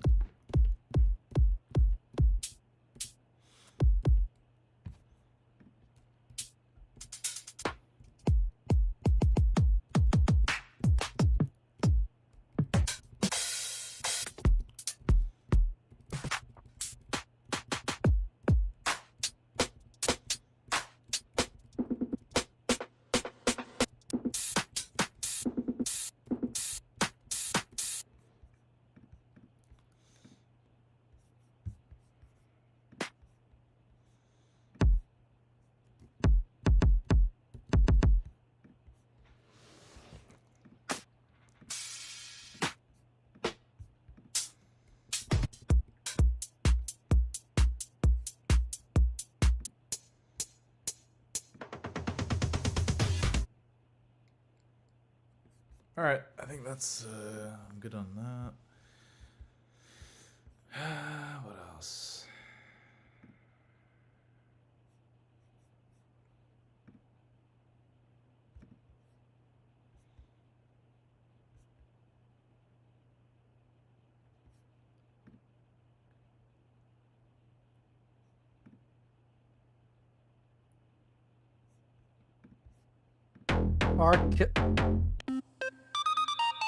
I genuinely thought that said R. Kelly's Serum to Brazilian Funk.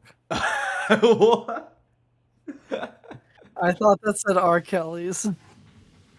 It's our kills. I can't. My brain.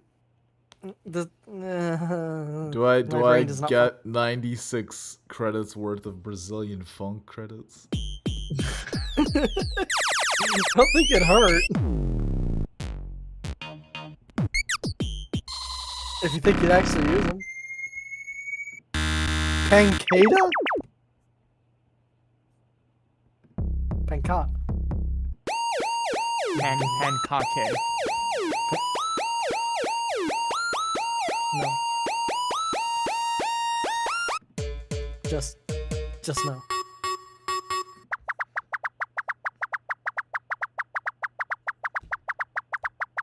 I can make this with the No, fucking ES2, dude. What? What is this?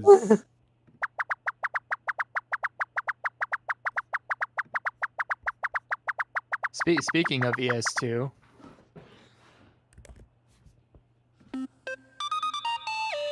I said fuck it, and I got the fucking sound bank.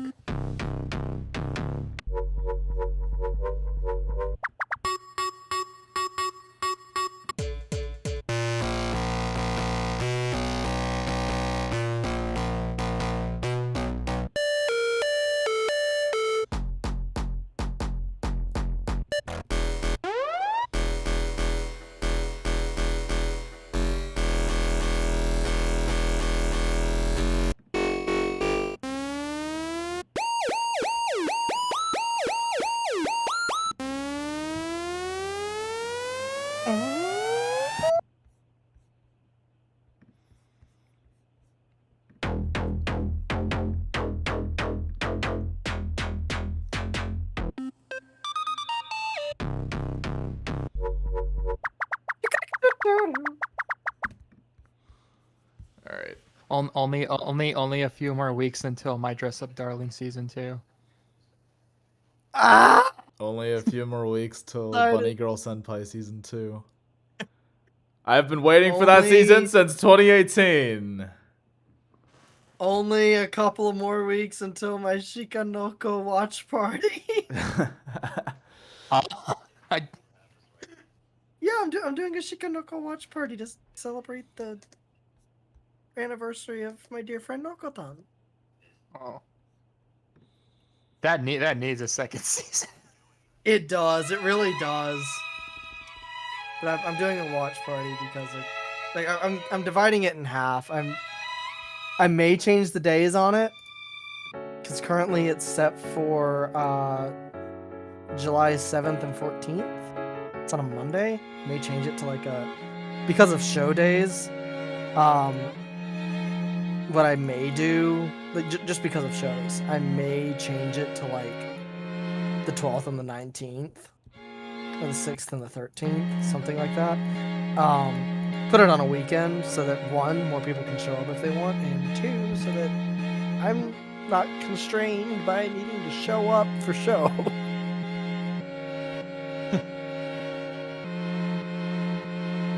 Yeah, it's gonna be 6 episodes one day, 6 episodes the other day. I'm not gonna do the full anime in one sitting. I think I've gotten to, I hate to say this at 25, I think I've gotten to a point where with most anime, especially on rewatch, I just can't do it in one sitting anymore. And it's not even that the anime isn't good. It's it is good, but it's the endurance of watching something for 6 hours straight, you know? It's just that thing. It's just that kind of thing. I think I've just kind of gotten to a point where that's a bit... where I've kind of outgrown that, I guess. I love how I'm playing, fucking strings as you're talking about this. Like we're mourning the loss of something. mourning the loss of me actually being young enough to not be considered vintage by my 22-year-old sister. You know what my sister... Why does that work? You know what my sister sent to me the day that I turned 25. You know what she sent to me? She said, "Happy birthday, you're vintage now."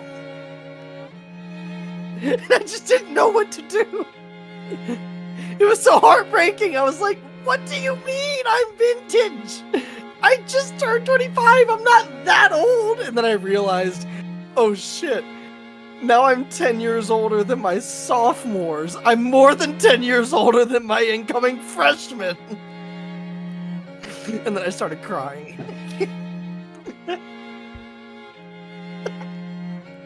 It's like these strings work too well. The strings work too well. Frank, the fact You that know, the fact that the sample says Atlanta in it too. No, that's exactly. I found that one instance and I looked up the rest of them. There's 9. I will say there is one big positive thing that's happening because I turned 25. Apparently my mom got a notice from my car insurance that I still have over there because they still won't let me transfer it over here for some reason. Apparently there was a major rate adjustment after my 25th birthday, which means that the rumors of your insurance going down when you turn 25 are true. And if the current billing is anything to go by, my car insurance may have just been slashed in half. Yo, let's go. Because the bill currently says $45 for all the coverage that I've got, which is basically everything except for collision. My rates were $90. So if it got cut in half or anywhere near that, that itself is worth celebrating. Can I get a yay sample? I need like those kids screaming yay or something. Yeah, there we go. There we go. that works. Yeah, apparently I'm vintage, according to my 22-year-old sister. She's in for a rude awakening when she gets into a middle school classroom.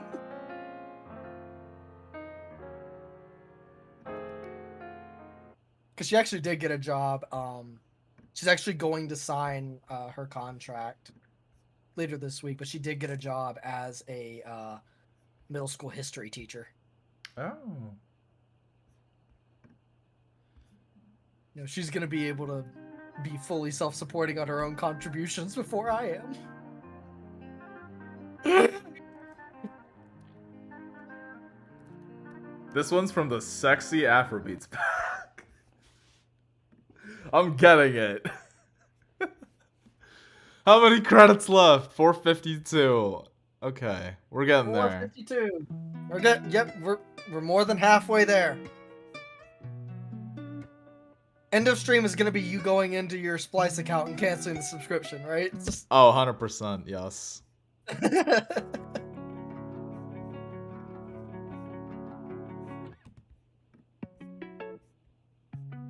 Just remember to keep the Splice app downloaded. Oh yeah, I can still use case this you as a need to- finder. Yeah, I was gonna say use it as a finder, I just but also won't be buying anything, nor will I be letting any credits go Yeah. to waste. The whole point of Yeah, this is but just maximizing as much as possible. Okay, there's a reason that I say keep this. If you go to the 3 dots and click those, there should be something that says, like, once you actually have a sample, so like if you use a credit to get a sample, yeah, it says generate certified license there at the very top. That is why you still need the app. In case you need to get that for something. So like for by your side, by using Splice, you already have a license to use it. Generating that license is just a way to cover your ass. Gotcha.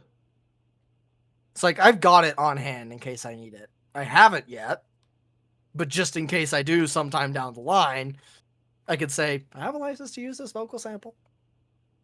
Cool. It's legit. I already try and stay away from, I guess, especially with vocals. I like just having all of that done in house. Like, there's probably one sample across the entirety of my current project, and it's legit. Just hold on, I'll show you. Like, usually I'll use it if it's like a melodic loop or like a bass loop or like a vocal or something like that. It's usually not for like one-shot sounds unless somebody is like specifically calling that one out. You will get shot. All right, It's I like- will, it's I will like- generate a proof of license for this. For this, you will get shot louder. Linguistics by none like Joshua sample. I will do that, so I'm covered.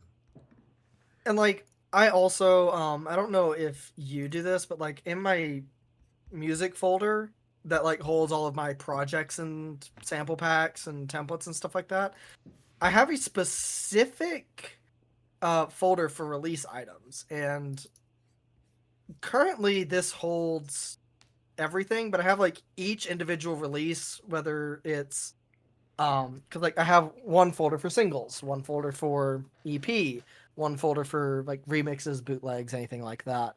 And then each individual release in those folders has its own folder with all of its like video assets, the audio renders, like album art, any licenses that are needed. Yeah, I do Anything like have I do have a structure that's, I want to say, similar enough. If I know that it's part of an overarching project, like for instance, Transit Era has its completely separate folder from the actual music. The music has its own giant folder with its subfolders for every single track that's on the project. So that's pretty much how I have it laid out. Just project, and then individual folders for individual tracks.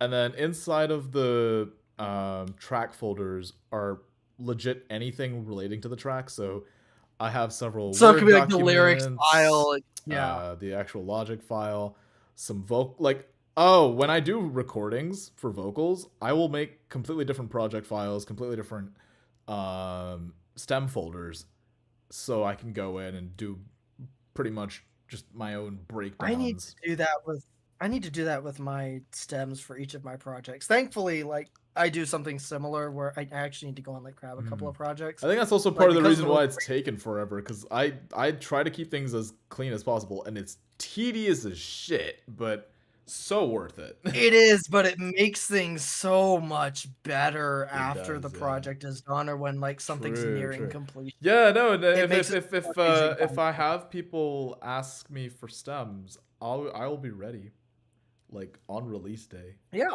So, yeah. It's just better.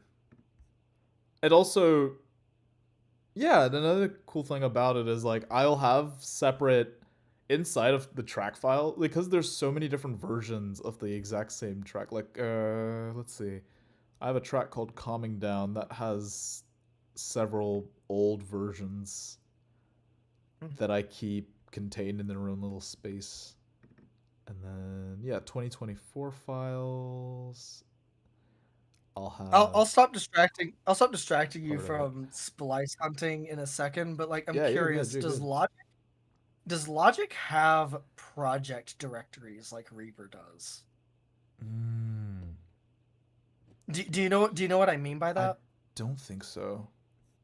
Okay, so the way that Reaper does project directories is instead of it being just a project file, that project file is stored in a folder, and that folder holds the project file as well as any like cause you can like back up projects every so often. It holds backup versions of those projects for every so often. You can also have multiple versions of the same project file. But what the biggest difference between a project file and a project directory is that the project directory also holds any assets, any external files. So that could be samples, that could be video, that could be like anything, that could be renders that you've done. But it keeps those in a folder in the directory, and so when you load up the project, it searches that directory first for those files, which makes loading in projects, especially those that are more STEM-based or audio-based, faster to load in. And on top of that, what it also allows you to do is you can take the whole project directory, zip it up into a zip file, put it on a flash drive or email it off to somebody, and then they can open up that Reaper instance, or they can just go into the project directory and grab the audio files or stems that are just the original from that. Yep, you can do that in Logic. Okay. I didn't know if you could. Yeah, to me because when you it seems like save something a that's project. rudimentary.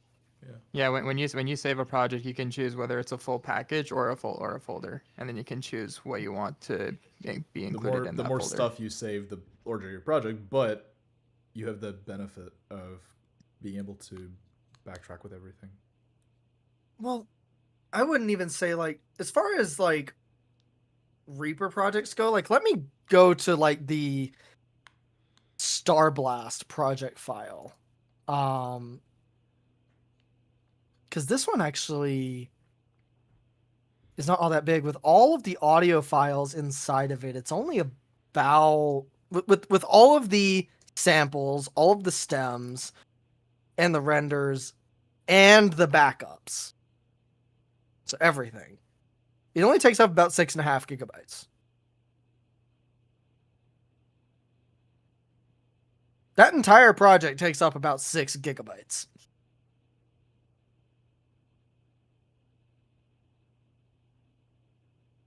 I know that sounds big. If it says anything, the project file itself is only about 7 megabytes. The vast majority of that is samples, backups, and stems. But I personally would rather have all of this than none of it or less of it. Right.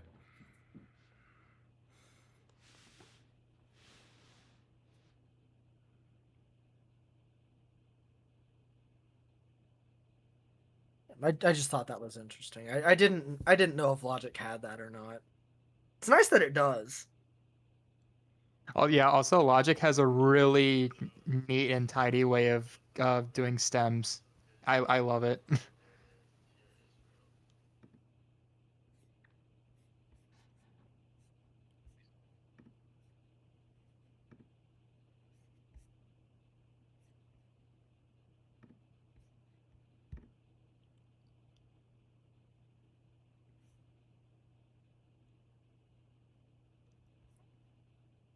Hold on. How many plugins does this have? How much stuff does this one have? More than mine. Oh god damn. Yeah, instruments, effects. Wow, way more than mine. Jeez.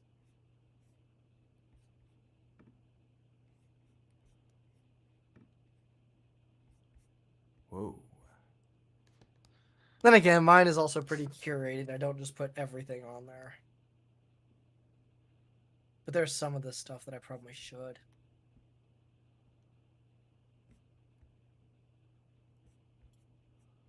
Oh, that's cool. Some info here. Damn it. People stealing my ideas. SMH. No. The more of these that are out there, honestly, the better. True. Even if some are more comprehensive and larger than others. Mine is more curated, I'll admit. Like, I don't put everything that's requested or submitted on there, but...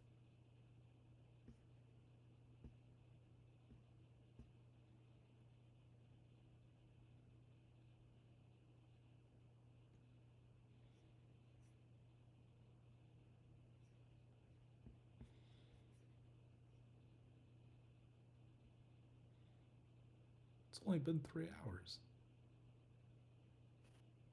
I'm just checking my stats. It's kind of fun just seeing them pop up every now and again. Because I'm like, in my head, I'm like, oh, okay, as soon as it hits 0, that's when we can actually put something out. As a joke, obviously. What have I been? I've been working on a bunch of stuff. Why can't I share this as a window? The fuck? Like, I started a happy hardcore edit of Never Enough by Turnstile. I wanted to put that out on Friday. Might have to wait another week. That's fine. Made this disco edit remix thing of this Erica DeCazier song. There's a bunch of stuff that's just not out yet that I want to put out.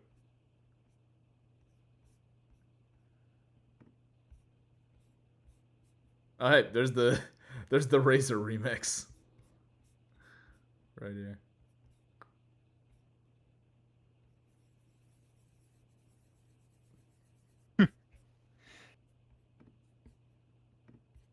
Damn.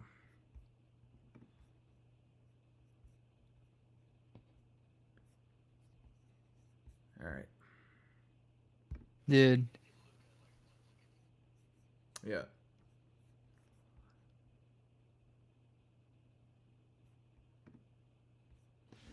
Oh shit.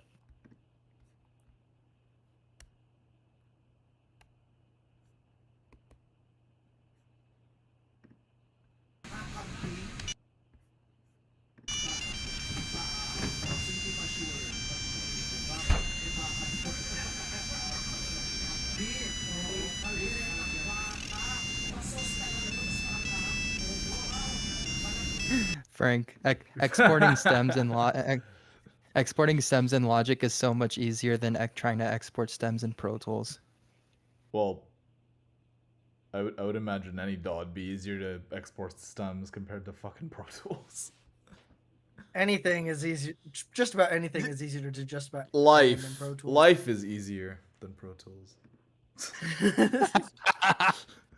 There are some things I think that Pro Tools does do really well. Like for instance, markers like slicing to transient.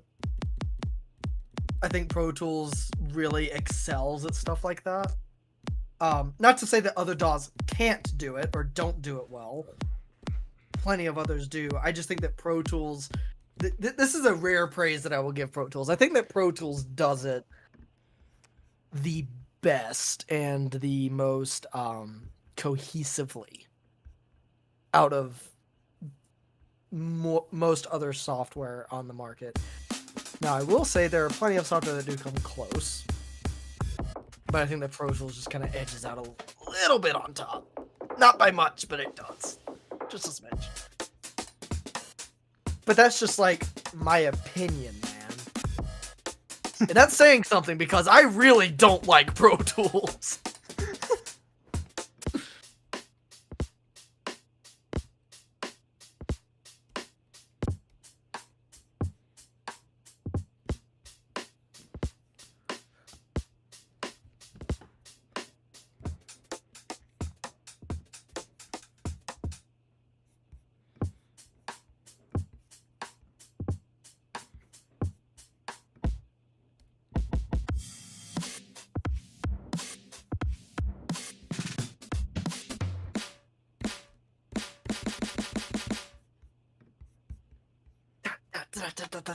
Wait, actually, I just remembered something. Does Reaper have native Dolby Atmos mixing? Let me check.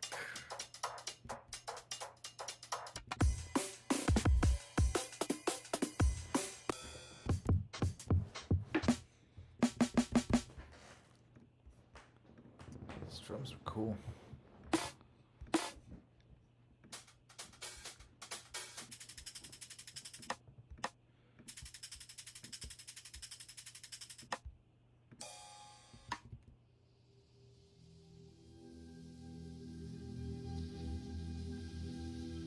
No, you do need Atmos plugins generally. generally. But you generally do need Dolby Atmos plugins to mix in Dolby Atmos specifically, but Reaper does have the ability to mix in multiple different instances or multiple different like types of surround sound natively.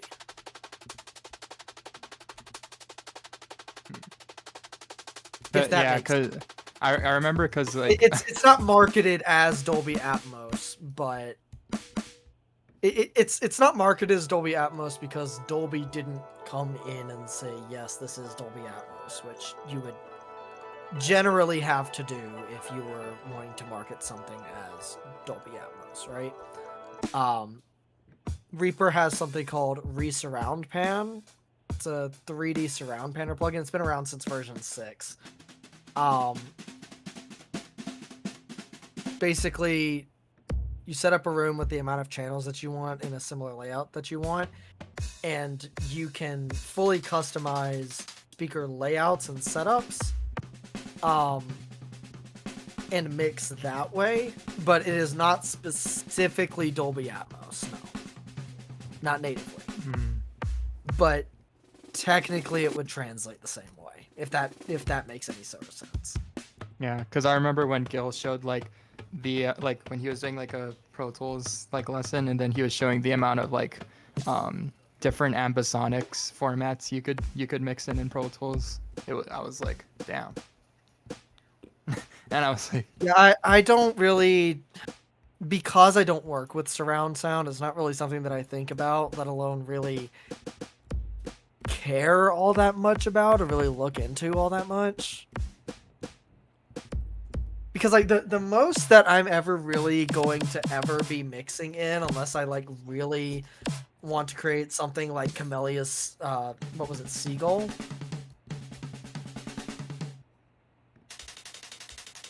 Hold on, let me get this right before I continue this.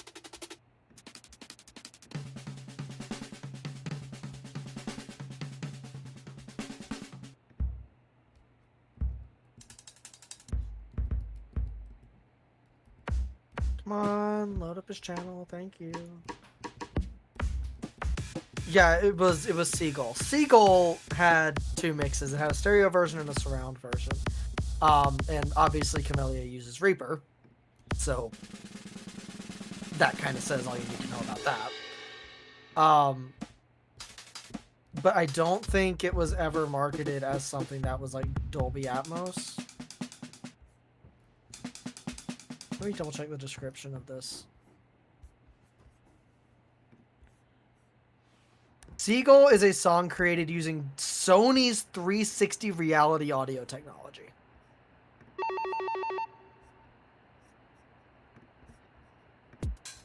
So it was not Dolby, but it used something very similar. But there was a stereo version and a surround version of it. So you can mix and surround, I assume, in multiple different formats in Reaper. It's just...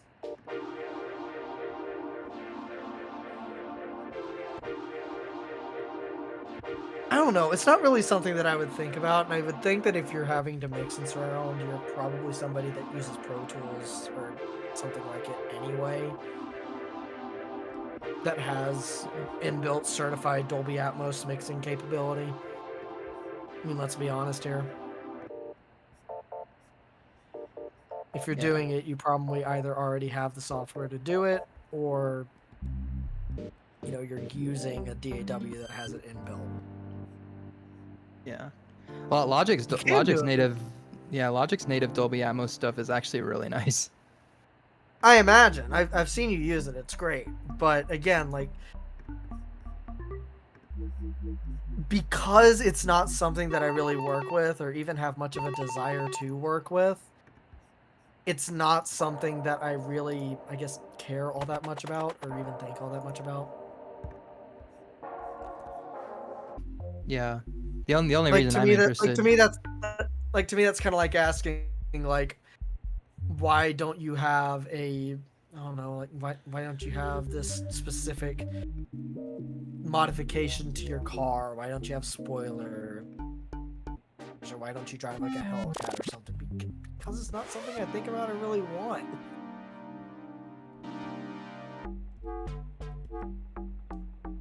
Like, I don't have hardware sense because it's not necessarily something I always think about wanting or needing, let alone have the space for it. me with a tower or a monitor. I think it's a cool feature. I think it's something that. Well, I'm just like, what's the real world use and what are you actually using something for? Is it cool if something has that capability? Yes, but that capability is useless if you don't use it. You know? Like, it's cool that Logic has that in there, but how often do you actually use it? Only if you're doing something that needs a surround mix, which is like. Yeah, exactly. Which is basically movies and some TV shows. Maybe in some cases games, but most games are mixed for left-right stereo anyway, and then have like audio tricks to make you think like, oh, something's behind you, something's in front of you or above you. It's not necessarily Dolby Atmos. It's just stereo tricks.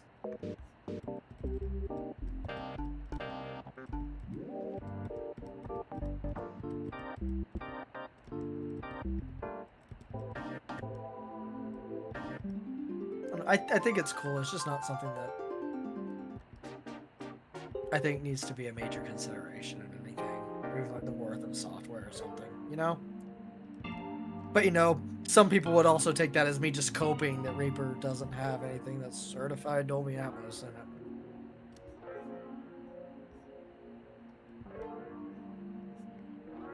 Yeah.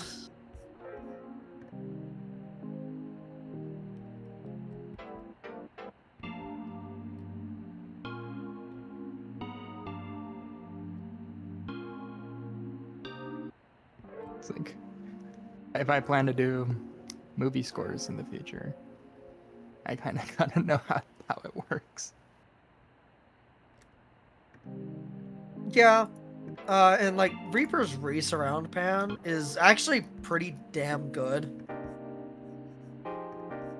especially considering what it is. It's really, really damn good. You can get a pretty good surround mix in Reaper with it. But no, it's not native. Well, the plugin is native, but like the actual mixing capabilities, you have to load in that plugin in order to use surround panning. Oh no, I haven't used it all that much, so I'm not 100% sure of the workflow with it.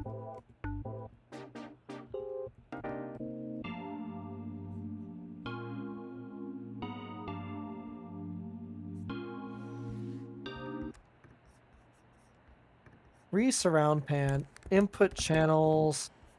So you can do custom speakers, stereo, quadraphonic SMPTE, octaphonic 3D, 5.1 surround, 7.1 surround, 7.1 surround SMPTE, 7.1.2 surround, 7.1.4 surround, 9.1.4 surround, 9.1.6 surround, 5.1 ITU, 7.1 ITU, 7.1.2 ITU, 7.1.4 ITU, 5.1.4 version 9 or 5.1.4 9.1 RO, 5.1.6 11.1 RO, and 7.1.6 13.1 RO, or a completely custom setup.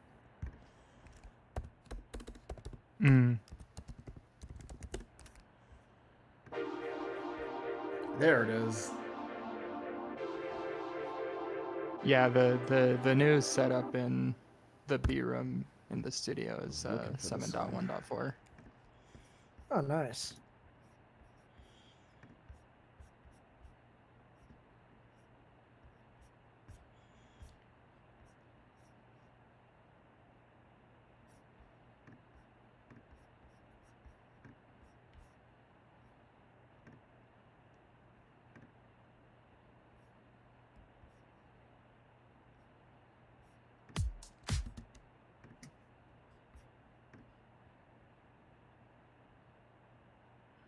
All right. I got the Synthetic Pulse Volume 2 pack from Discotech. You're down to 231 credits! Let's go. These are so good. Snare Clap, My Beloved. There's so many good instances in this one. Awesome.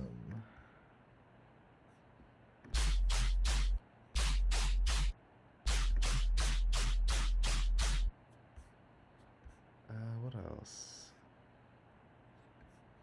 Disco Planet? Oh yeah, the Orbit stuff.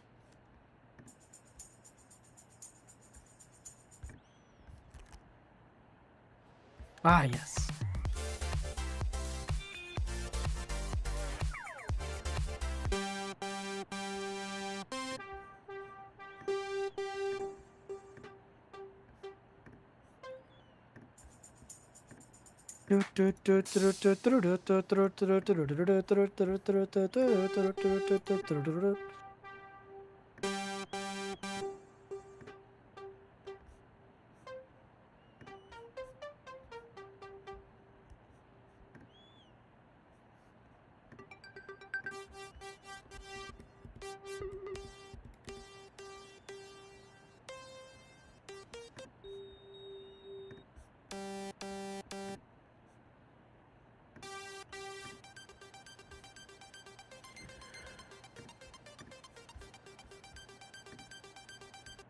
Resets for Silent One. That's not something you see very often these days, sadly.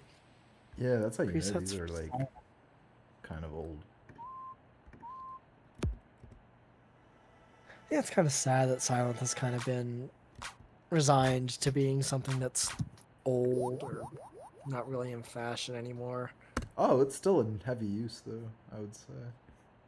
I was like, bro, Silent 2 when It is still in heavy use, but not nearly as much by newer producers as it used to be. True, yeah. A lot of my It's not favorites are it's not something that very as far as Yeah. like Silent One usage, very much. But yeah, no, I find that a lot of newer producers they'll go to like the Roland stuff. Or they'll go to the. I've actually heard somebody like call Silent One like like a virus. The fuck? Because the way the website looks. Like, why do you have a virus on your computer? What do you mean? Silent One, right? Yeah, that's a virus. No, it's not. I have been over this several times. It is not a virus. It's a very capable synth. I can even prove it. It's the same thing with OG Massive. I've heard people say about that. I've heard people say that about the Native Instruments B2. Oh yeah.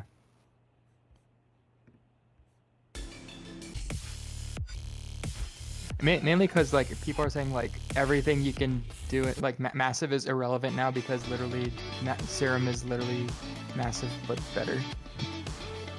It's like yes and no. Because like their engines are different. Like yeah, you can imitate just about any Massive patch in Serum, but if Serum were the new Massive, then you could also emulate everything that you could do in Serum in Massive. Which is just not the case. They are fundamentally very similar synths, but under the hood they are pretty different.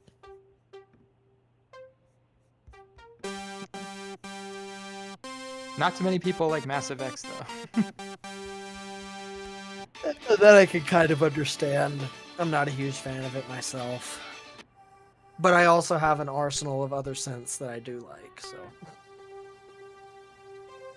You know what's really funny? Like everyone was commenting because Universal Audio just released another synth plugin. Mhm. And so many people in the comments were saying, "Why would you buy this when Diva exists?"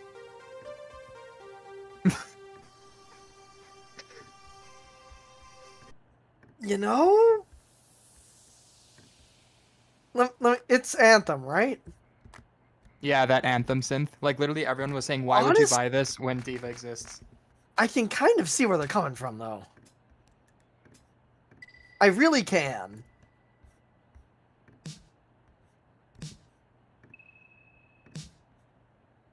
Especially because that synth is basically monophonic. I mean, it can do some level of polyphony, but I think it's only like 4 as far as I know. For certain things. What, Anthem? Yeah. Oh, then yeah, no, why would you get this when you can get Diva? Exactly. Like, why is this even a thing?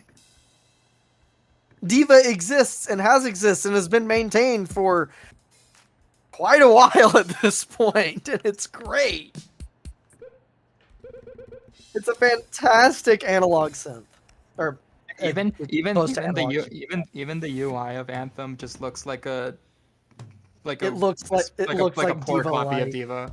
Yeah. Yeah, it looks like Diva Lite almost. Also, the thing about Diva that makes it really cool, because like this just looks like it's like a one-page synth, right? Which is fine. That's great.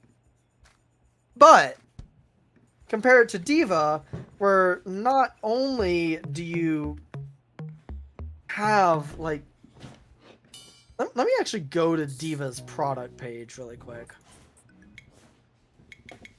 and like compare it side by side. So first thing you initially notice is that on the triple VCO you've got 3 oscillators there, but you've also got like 1, 2, 3, 4, 5 different oscillator types. Yeah, you've got 5 different oscillator types, 5 different filter types, and all of which you can mix and match, by the way. Multiple effects, really deep modulation and trimmers and effects that are really good and really high quality. I don't see any of that on Anthem.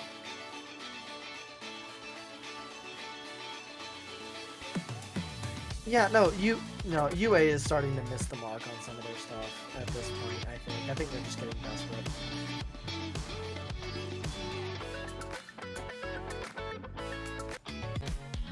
I mean, I get it. It's cool, and if you really only use UAD plugins, yeah, sure, it's great, but I don't really know anybody that does use just UAD plugins. Anyone that owns an Apollo interface. Oh, you use UHE plugins? Pleb. You use Sonox? How dare you? You use Except for Serum? You use Arturia plugins? Absolute trash.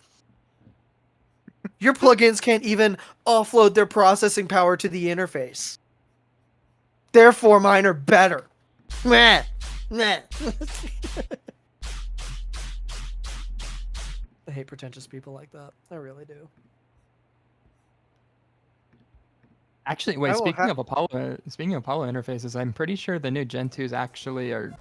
I think people are fine with them because they support both Windows and Mac. Finally. Oh wow! It only took them like a decade and a half to do it.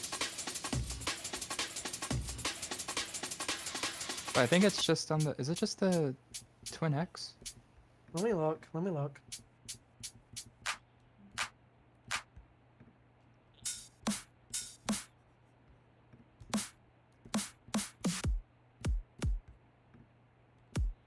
Yeah, at least on Sweetwater it says Mac/Windows.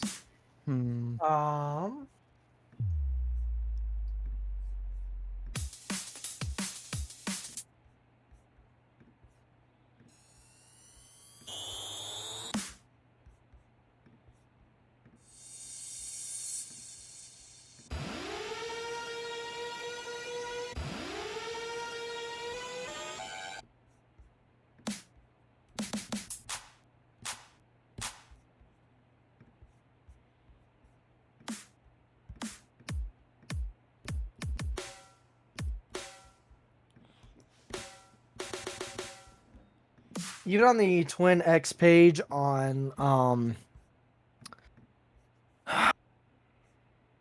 They have updated them, but I think it's a bit scummy the way they did it. This is what the frequently asked questions say on the Twin X page. And actually on the X4 and the solo page too. Carefully consider the number and types of inputs and outputs you need, as well as how much real-time AUD2 Apollo plugin processing you think you might need. All Apollo X models also include a talkback microphone. You can consider a USB Apollo if you have a Windows PC without an available Thunderbolt 3 or 4 port. So they still make a separate USB version.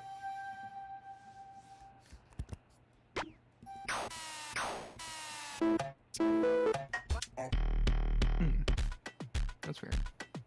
Somehow, for some reason, apparently modern USB is not enough for UAD. It's not good enough. Which astounds me, because USB has been used for low latency audio for fuck knows how long at this point.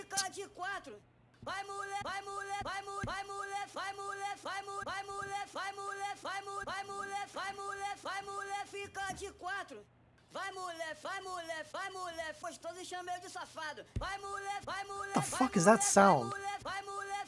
Life for life, life for life, life for life. Life for life, life for life, life for life, life for life. Oh wait, this is actually funny. Like Spectre Sound Studios, like that channel, like that freaking dude that made that video on like why Reaper's better than Pro Tools. Mm-hmm.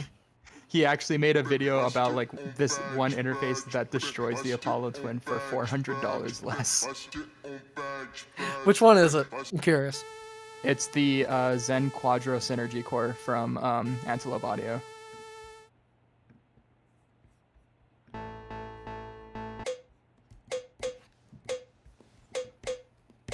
Let me actually double check this.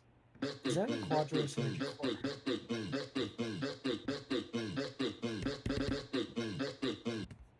I'm pretty sure I know the answer. I'm pretty sure I know the answer to my current question here. But I'm just gonna check again.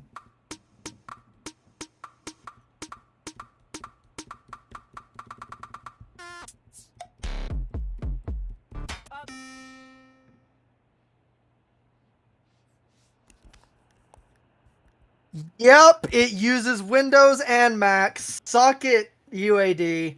If Antelope Audio can make USB work with how good their products are, Universal Audio has no excuse. I'm sorry, they just don't. They just don't. Yeah, their interfaces are goated, especially their Orions. I know Yoni actually bought a Orion 32 Plus Gen 4 because he needed that interface. It's like 64 input and output channels. Let me go to its product page. It's a really expensive interface though. It's like a $3,700 interface. Mac and Windows. Thunderbolt and USB 2! They're able to make that interface work on USB 2? Yeah, no. UAD really has no excuse.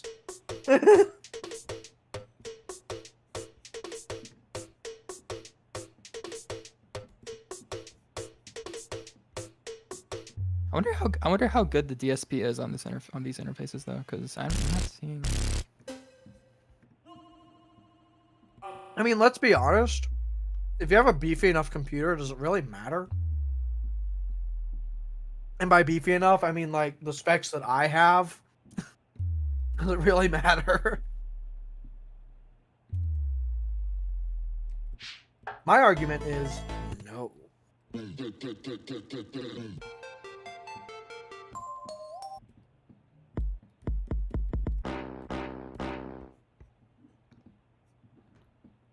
Okay, so yeah, I looked it up. The DSP FX runs in the interface itself with near zero latency. Yeah.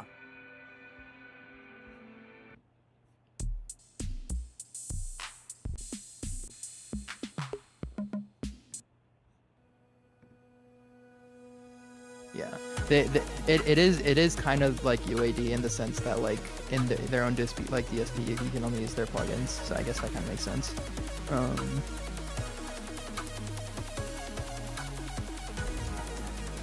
Yeah, but I would still argue like UAD making their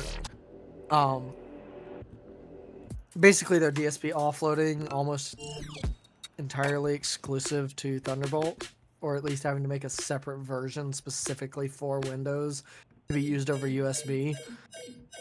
I'm like, at that point, you're artificially locking it down. And that's not okay. And that bugs me, and that's why I will never buy hardware from UA. That's why I will never buy hardware from UA. Ever.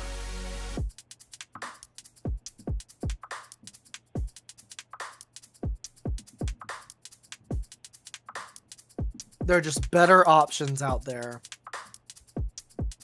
for equivalent and cheaper that do basically the exact same thing, sometimes even better in the case of, in my opinion at least, in the case of Antelope.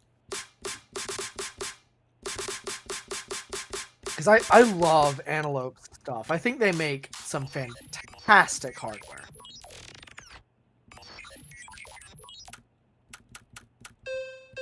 Like, I really genuinely believe that they make some really good shit.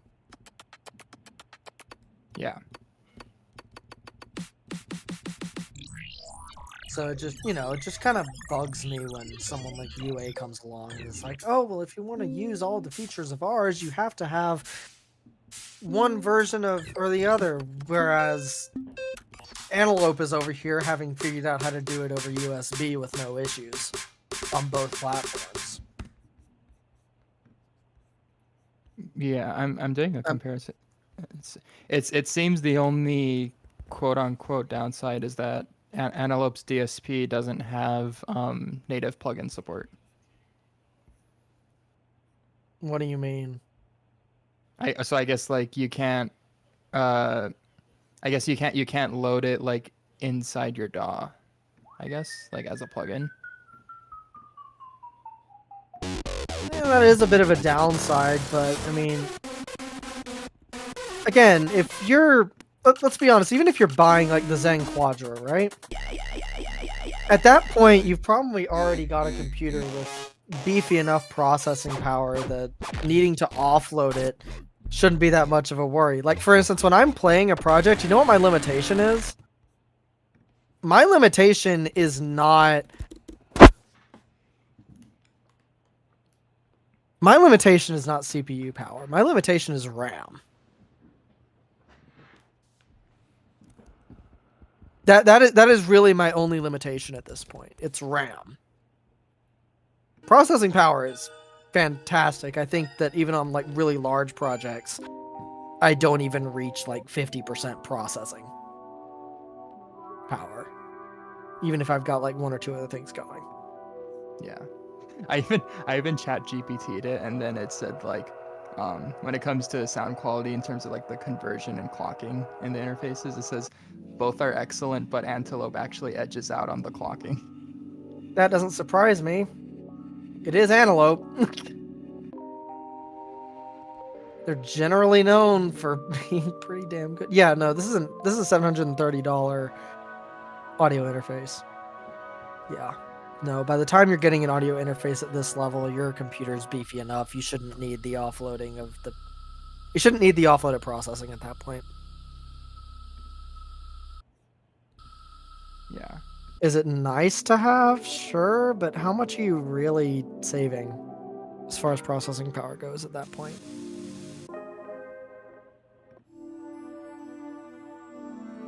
I'm gonna argue not much.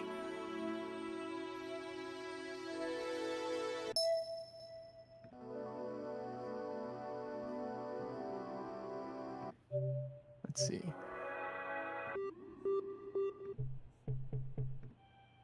Like, I get it. UA is praised for plenty of reasons, and I would argue that plenty of them are still pretty good reasons. UA makes some pretty good products. I just don't think that their hardware are those products. I also don't think that they're like like most of their instruments are those products. You know where I really think they excel? I really think they excel when it comes to like analog recreations of things. Yeah. Like the distressor compressor or the LA2A or the LA3A or the Galaxy Tape Echo or the 1176, their channel strip emulations, the Lexicon digital reverb, like all of what I've mentioned. I think that they've got probably some of the best recreations of these on the market, hands down. And I don't think anybody would argue that. Hell, their tape recorders are fantastic.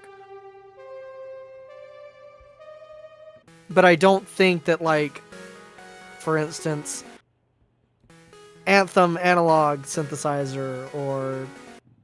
Actually, no, I'll give them a pass on Ocean Way and Sound City Studios. Because of their purpose of not trying to, like, actually emulate a mixing room, but rather, like, the reverberations of a room. I'll give them a pass on that. Yeah, except Ocean Way's not a native plugin. Their Ravel piano. Like it's a good piano, but there are plenty of better options out there. Oh yeah, it's shit. Or- That's like out of all their instruments, like the friggin' Ravel piano is absolute garbage. Yeah, comparatively, like I think it sounds okay. It's just not great. I would rather use something like the Grandeur from Native Instruments. It's also because on the Ravel piano you can't get rid of the room sound no matter how much you try. It's impossible. That's shitty. Yeah, that's why it's shit. Like you can't get rid of the room. You can't just have a dry piano with that one. Now, however, their B3 organ. Oh yeah, best no, that's a freaking great organ one. on the entire fucking market. Yeah, absolutely. Like I said, most of their instruments I'm not a fan of. Their B3 organ is one of the ones that I'm like, yes, I like this one. Especially because they have that and the rotary speaker as separate plugins. The majority of their... I'm looking through, like, their native plugins. You know how many pages of native plugins there are? 2. You know how many pages there are of non-native plugins? Oh, let me get a better look at this. 5. Well, really 4 plus 1 extra plugin. But still, like, more than half of their shit.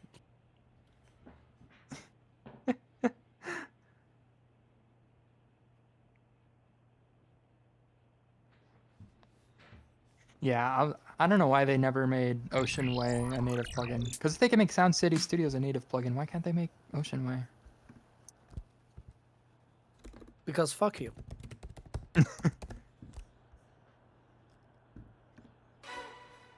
Yeah, of course they're freaking API channel strips and stuff. Like the API stuff is all only on Apollos. Oh, did you finally find the Bangarang 2.0 guitar again, Frank? Yep, I did, and I got it.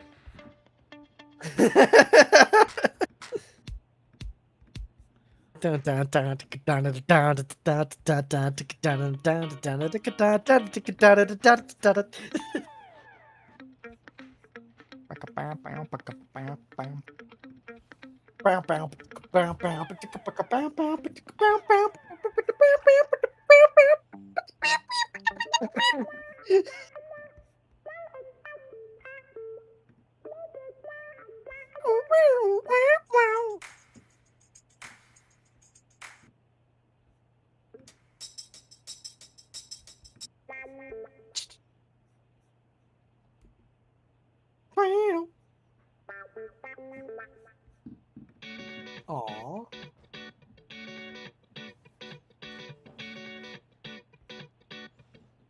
I want to see how much a refurbished thing would be.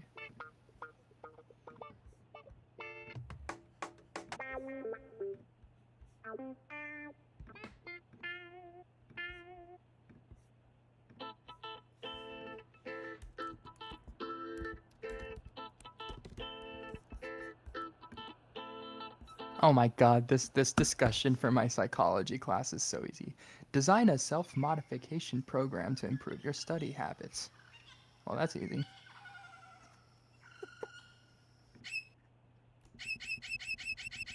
Easy to improve your study habits when you have none. Honestly, that you know the funny thing, outside of like a couple of tests, like for instance our music history 1 final, I didn't really study throughout college. I really didn't, and I still passed with like a 3.4 GPA. My GPA was a 3.4, and I didn't really study all that much. God. See, when I was a computer science major for that one semester, I had to study fucking every day. That was absolute, like, chaos. Hated that.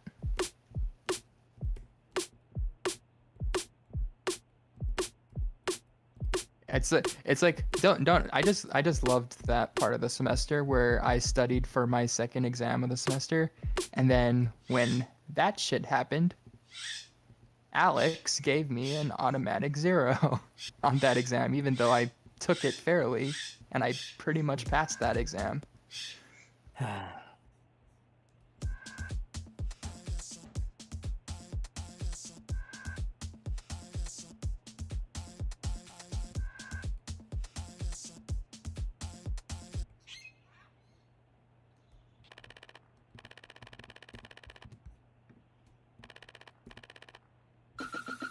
Yeah, that was so bullshit. Especially because dealing with the student conduct department. Oh my god. That Zoom meeting was like almost the equivalent of being in court.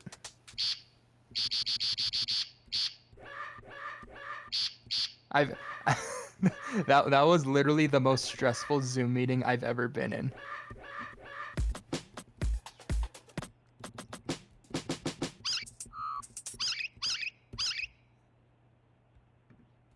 Is that a gerbil squeak? It's a parrot. No, that's a parrot.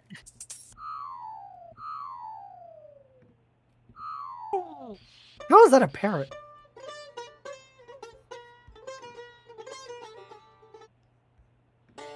Persian essentials.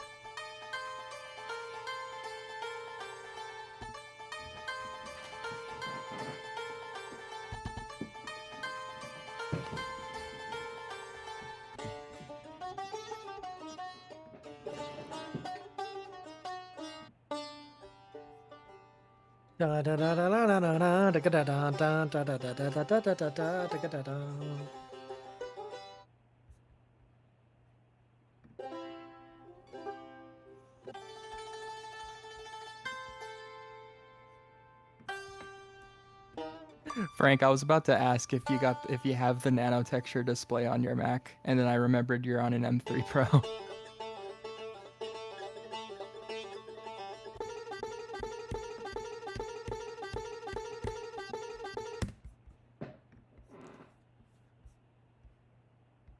Okay, how much would that be?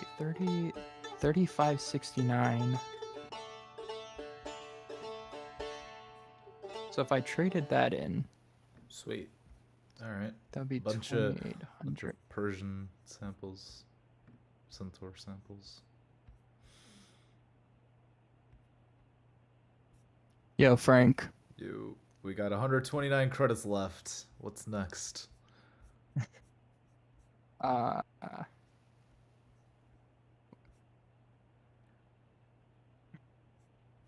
not checked chat in a minute. Okay, cool. We're chilling.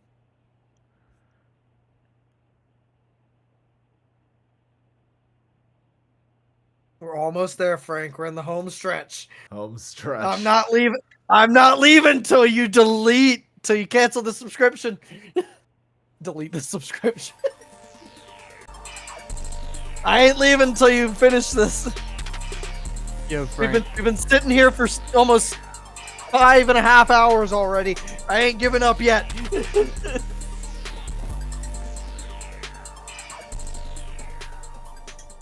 What about that Splice Originals pack, like Synth Gaze Nostalgia Pop? Ooh, hold up. Nostalgia pop.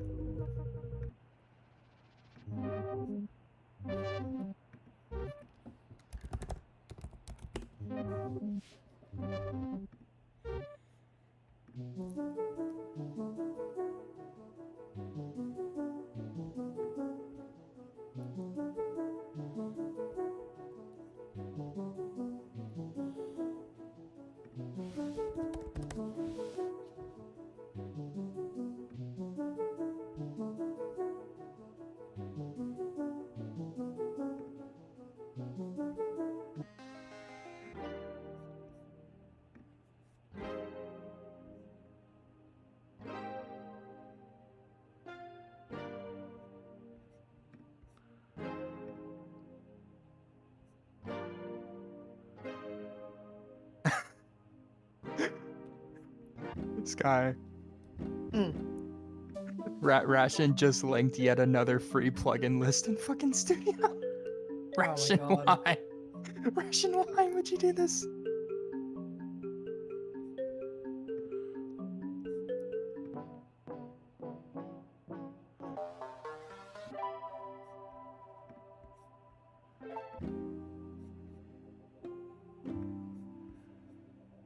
Damn. Wow.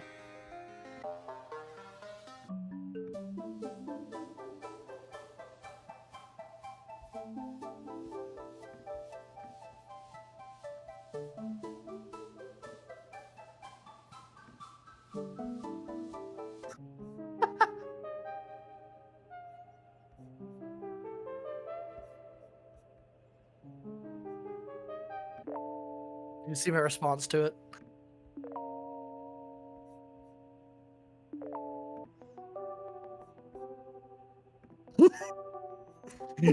Ration, the betrayal. The betrayal.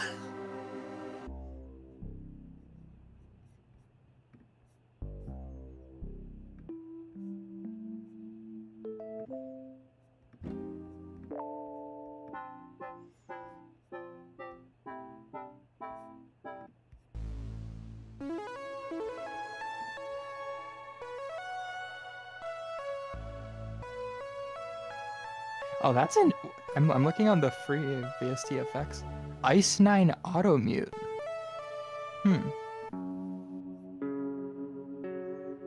It's a free utility which protects your speakers, your ears, and your nerves from dangerously loud output levels. What?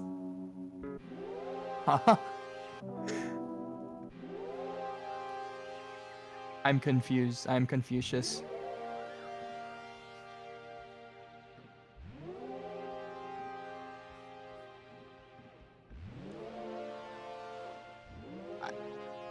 I didn't realize there was plugins for that.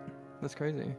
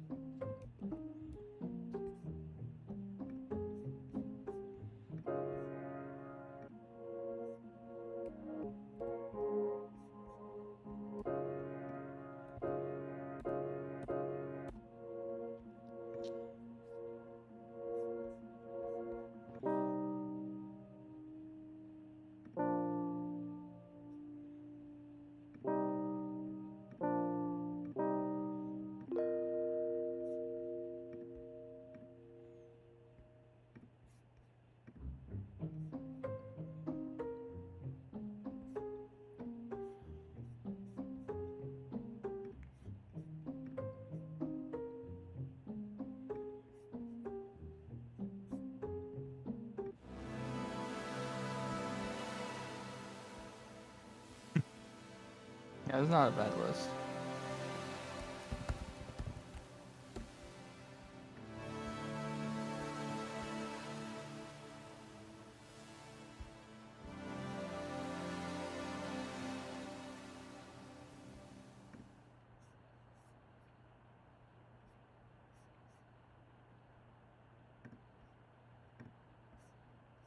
Oh yay, we're in the double digits. I just noticed that. Let's go. Yep. This synth gaze pack is incredible. I will when I restart Splice, I will get this thing in full. We're just liking it for the time being. Yeah, I love that pack. I'm so hyped to mess around with all the presets. These sound I am great. I am too. I'm excited to mess around with the presets that I've gotten. Let's I come may go back around and get to it. let's come back to Virtual Riot. Dude, get the I heavy go bass around- design volume 3 stuff. Wait, which one? The heavy bass design volume 3 Virtual Riot pack.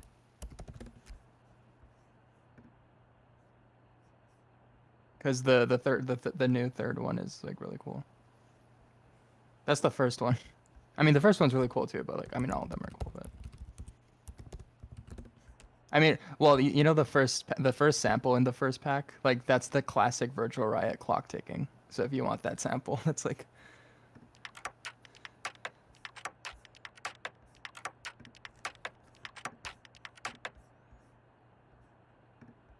For Virtual Riot is just so goated.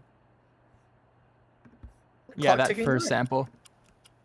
That's just that classic sample.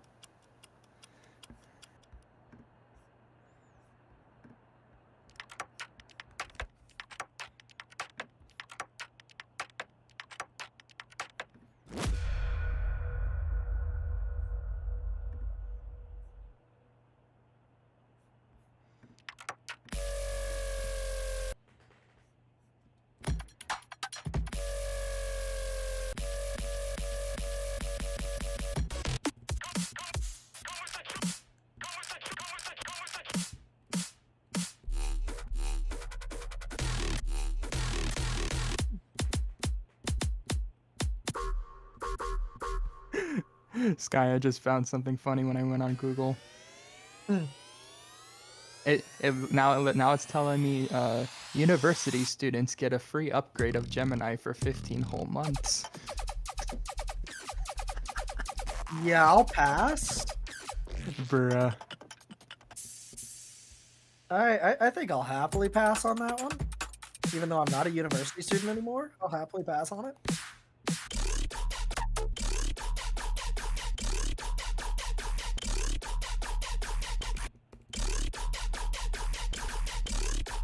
Gemini has always been worse than GPT. I will say, like, I know it's not the most amazing alternative, but personally, I found that I really like using Start Page for search because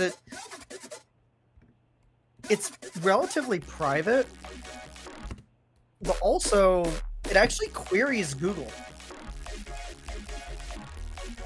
You don't need an account, but it does query Google for everything, and it skips all of the like advertisement stuff. It only gives like a basic description of it, like from time to time. Like if you were to look up, like, I don't know, when did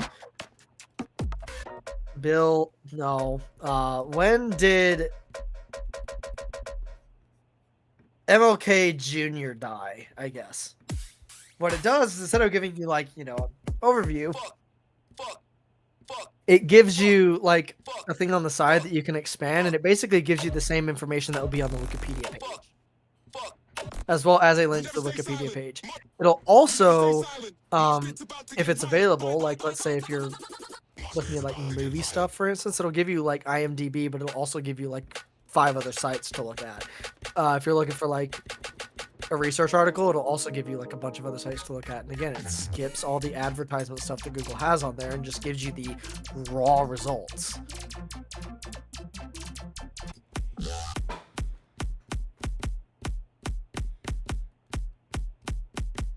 It's actually pretty damn good in my opinion. I'll send you the link to it. I happen to really like it, and it's pretty easy to integrate into your browser's search function. Yeah. Oh yeah, I mean, yeah, I know what Star Page is. Yeah. I didn't know if you did or not, but I use this. I like it. I know it's not the best thing out there. I know it's not the best alternative out there, but I like it. It does what I need it to do, and that's really all I can ask for. I know how to research. I just needed something to parse through all the Google advertisements and remove the AI shit. I don't think that's too much to ask. I actually even have it integrated into my mobile Firefox searches.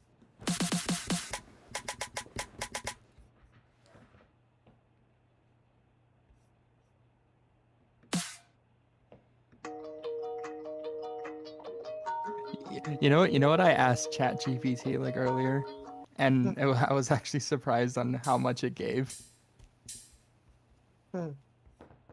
Like, I literally put like, give me like all the interview questions that have gotten asked for the specialist position, like when you're getting hired at Apple, and like good ways to answer them, and it literally gave me like a whole bunch of questions. I was like, damn.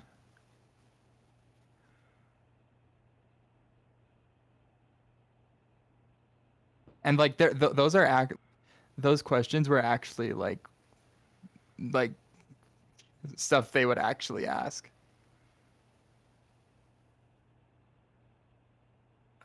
Nice. Where was that?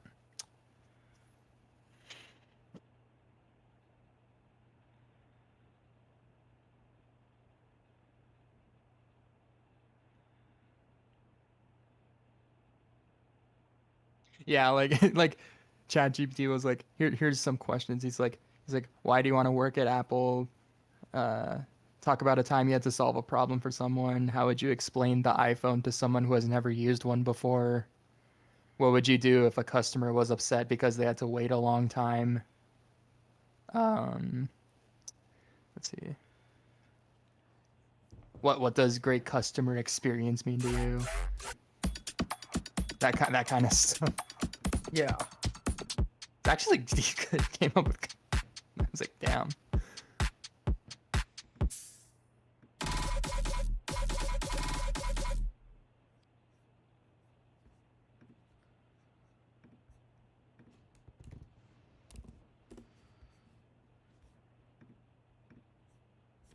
Yeah, because I was actually talking to someone in ProdBuy who's currently working for Apple, like as an employee, and then he literally just said like, literally for the specialist position, all they're caring about is basically if you like work well with people. That's basically the entire job. That sounds about right, honestly. Watch out! Watch out! Watch out!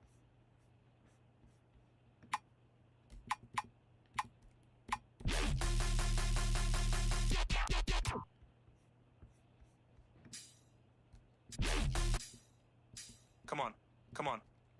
Put that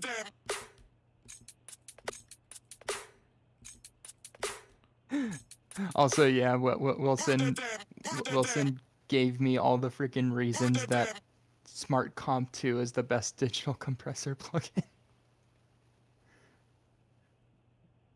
Because I asked why. I was like, is it better than like Pro C? Is it better than the Cenozoics compressor? And he's like, yeah. Just looking at it, I mean, like, I can see why it would be considered at least one of the best. Not even just like sleek UI wise, just like in general. Because like I forgot what this thing looked like. I have seen this thing around before. It is pretty damn good and pretty damn comprehensible. Or comprehensible? Comprehensive. Blech. Blah, blah, blah. Blah, blah, blah, blah, blah, blah, blah, blah.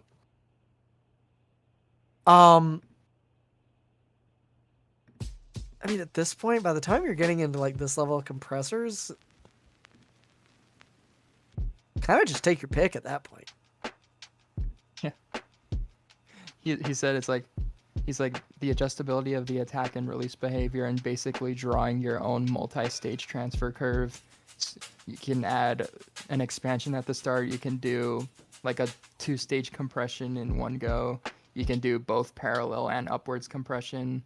It has like a super complex sidechain EQ. It has like percentage linked channel linking. I'm scared to see like- how much this thing cost. Only $80. Oh shit! It apparently has spectral compression with linking that has an adjustable style. It has Okay, you no, can for adjust- $80, I can definitely see why people would say this is the best compressor on the market. Wilson he said, and if that wasn't enough, it has a gain rider if you're putting this compressor on your vocals and stuff. You know what? All of that is very fair. That's very fair. I'm surprised this thing's only $80. This may be the next compressor I get. Shit. Sonable, did you see the newest thing that Sonable actually just put out? They put out Smart Reverb 2. and Wilson was raving about it. Reverb. I mean, Sonable is a company worth raving about. They really are. I just don't own their plugins myself. Not to say they're bad, they're great. Just I don't own them. I'm broke. Wait, is this the fucking? Oh, it's literally What the? just. Wait, play that again.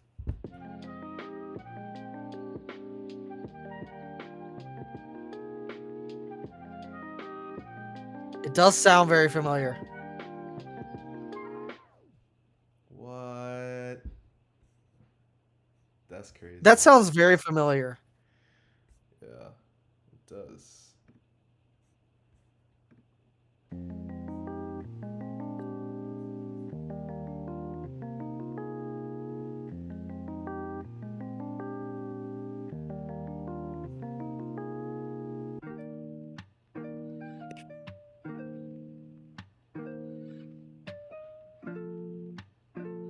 Frank, that reminds me of the freaking lo-fi acoustic lo-fi track that I made.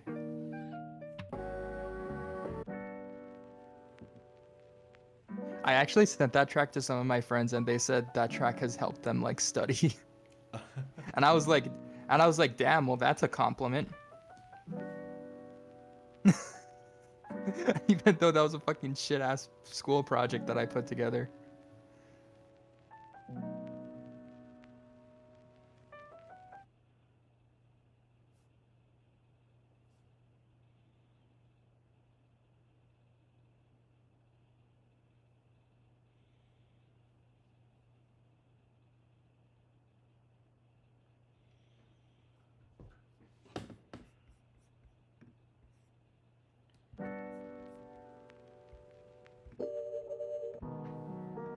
Oh yeah, Frank. Yeah. Did you see the new Apple Music updates?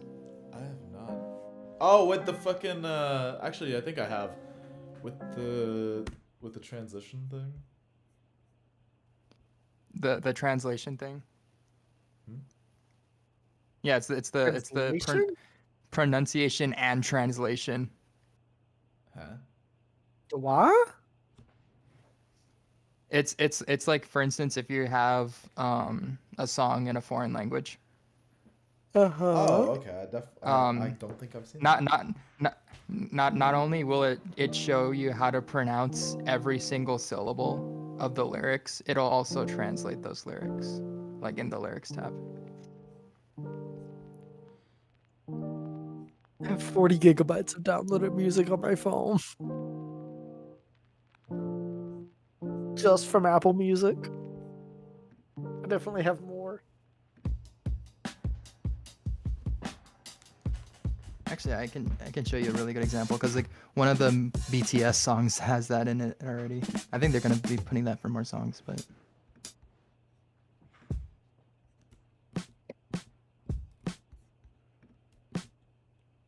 Oh, I have to do this first. And then mirror this.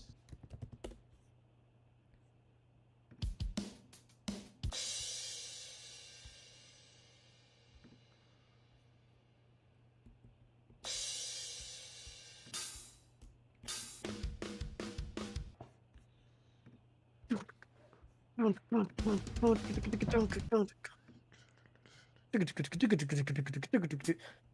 think you're still redeeming credits. It's just not downloading at the moment for one Yeah, reason or I'm another. not trying to completely run out of space and tank my stream.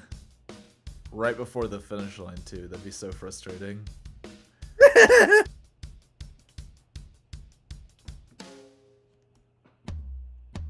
Now that's a snare. I like that snare.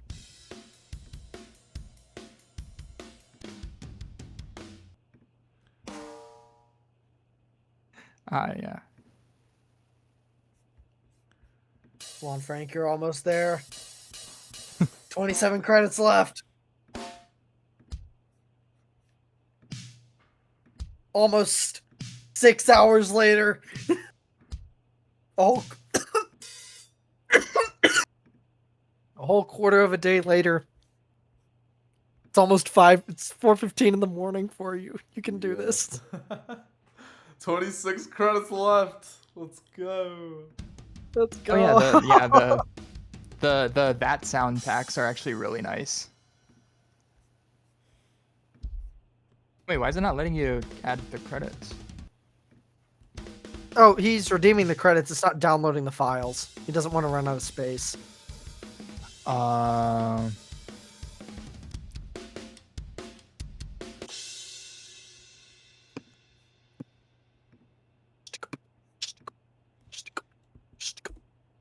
This is the Punchy Pop pack, right? Pop punk. Pop Pop punk. punk. Pop punk.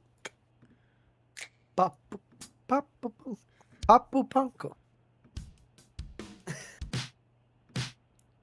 Pop punko. Daft Punk. Dafutopanko. We're trying to translate these names into kana on the fly.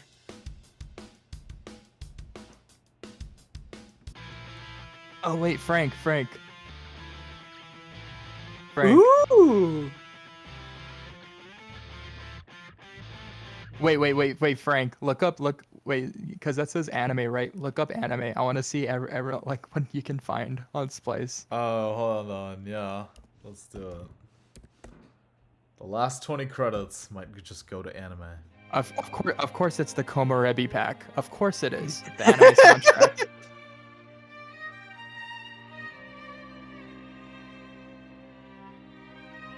Sad strings again. Talk about something depressing. The Milk Too Much anime pack is also in this search. Where is it? Oh no. The system has run out of system memory. Oh no. 20 credits Oh, no! left. Come on! Itadakimasu. 19 credits left. Itadakimasu.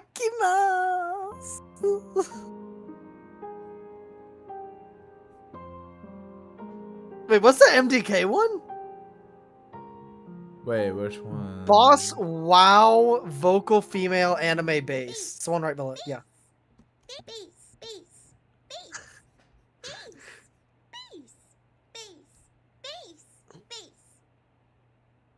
Bass. I was already okay. I'm working on a VIP or yeah. Edit for one of the transit tracks that just kind of it's literally just like a bass edit. That would work. That sample like this one. I might pitch it down, add some effects. I was gonna do it myself, but it's already here for me. Bass, bass, bass, Ooh, bass, that's cool. bass. I'll take that. One day we'll have a list of free doll lists.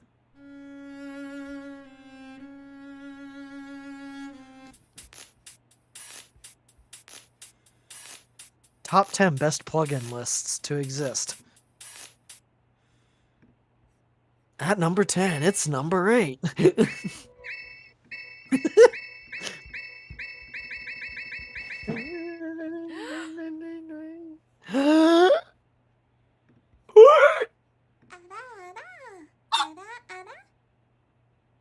Arara. Arara. Arara.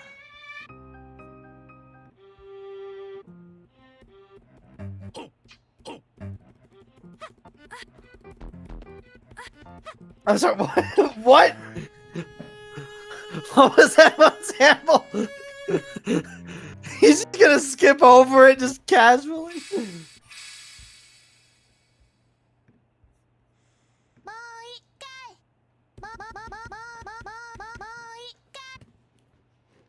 Moi. We'll do that one. Ah! Almost there. The countdown starts in 2 credits. Wait, vocal while laughing. Oh. Oh.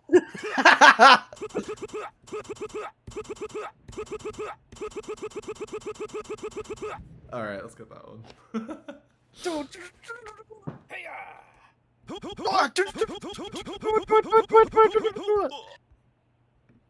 Alright.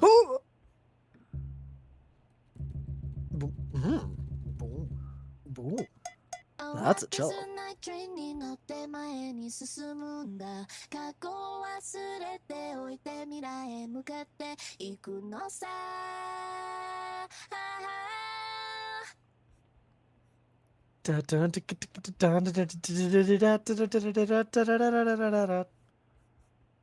Alright, I think I'm done with the anime. What else? What else we got? We got 10 credits left. The final 10. Let's see. It's the final 10 down.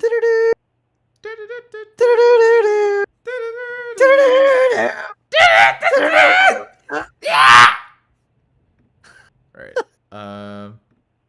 Unacceptable. Final 10. What are we getting? This is we gotta make each one count. 10 comedy samples. Fuzz. I'm kidding, of course. Fuzz.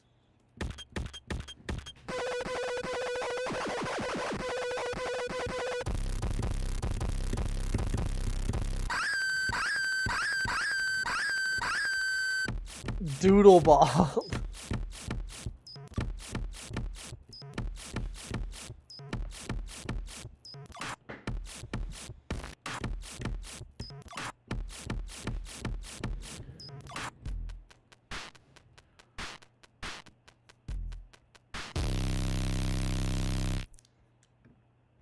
That just sounds like a fart.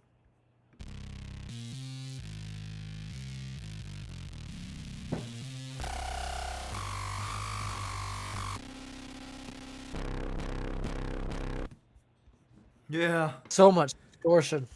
So much fart.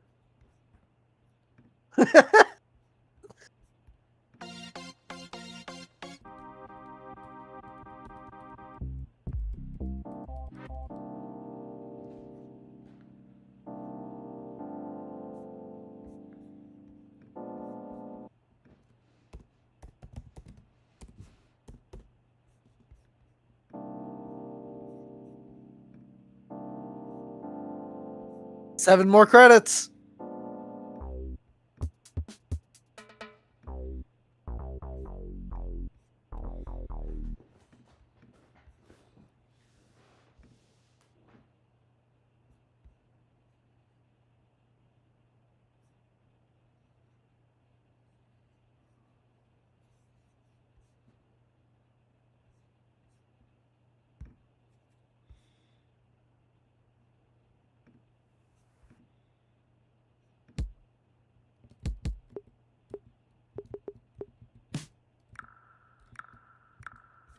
Ooh, That one's nice. that's a nice snap.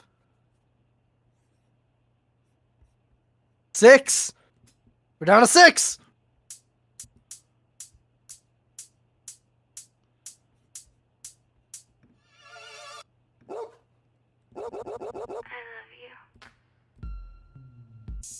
No, I love you.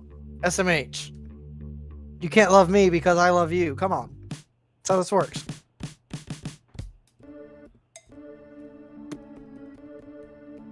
Ooh. It's a nice pad, actually.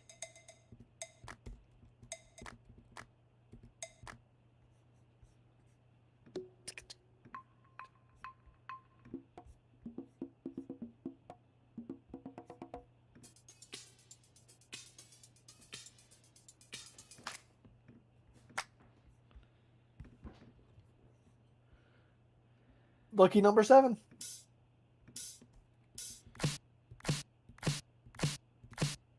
No fucking way. What? Justice. No. No! Snare clap, my beloved.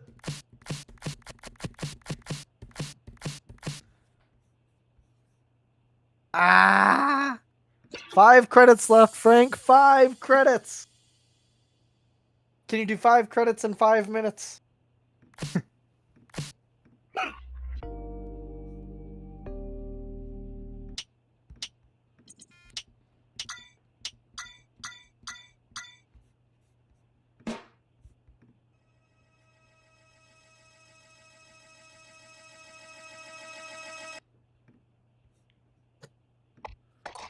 Four more.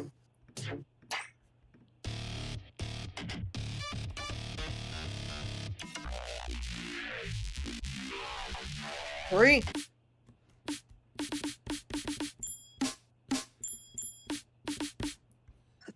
That hi-hat.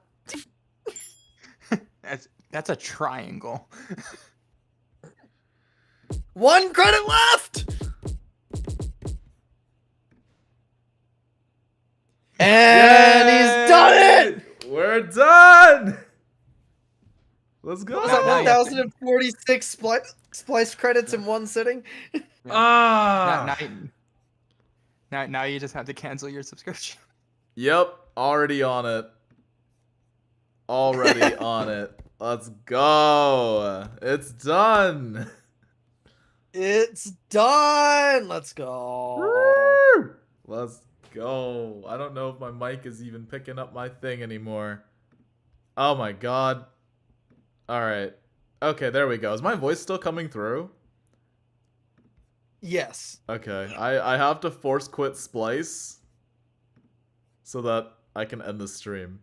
The system has run out of application memory. Oh my god. Yeah, I think it did it. I don't even know if it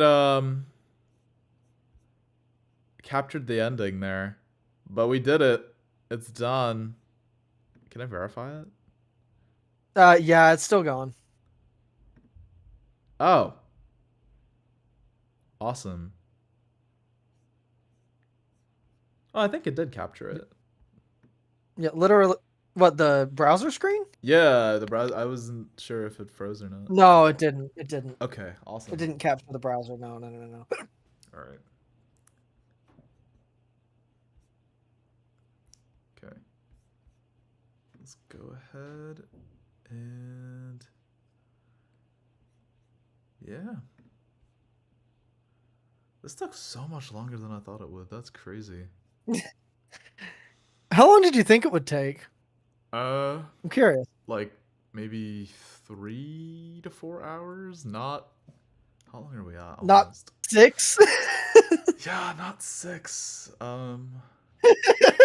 Definitely not. To be fair, we did kind of fuck around for the first like 20 minutes or so. That is true. I mean, we did have like periods here and there where we wouldn't necessarily be buying. So there we go. Let's see. I want to cancel. Head it out. Tell us why. I'm having technical problems. This is very true.